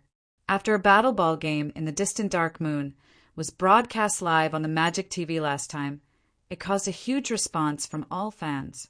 The Mechanic Association's knowledge lectures on weapon and armor maintenance, and the Princess Retail Store's female maintenance tips, introduced by Lulu, were also warmly welcomed. In response to the strong request of the general public, the Mechanic Association launched a series of knowledge lectures. The second issue was about the simple identification essentials of various equipment. The Potioneer Association also began to produce related lectures. The teacher Lilu's beauty course, which was popular with a large number of female audiences, was added for 10 additional sessions. Some guests would be invited to participate in each session. The Minister of Media Department, Redutan, promised the public on TV that more and more programs would be launched, and he announced a sensational news. The home version of this magic TV will be publicly sold after a period of time. By then, everyone can watch a full set of exciting programs more comfortably in their own homes. Users in need can order in advance from the Night Chamber of Commerce designated by the Media Department. For a time, The orders from the Night Chamber of Commerce swarmed in, and the elder families behind them were grinning from ear to ear. However, everyone was clear that these benefits, including the greater benefits in the future, were bestowed by Her Majesty Empress. Naturally, they could be taken back or handed over to more trusted people. Her Majesty Empress first cut off the neck of the Ms. Han family to shock all the families. Then she threw a series of irresistible baits to tie the elder families tightly to the battleship. This was an open and above-board scheme, but it was foreseeable that as long as this development continued, whether it was the royal family, the elder families, or the major families, from the capital to the entire empire, they would usher in prosperity that was unimaginable in the Obsidian era. For the sake of interests and survival, the best way now was to surrender to Her Majesty Empress, unite closely around the Empress, and advance and retreat together. Otherwise, once the fallen Angel Empire was conquered by foreign enemies, then everything would be in vain. In this short period of time, the trend of several new things also attracted Crawford's great attention. These things had immeasurable development prospects both politically and politically. The high degree of unity of the fallen Angel Empire made Crawford secretly shocked. In this state, the fallen Angel Empire was no longer the fallen Angel Empire originally estimated by Catherine the Great. Realizing this, Crawford began to reweigh the negotiation chips proposed by the fallen Angel Empire with Magic TV and other projects as the focus of cooperation. After Crawford asked Catherine the Great for instructions several times, the stalemate between the two sides began to break. After the latest round of negotiations, a rare smile finally appeared on Jia's face. Chapter 588. The fallen Angel Empire and the Shadow Empire finally reached a friendly cooperation agreement. Jia took advantage of the time difference of Catherine's plan to control the elder families in a short period of time and basically unified the voice of the upper echelon. Now the fallen Angel Empire was solidified from top to bottom like a hedgehog with erect spikes all over its body. Even if a piece of flesh was bitten, it would be pricked by the opponent. However, destroying everything was only the last resort. The strength of the fallen Angel Empire was always inferior to the Shadow Empire. Based on the current tense situation, Jia paid a lot of price for the success of this negotiation. In addition to cooperation and concessions in many areas, the fallen Angel Empire would provide the Shadow Empire with the secret recipe of the battle ball manufacturing, the secret recipe of the magic television manufacturing, the formula of the aromatic millet wine, and a large number of soil improvement crystals. At the same time, the two sides would carry out in-depth cooperation in import and export trade, battle ball competition broadcasting, TV program communication sharing, and so on. The news that the two empires signed a friendly cooperation agreement was quickly published in the latest issue of the newspaper, causing cheers from the people of the fallen Angel Empire. Of course, the newspaper published positive news after processing. It mainly listed some friendly cooperation projects between the two empires. For example, the two empires would jointly hold the Queen's Cup Battle Ball League and broadcast it live on Magic Television. A joint trade fair would be held in the Tree Shade Estate of the fallen Angel Empire, which was the small estate of Royce, the cooperation between the Princess Retail Store and the most famous luxury store of the Shadow Empire, Purple Treasure Hall. In addition, the two empires would also jointly hold the Demon Realm's Alchemy Master Contest a year later. The Potioneer Contest would be held in the Fallen Angel Empire, while the Mechanic Contest would be held in the Dark Shadow Empire. This kind of alchemy contest, jointly held by the empires, was the first time in the history of the Demon Realm. Obsidian had planned to hold a Potioneer Contest, but due to the fundraising incident, the treasury was empty, so he had to announce that it would be postponed for a year.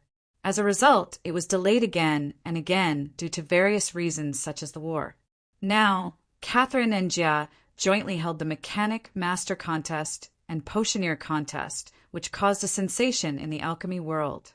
These cooperation showed the attitude of the two empires to the entire Demon Realm.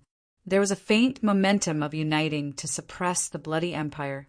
After the two empires successfully signed the cooperation contract, Chinrue took Dodo and followed the Earth Elemental King on a journey to the Dead Sea. Many of the cooperation items between the two empires were suggested by Chinrue. The formula of the battle ball was actually not complicated. The key was the materials. Those materials were refined by Chinrue's super system. If the Dark Shadow Empire really wanted to manufacture on a large scale, they had to buy materials from the Fallen Angel Empire. The production process of millet wine was equivalent to giving a big cake to the Shadow Empire. Originally, Chinrue had planned to sell this recipe to some wine families too. Empire. Chinrue Empire was Angel Empire. However, without the effect of the Fountain of Vitality and the Earth Realm, these yellow wines could only be regarded as the normal version. The real best was only sold in the Princess Retail Store and the Princess Villa, further establishing the Princess Retail Store's boutique route. In fact, it wasn't just yellow wine. Another killer weapon, white wine, was brewing and would set off an even greater craze in the future. The significance of the promotion of Magic Television was more positive. Not only was it directly related to cooperation projects such as the Battle Ball League later, but with Chinrue's knowledge from his previous life, the initiative would be firmly in the hands of the Fallen Angel Empire for a considerable period of time. Even if Catherine was intelligent, she could only be led by the nose. Moreover, there were some more long-term plans. A live broadcast television would be the best medium. From another perspective, the Fallen Angel Empire, which had resolved the crisis and gained valuable development time, did not suffer too much. This cooperation should be a win-win situation.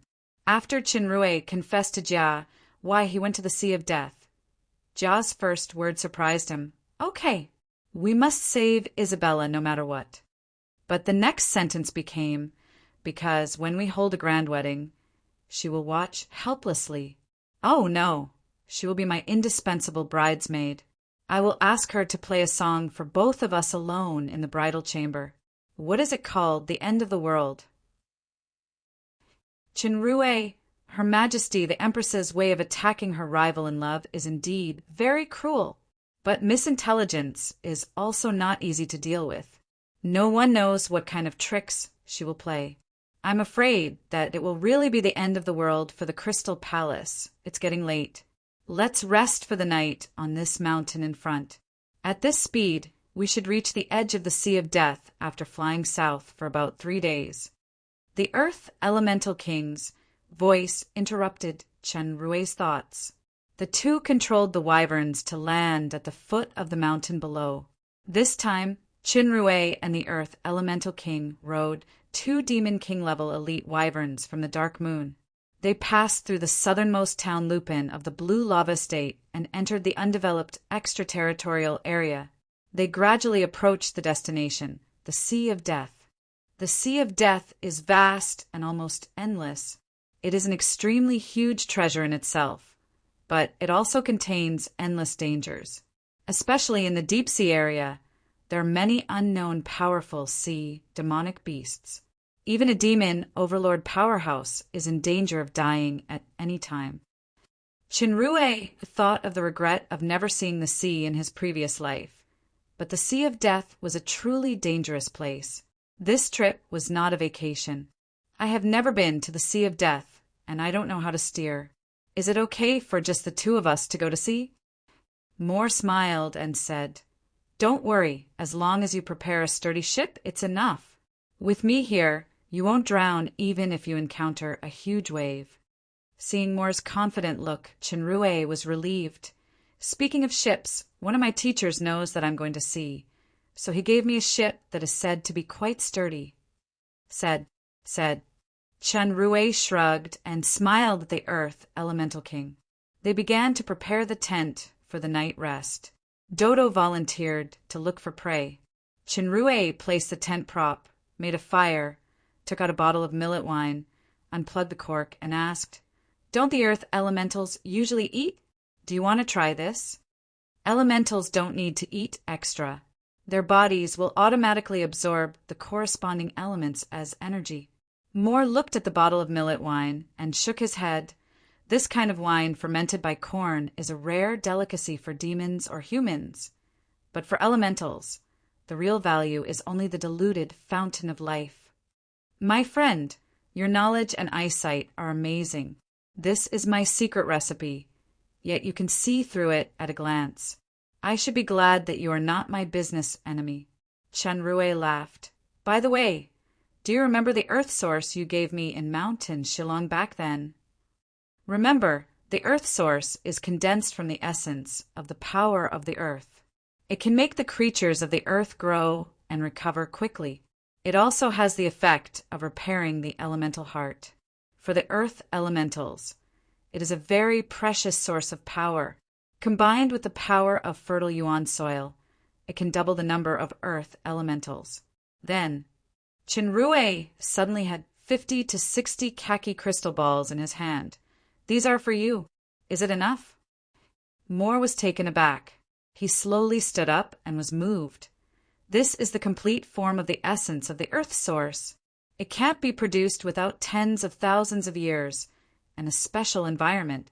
Where did you get it? And there are so many of them. These are the fragments you gave me back then. I used the Grand Master's inheritance power to cultivate them in an independent space. After a few years, they automatically became like this. If it weren't for the topic of food, I almost forgot their existence. Now I give them to you as returning them to their rightful owner. Returning them to their rightful owner? Moore shook his head and took it without pretentiousness. In the face of a true friend, words can't express more gratitude. The magical inheritance power you obtained is really amazing. In my memory, even the kingdom power of a general demigod powerhouse may not have this ability. Perhaps that Grand Master is infinitely close to a certain legendary level. My friend, your future will be limitless. The so-called Grand Master, Chenrue, was well aware of it. He smiled awkwardly. Maybe I don't know to what extent I can reach in the future. By the way, what special things do elemental kings need to advance to supremacy or higher? Maybe I can provide some help. The Earth Elemental King was silent for a while and said, My friend, please forgive me.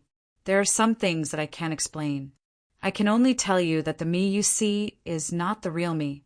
The Elemental King that appears in this world can only reach the peak stage of the demon overlord. So, I appreciate your kindness. This answer greatly exceeded Chenrue's expectation. Not the real me. This world? What does it mean? What secrets are there in the elemental war or elemental covenant? Chenrue nodded and didn't ask any more. With his current strength, even if he knew these things, it would be futile. He should focus on breaking through the current realm first. When his strength reached the demigod level, many mysteries would naturally be revealed. At this moment, Dodo's cry for help came, faintly. Chenrue was taken aback. With a thought, he was already close to the source of the sound in a few leaps. From a distance, he saw Dodo turned into a demon antelope and ran desperately. The slime was chased by countless huge octopus-like vines. There were sharp thorns on the vines, and there were fiery red fruits and flowers.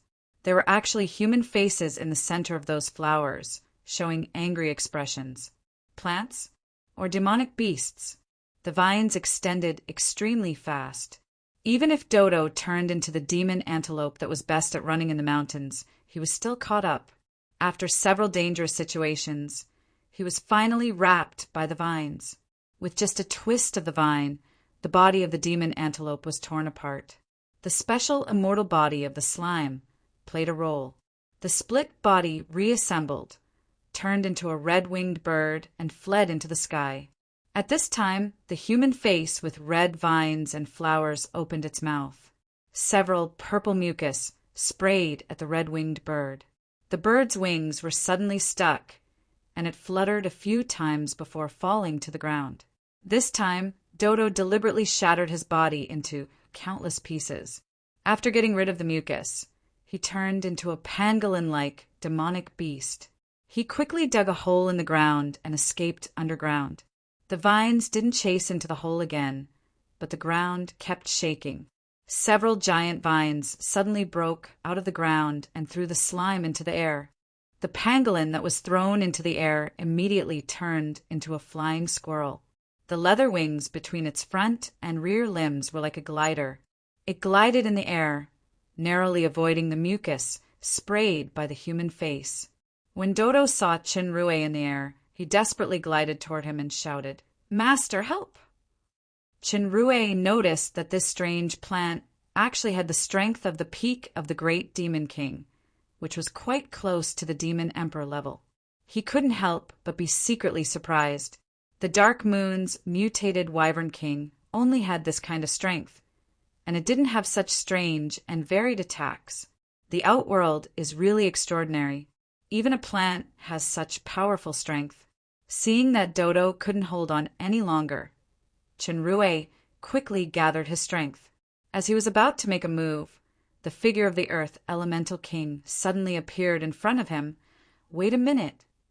As the Earth Elemental King spoke, he walked toward the vines step by step. His body exuded a strange breath. The movement of the vines suddenly froze. The expression of the human face on the red flower quickly changed from anger to fear. It didn't dare to move for a while. Moore came to the front of the vines and reached out his hand. The expression of the human face gradually calmed down. The violence was gone. It nodded to Moore and didn't chase Dodo anymore. It retreated the way it came. "Dodo, didn't you go to collect food?" Chinrue grabbed the slime hiding behind him and pulled it out. "How did you get into trouble with this thing?" The slime rolled his eyes. "This despicable enemy wants to rob the food that I worked hard to collect for Master." In order to defend, the Earth Elemental King said, "This is a Rahu flower, a mutated plant life form. It is very vengeful. It should be your servant who wanted to devour its larval fruit. So he was chased fiercely. But it's fine now. Let's go back." Dodo's lie was immediately exposed.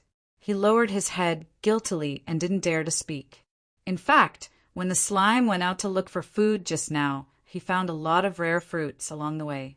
The slime, who claimed to be a gourmet, immediately left the task of looking for food behind and began to fill his stomach.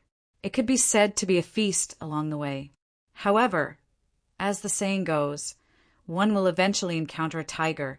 Just when it wanted to pick a seemingly delicious red fruit as the final dessert, it provoked the tough Rahu flower and almost became someone else's snack. Chinrue glared at the slime and asked, "This Rahu flower seems to be more powerful than the plants I have seen before. More, do you have the ability to control plants?" "It's not control. The Earth Elementals have a special affinity and communication ability for the plants that grow on the ground." Moore frowned, but nothing is absolute. Although the Dead Sea is the place with the richest water elements, the water elementals are not the overlord of the Dead Sea. We must be careful on this trip. Understood. Chinrue nodded cautiously. Chapter 589. 3 days later, Chinrue, who had never seen the sea in his previous life, finally achieved his wish in this world. His first impression of the sea was that it was huge. The visual impact of this personal experience was not something that could be felt by watching TV.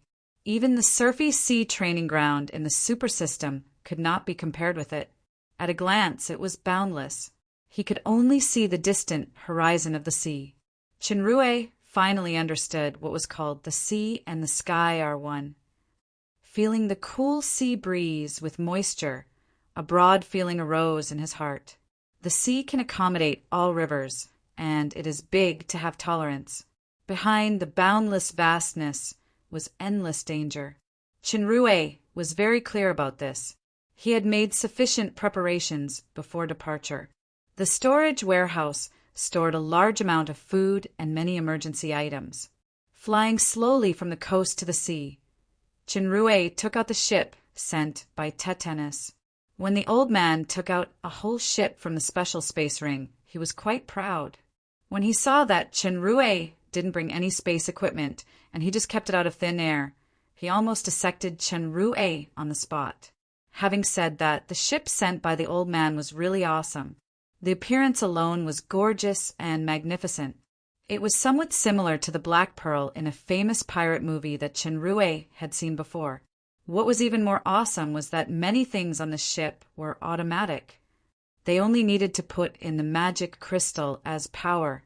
However, such a big ship only had Chenrue and the Earth Elemental King, plus a slime. It was uncoordinated no matter how one looked at it. Moore looked at the ship with the eyes of an expert. This is an amazing work. Whether it is the layout, structure, facilities, they are quite reasonable. Many of the ideas are ingenious. Especially it is equipped with this kind of magic crystal cannon that should be improved. You know, ordinary ships can't withstand the vibration of the magic crystal cannon. This ship can't be built by someone who doesn't have a lot of experience in sailing. According to Tetanus, he made this ship with his own hands. I can't tell that the old man is also a sailor? Chenrue scratched his head.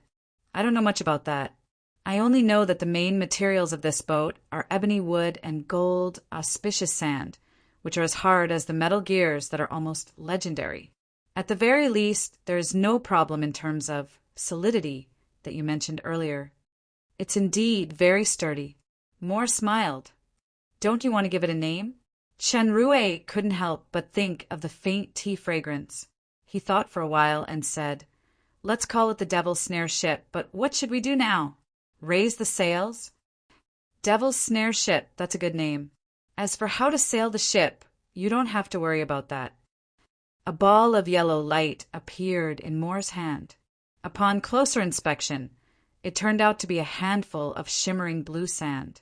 The sand flew out of Moore's hand and quickly spread to the entire deck. Subsequently, the sand slowly gathered into human figures. After the light dissipated, 30 blue sandmen made of sand appeared in front of Chenrue. The density of these sandmen's bodies was extremely high, and they looked extremely sturdy. Their strength was at higher demon. Moore clapped his hands, and a white light appeared in the dull eyes of the sandmen, as if they had been given a soul. They began to split up and get busy, such as raising the sails, steering the helm, looking out, guarding, and so on. The division of labor was very clear, as if they were an experienced and tacit team. Dodo stared at these sailors that appeared out of thin air in a daze. He couldn't close his mouth for a long time. Chenrue also understood why Moore was so calm. These are Earth elementals made of sea blue sand. They have special abilities in ship navigation. In fact, thanks to the power of fertile yuan soil that you gave me last time, otherwise I can't complete the transformation so easily. Chenrue smiled and made a please gesture. Then, "Sir Captain, please start our voyage." As Moore said, the Sandmen had a special talent in sailing. They completed all kinds of work in an orderly manner. Moreover, Moore had a special element sensing. Combined with his inherited memory, he could lock on the direction with the strongest water element, so he wouldn't get lost in the vast sea. With this king and those underlings, Chenrue only needed to sleep peacefully in the cabin's guest room. Dodo was also curious about the sea. It was fine when they first entered the sea, but as the sailing distance increased, they saw the vast sea around them. They couldn't even see a place to dock. It was completely different from inland river navigation. The slime gradually developed a kind of fear. In addition, it was difficult to adapt to the swaying of the ship, so he felt very uncomfortable. He often had a bitter face, and even his appetite was greatly reduced. Chenrue didn't have discomfort, such as seasickness. The long and boring voyage on the sea was nothing to him. When he trained in the training ground of the super system, it was easily 100 days and he was alone. Besides, he now had a friend like the Earth Elemental King by his side. The Earth Elemental King carried the memory inheritance of previous generations. His knowledge and experience were extremely rich. During the conversation, Chenrue learned a lot of things. It could be said that he benefited a lot. Unknowingly, 3 days passed. At noon, Chenrue had just finished lunch and was talking to Moore on the deck. The Sandmen on the lookout hurriedly rushed to report to Moore. They seemed to have discovered an abnormal situation. The elite Earth Elemental's learning ability was very strong. They could easily master the common language of the demon realm, but the Sandmen were still a relatively low-level elemental body, so they could only use the elemental language. Fortunately, Chinrue had analytical eyes, so he could understand the meaning. The Sandmen reported that through the magic observation mirror, they found 3 ships in front. Chinrue heard from Moore that the Dead Sea contained immeasurable rich resources. Alchemy materials alone could bring huge benefits, so many merchant ships took huge risks to travel on the sea. Originally, Town Lupin, the southernmost part of the Blue Lava Estate, was a prosperous town near the sea. It gathered many merchants and seafarers who came and went for trade. It was also the largest economic source of the Blue Lava Estate. However, about a year ago, Town Lupin suffered a devastating blow. All the creatures were slaughtered by unknown forces, and it became a dead town that everyone was terrified of. Chinrue was very clear about the root cause of this incident. In order to recover from the injuries of the elemental war, the Dark Elemental King Hegel looked for 3 sources of darkness and used a large number of creatures as sacrifices to repair his body. Town Lupin was the 3rd source of darkness. For this, Hegel cruelly killed all the creatures. It also involved the conspiracy of the Blue Lava Lord at that time and a mysterious man who needed the dark element power to break through the bottleneck. After this disaster, Town Lupin was almost unable to recover. Later, the acting lord, Sumin, blamed all the sins on the evil deeds of the former lord. He spent a lot of money and effort to revitalize Town Lupin and formulated a series of favorable measures, such as reducing tax rates and safety protection. Under the temptation of the huge benefits of marine resources, Town Lupin began to slowly recover. The number of ships on the Dead Sea gradually began to increase. Continue to observe. More ordered. Crew members be on guard. Gunners in position. Get ready for battle at any time. Chinrue frowned. Is it a pirate ship? Not only on the original Earth, but also in this world, piracy was also a very ancient crime industry. Since ships sailed, there had been pirates. The disaster of Town Lupin almost destroyed the entire food chain, which once made the pirates unemployed. With the recovery of Town Lupin, the bandits on the sea began to be rampant again.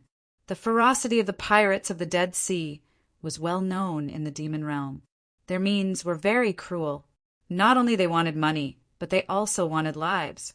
They usually did not leave anyone alive. Not necessarily, it's better to take precautions.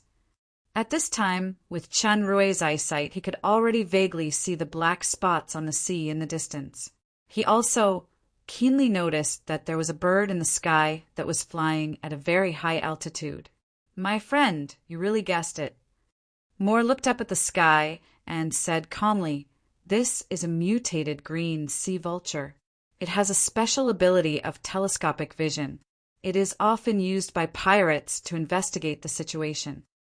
The Sandmen were beginning to emit red magic signal lights according to the rhythm, which was equivalent to a long-distance communication language at sea. However, the other party didn't seem to see it. The 3 ships spread out in a shape and sailed toward this side quickly. On the largest ship that sailed over, a blue-skinned, skinny guy with fins behind his ears cast a display magic in his hand. It was exactly what the green sea vulture saw. He shouted excitedly, "Brothers, come and take a look at this ship! I have never seen such a luxurious ship. It is even bigger than our black spider ship. There must be a big fat sheep on the ship. I can't see the specific situation on the ship as it is obscured by the protective magic, but there should be a lot of goods and black crystal coins. Maybe there are beautiful women." Another cold voice rang out, "All right, keep your spirits up. It should not be an ordinary businessman who owns such a ship. Send a signal to the Iron Hook ship and the Blood Moon ship to start the water magic pump and move forward at full speed. Make sure to do it cleanly and beautifully later. This is close to the area of the sea monsters, so we can just push the blame to them. If we can have a satisfactory harvest this time, I will take everyone to the dark moon, to the blue lava city, to have a good time." The one who spoke was a fierce-looking great demon with a hideous scar on his face. He was wearing a dark silver armor. As soon as this sentence came out, all the pirates cheered. Yes, Captain Joseph. The 3 pirate ships quickly approached. At this moment, the fat ship suddenly flashed with a strong light, and a white beam of light shot out. The iron hook, which was at the forefront, did not have time to activate its defensive magic and was hit. The whole ship was torn apart by the terrifying energy. Wherever the power reached, whether it was pirates or facilities, they turned into particles and disappeared without a trace.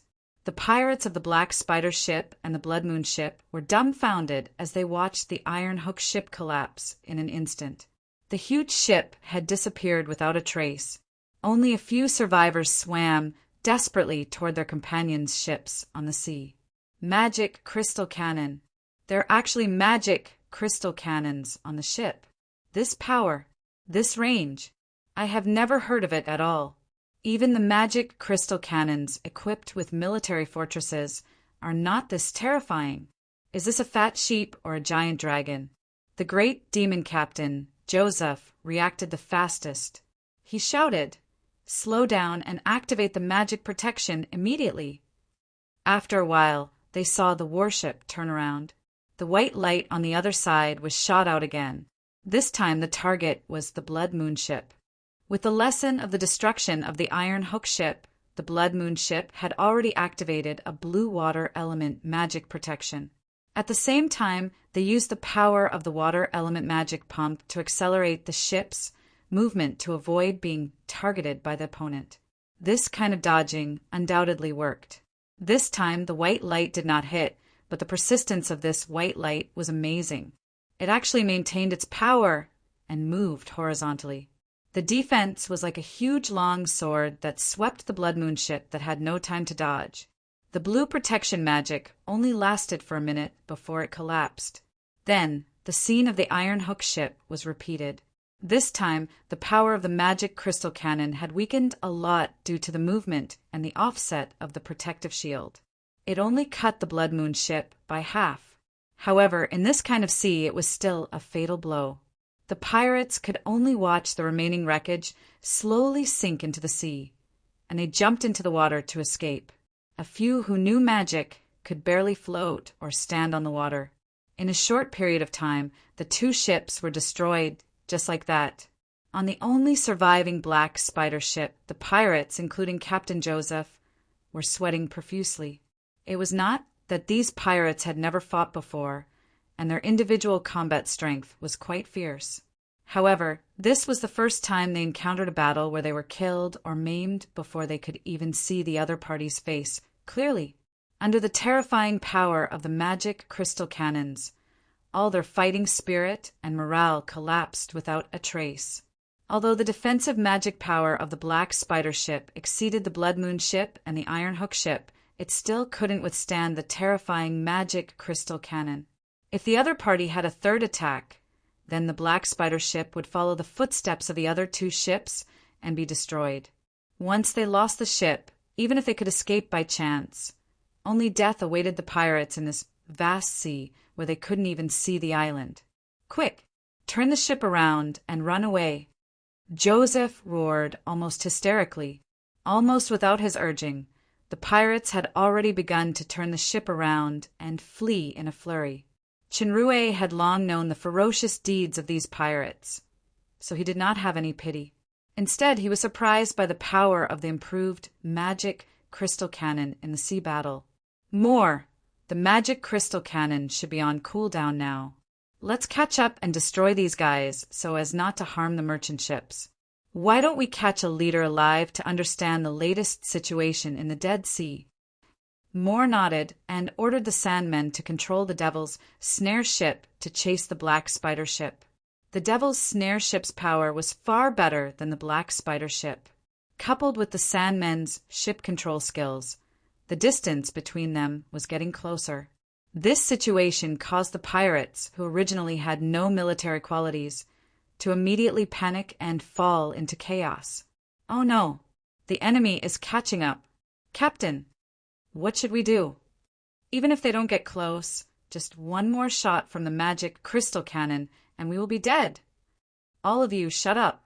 Great demon Joseph took out a long saber and shouted while gritting his teeth. Go to the sea beasts area. If these bastards still refuse to let go, we will perish together. Chapter 590. On the sea, a dark red ship was sailing desperately, and a black ship was chasing closely behind it. If it weren't for the black spider flag fluttering on the dark red ship, no one would have thought that this ship that was being chased was actually the notorious pirate ship of the Dead Sea, the Black Spider ship. The cold sweat of the captain of the Black Spider ship, Joseph, had been blown dry by the sea breeze, but he was shocked. I thought I encountered a big fat sheep, but I didn't expect it to be a giant dragon bearing its fangs.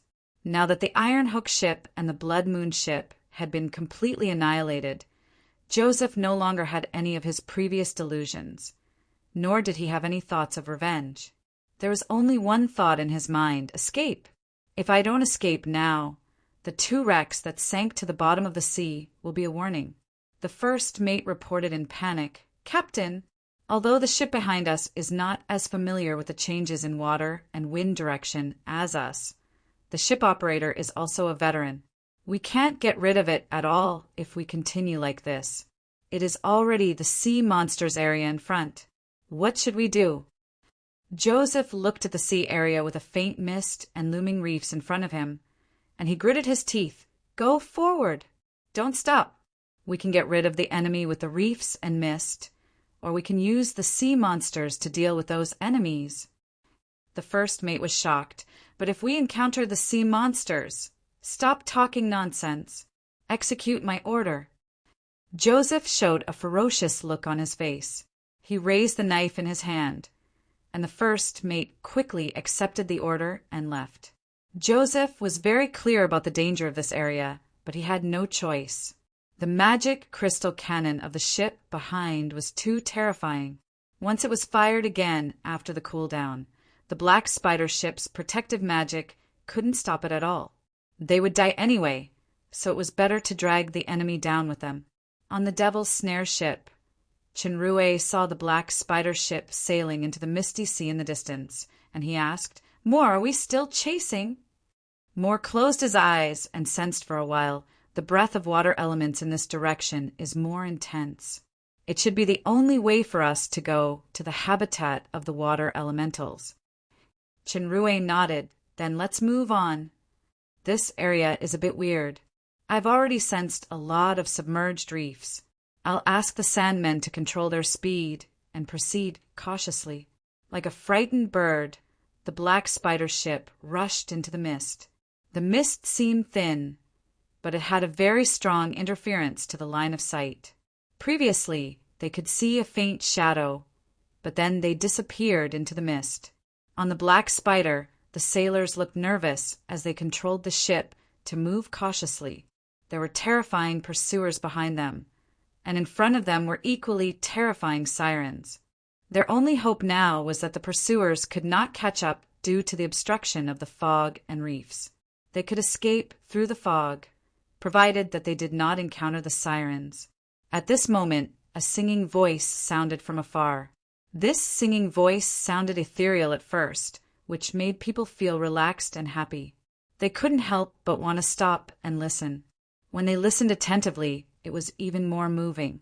Their entire mind and even their soul were immersed in it. They couldn't extricate themselves. Joseph's strength was the peak stage of the great Demon King, only one step away from the Demon Emperor.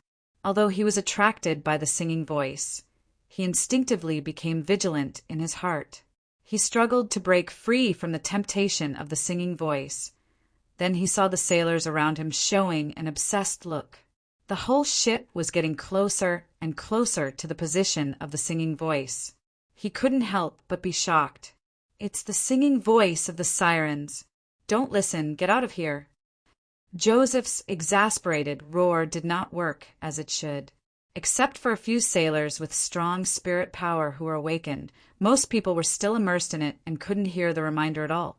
Joseph was shocked and angry. He slashed a few people with his sword, but he still couldn't wake the sailors up. He kicked the sailor at the helm away and steered the helm himself. Rocco! Raise the auxiliary sail. Taylor! Use the explosive magic pump to advance urgently. Let's get out of this damn place first. Those people quickly began to move, but the beautiful, singing voice lingered in their ears. Even if they blocked their ears, it was useless. Everyone's eyes began to gradually lose focus again. As Joseph was cursing and about to activate the emergency propulsion, he suddenly felt that the light had dimmed. Joseph looked up and saw dense black shadows appearing in the sky. He couldn't help but be terrified. Countless shadows, flapping their wings, swooped down toward the black spider ship. Exclamations, tremors, and screams were like the notes in the moving movement. Soon, everything returned to tranquility. Only the melodious voice of nature was still there. The mist seemed to have a special effect. Chinrue and more on the Devil Snare ship didn't know what happened to the black spider ship. They were still moving forward cautiously. After sailing for a while, Chinrue suddenly felt a faint sound in his ears. It seemed to be singing. Although it was vague, it had a strange attraction that made people want to listen more clearly. The Earth Elemental King looked enlightened. It turns out that this is their habitat. As Chinrue was about to ask, the singing voice gradually became clear. The voice was beautiful and moving. Although there was no music accompaniment, it was as beautiful as the sounds of nature. While Chinrue marveled at the beauty of this singing voice, he was keenly aware of a strong, bewitching power. This power was a bit similar to the succubus, but the difference was that the succubus mainly relied on their appearance. This kind of singing voice had already exerted a terrifying, bewitching power before seeing the person. It had a near-fatal attraction to the soul. Its power was far above the succubus talent. Although the singing voice was extremely bewitching, Chinrue was least afraid of this kind of strange power. He had experienced the temptation of the inner demon countless times in refined mind. After obtaining the inheritance of the ancient alchemy civilization, his spirit power had undergone a qualitative change and reached S+, not to mention the god-eating mask that was immune to spirit attacks and the super system that absorbed the invading spirit power. Chinrue nodded and praised. Very beautiful singing. This reminds me of a legend in my hometown. What kind of creature sang this? We are entering the area of the sirens. The Earth Elemental King looked at Chinrue. This is the singing voice of the sirens. They have a special bloodline talent. The beautiful singing voice contains a powerful spiritual bewitching power that can even affect the soul. Soul-mutated ones can even use the voice to create a powerful illusion, making the listener lost in it and unable to extricate themselves. Unfortunately, in the ears of the elementals, these sounds are no different from the whistling sea breeze. Sirens? Chinrue's eyes lit up. One of the two materials needed for Garadam's advancement was the siren's heart. Although the most important purpose of coming to the Dead Sea this time was to treat Isabella, he definitely couldn't miss it, since he encountered the sirens. The singing voice of the sirens is fatally attractive to ordinary people. But there are two sides to everything. This singing voice can also cleanse and temper the soul power of the listener. My friend, I can sense that the spirit power you possess has almost reached the level of the peak stage of the demon overlord. However, due to the lack of understanding of the real demon overlord level, your spirit power can't really compare with the peak stage of the demon overlord in terms of quality.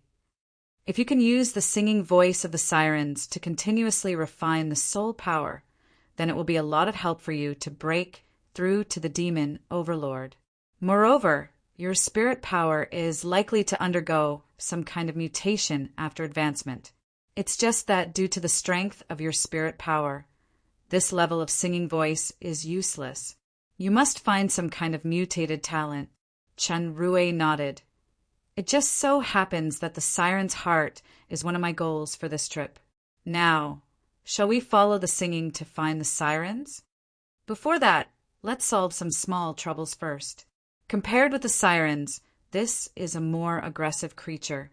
They are called harpies. The harpies are also known as the harpy witches. They have a fierce and cruel temperament. They like to use the bones of the attacked as a symbol of their territory.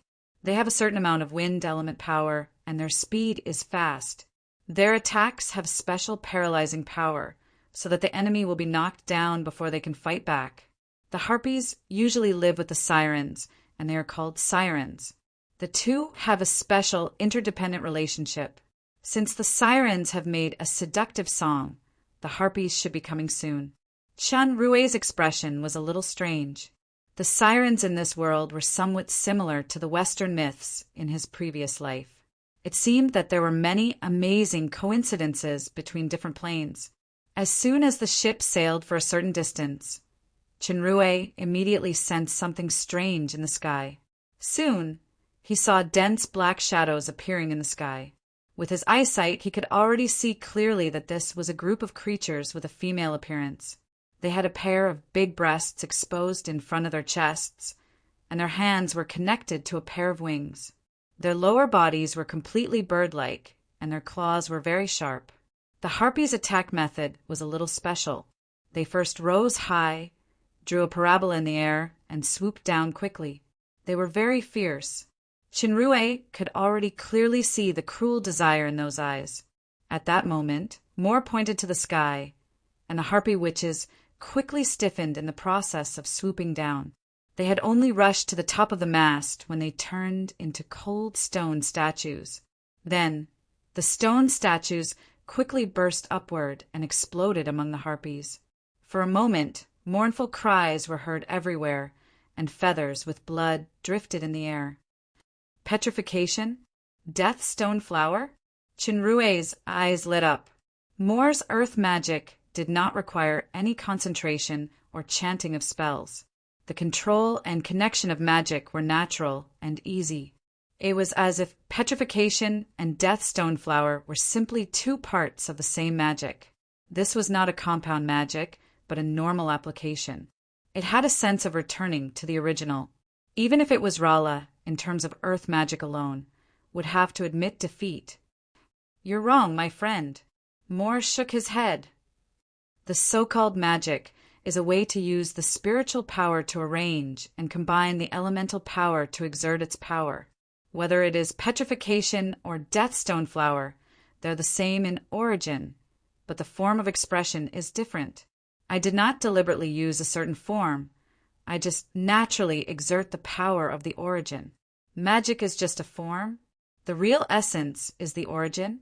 Chinrue faintly understood something. The Earth Elemental King saw Chinrue's expression.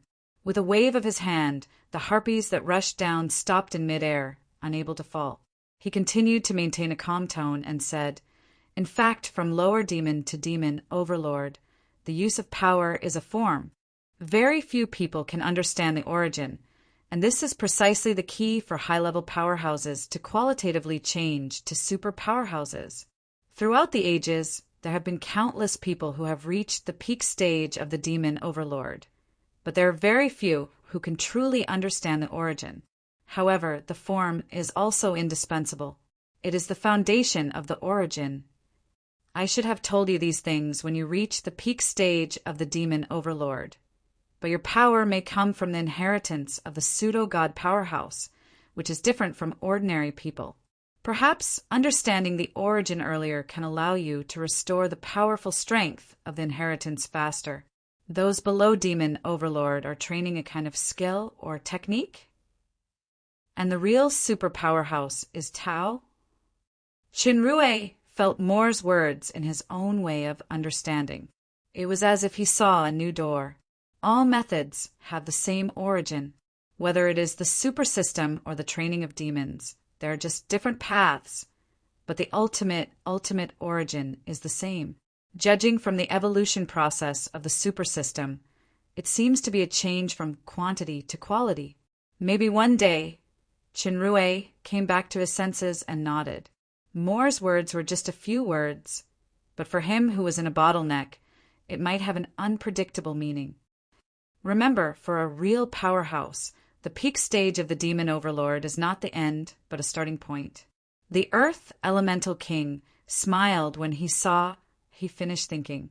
Only then did Chinrue realize that the harpy witches were gone, but he vaguely heard the panicked chirping in the distant air. It seemed that they had escaped far away. He initially wanted to practice, but Moore booked the whole place. Moore saw through his mind and shook his head. Aren't you going to look for the siren's heart? The harpy witches are creatures with a strong vengeance. Even if they are scared away by my power, they will not really give up. I believe we will encounter more enemies ahead, but I need to remind you that the siren's heart is the life crystal on the forehead of the sirens. After losing it, their vitality will be greatly damaged.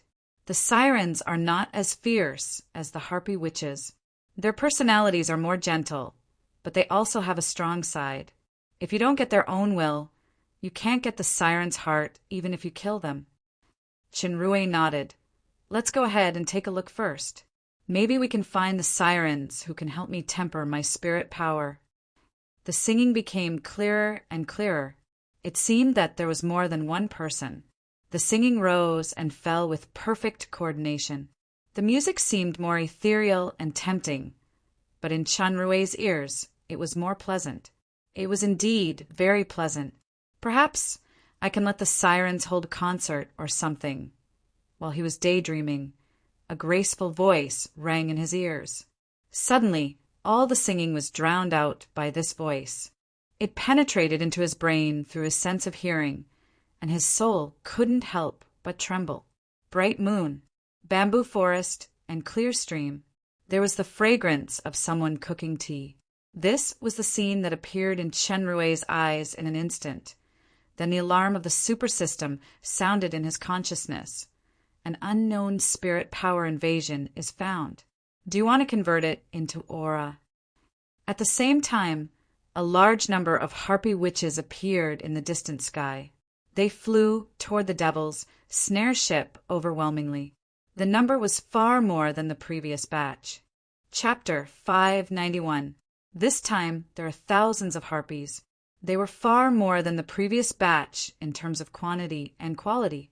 Although Moore had shown powerful strength, the harpies had a vengeful character. The previous retreat was not to escape, but to gather their companions. After the harpies gathered more and stronger companions, they rushed to the enemy again amidst the seductive singing of the sirens. The graceful singing had a strong soul charm, even with Chinrue's current strength. This singing also caused a strange illusion. But soon he broke free from the illusion, but his eyes were full of strange colors. The singing of this siren could actually make his soul throb and cause hallucinations. It should be the mutated talent that the Earth Elemental King mentioned. If he could capture this siren, then not only could he get the siren's heart, but he could also refine his soul power. If it really didn't work, he could use the god-eating mask to turn it into a puppet that obeyed his orders. However, both puppets were useful now. One was Nesta, who was in charge of the Dark Moon, who was responsible for the training and formation of the Cavalry Legion. The other was Loki, who was in the fallen angel capital, who secretly protected Alice. Loki was the deputy general under Jurgle Fortress, Brock. In the future, he might even serve as a special soldier, so it was hard to choose at the moment. The singing of the siren seemed to have no effect on the harpies. Facing a large group of ferocious harpies, Chinrue thought of the viciousness and cruelty of this creature that Moore said. He calmed down, and a murderous intent flashed in his eyes. Moore, you take care of the devil's snare ship. Leave these guys to me. As soon as he finished speaking, Chinrue's figure had appeared in the air, facing the overwhelming monsters. The wings of ordinary harpies were greenish-brown. Among this large group of harpies, many had orange-brown wings. The vibe they exuded was far better than ordinary harpies. They must be mutated elite leader level. However, due to the large number of enemies, the analytical eyes data changed rapidly, so there was no time to distinguish them one by one. Judging from the feeling, they should be great demon kings, and a few of them faintly revealed the breath of demon emperor.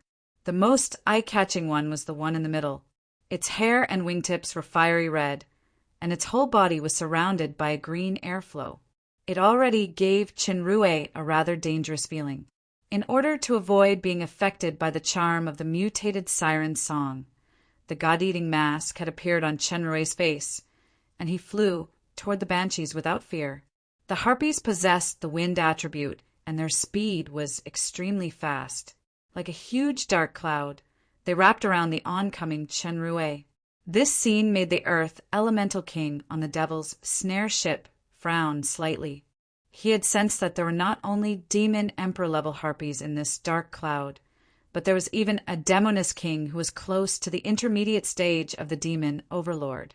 On the surface, Chenrue's strength was the peak stage of the demon emperor, but his spirit power level had reached the demon overlord level. It was impossible that he couldn't sense it. If he wasn't sure, he wouldn't rush forward like that. At this time, there were many slight waves on the sea near the Devil's snare ship. Under the water, a long figure sneaked toward the Devil's snare ship. These movements couldn't escape the senses of the Earth Elemental King, but Moore didn't care about the approaching underwater creatures. But Chenrue, who was surrounded by thousands of harpies in the sky, the dark cloud that made countless screams had wrapped into a huge sphere. It was constantly rotating as if it wanted to twist the enemy inside into nothing.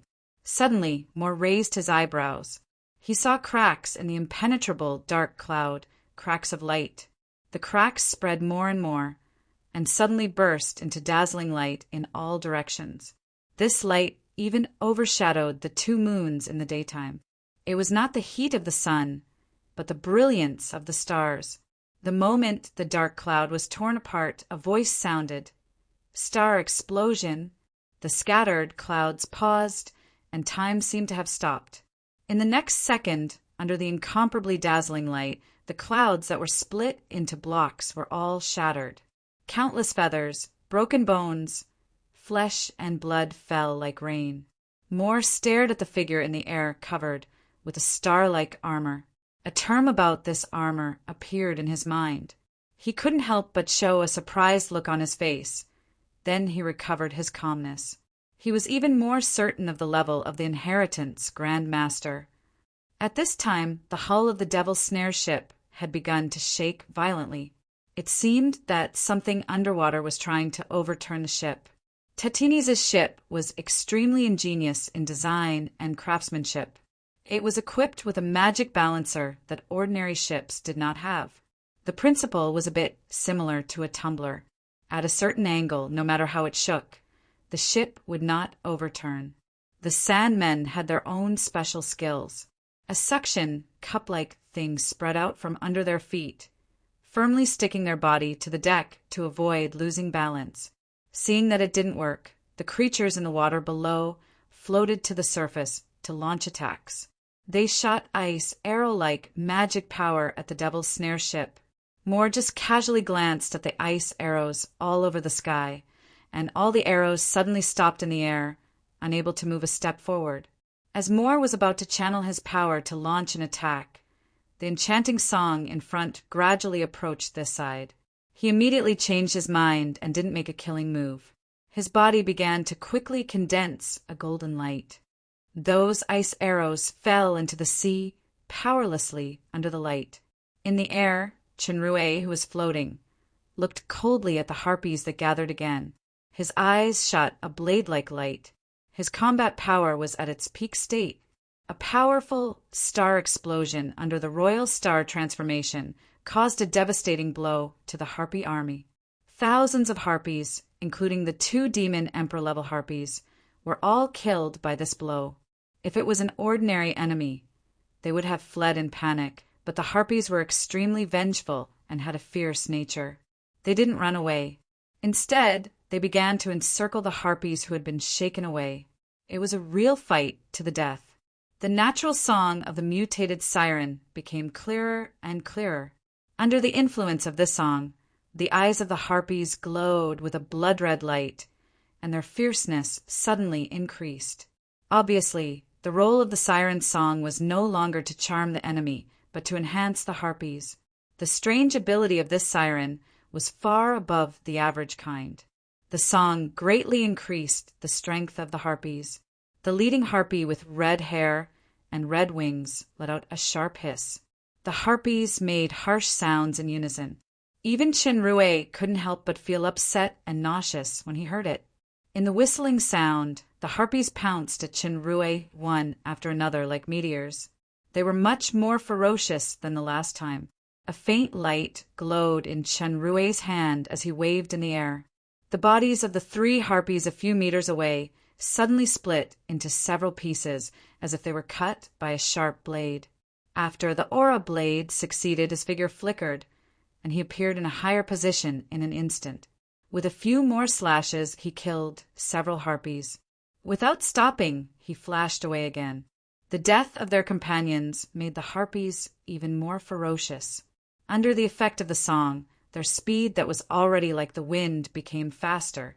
They pounced at Chenrue one after another, especially the Red Banshee King, whose speed was even higher than Chenrue's Royal Star transformation, chased closely with several Demon Emperor elite harpies. The Demon King level harpies could already spray mucus with paralyzing properties.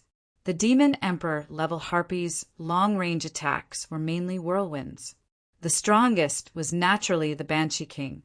Not only could she launch long-range energy bomb attacks, but she could also launch a kind of force field similar to territory. In this force field, the Banshee King's feathers could be shot out like flying knives. Each feather was a deadly blade. It was just that Chenrue's whole body was covered by the star armor, and even his face was wearing the god-eating mask. The feathers could not penetrate the defense of the armor at all. Although the Banshee King chased the enemy all the way, it was difficult to cause an effective blow. Chenrue's guerrilla attack had a strong purpose. After attracting a large number of pursuers, a sonic boom sounded. His entire body suddenly changed its flight route and plunged into the densest group of harpies head-on. In the blink of an eye, within a range of tens of meters with Chenrue as the center, all the harpies' bodies flashed with countless golden lights at the same time. They were like jumping cymbals, but looking closely, they were sharp sword chi that cut at high speed. True Destructive Aura Slash, a group attack skill. Within a radius of 30 meters, all hostile creatures were instantly cut by the high-speed sword chi. It was also a group attack skill. Compared with the indiscriminate shattering of Star Explosion, the characteristic of True Destructive Aura Slash was that the stronger the enemy was, the stronger the sword chi attack would be. However, the more group attack targets, the more power it consumed. Fortunately, Chenrue was now in the Royal Star transformation state, so the power consumption was completely within the bearable range. This kind of group attack skill was extremely sharp. The harpies' bodies were split into countless pieces, and they fell into the sea one after another like hail. The nearby seawater was dyed red by the blood, and countless scattered feathers floated on the surface of the sea. The harpies let out a shrill cry that even overshadowed the siren's song. The red-winged harpies were covered in blood. Her originally decent facial features became distorted and hideous. Sharp fangs appeared in her mouth, and she suddenly pounced on her demon emperor companion. She bit the opponent's neck, and a large amount of blood poured into her mouth. The harpies whose blood was sucked screamed, and they soon turned into a shriveled corpse that fell from the sky. The demoness queen drained the blood of her companions in the same way. Her aura suddenly increased by 10 times, her skin turned dark green, and her body grew taller and larger. Her arms, together with the red wings, separated from her arms. Her curved nails extended to about a meter long, like sharp iron hooks. The Banshee King's fiery, cloud-like wings flapped, and she roared and pounced toward Chenrue. In the blink of an eye, she had already arrived in front of him. Her claws with sharp nails grabbed his head like a phantom. The sound of tearing through the air sounded. It could be seen how fast she was. Chen Rui blocked with his arm in time, only to feel a powerful impact. Since he had no leverage in the air, he was blown away.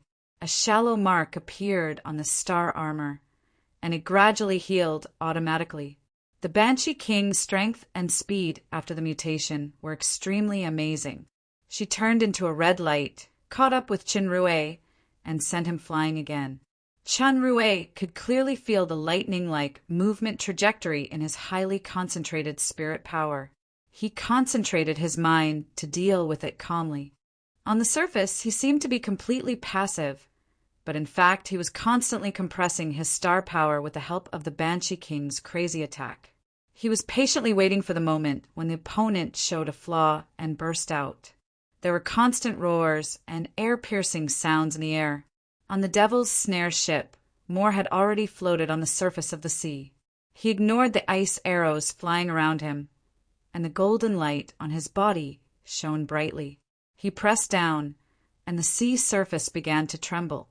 Within the sea area of hundreds of meters, rocks and land emerged at a very fast speed. It turned into an island, incredibly.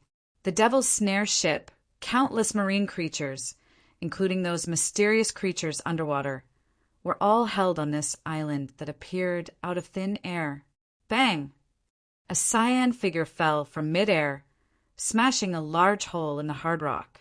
Just as it was about to struggle to get up, a resplendent figure appeared out of thin air and punched the cyan figure's winged back. A large number of cracks quickly spread on the ground nearby, and a huge crater appeared with the cyan figure as the center. The soil in the crater seemed to have been flattened. The green figure was the mutated Harpy Banshee King. Blood flowed all over the ground. Most of this blood was sucked from her companions. Chen Rui's blow completely destroyed her last resistance, and it also caused a strong backlash from that mystic art. The Banshee King's transformation power gradually lost, and she returned to her original appearance. She fell to the ground and lost her combat power for a while. Chen Rui's figure flickered, and he came to Moore's side. He looked at the scene in front of him in surprise. After the Banshee King transformed, she only had the strength of the intermediate stage of the demon overlord. Moreover, the Harpy was closer to the demonic beast category. Compared to the demons or humans, her territory power was not complete. Chen Rui was not complacent about defeating the Banshee King, but he was taken aback by the island that appeared out of thin air. More this. Chen Rui looked at the Earth Elemental King dumbfoundedly. This is not a river, but a deep sea. Isn't it a bit too beastly to make an island just like that? I remember in the myth of Dayu's flood control in my previous life, there is a kind of automatically growing living soil. Could it be that Brother Moore is also a time traveler? Remember our conversation on the ship yesterday afternoon? I said that with me here, you shouldn't drown. Seeing the Earth Elemental King's indifferent look, Chen Rui was a little speechless. Indeed, with you here, I won't drown even if I'm smashed to death by stones. What surprised Chen Rui was not only the island that appeared out of thin air, but also the creatures struggling on the island. These creatures seemed to be female. Their naked upper bodies were no different from normal women, but the half of their bodies below the navel were in the shape of a fish. This familiar creature surprised Chen Rui. Since he was a child, he had read fairy tales about her. He couldn't help but blurt out, "Mermaid." "My friend, their names are sirens." The Earth Elemental King corrected Chen Rui's address mistake.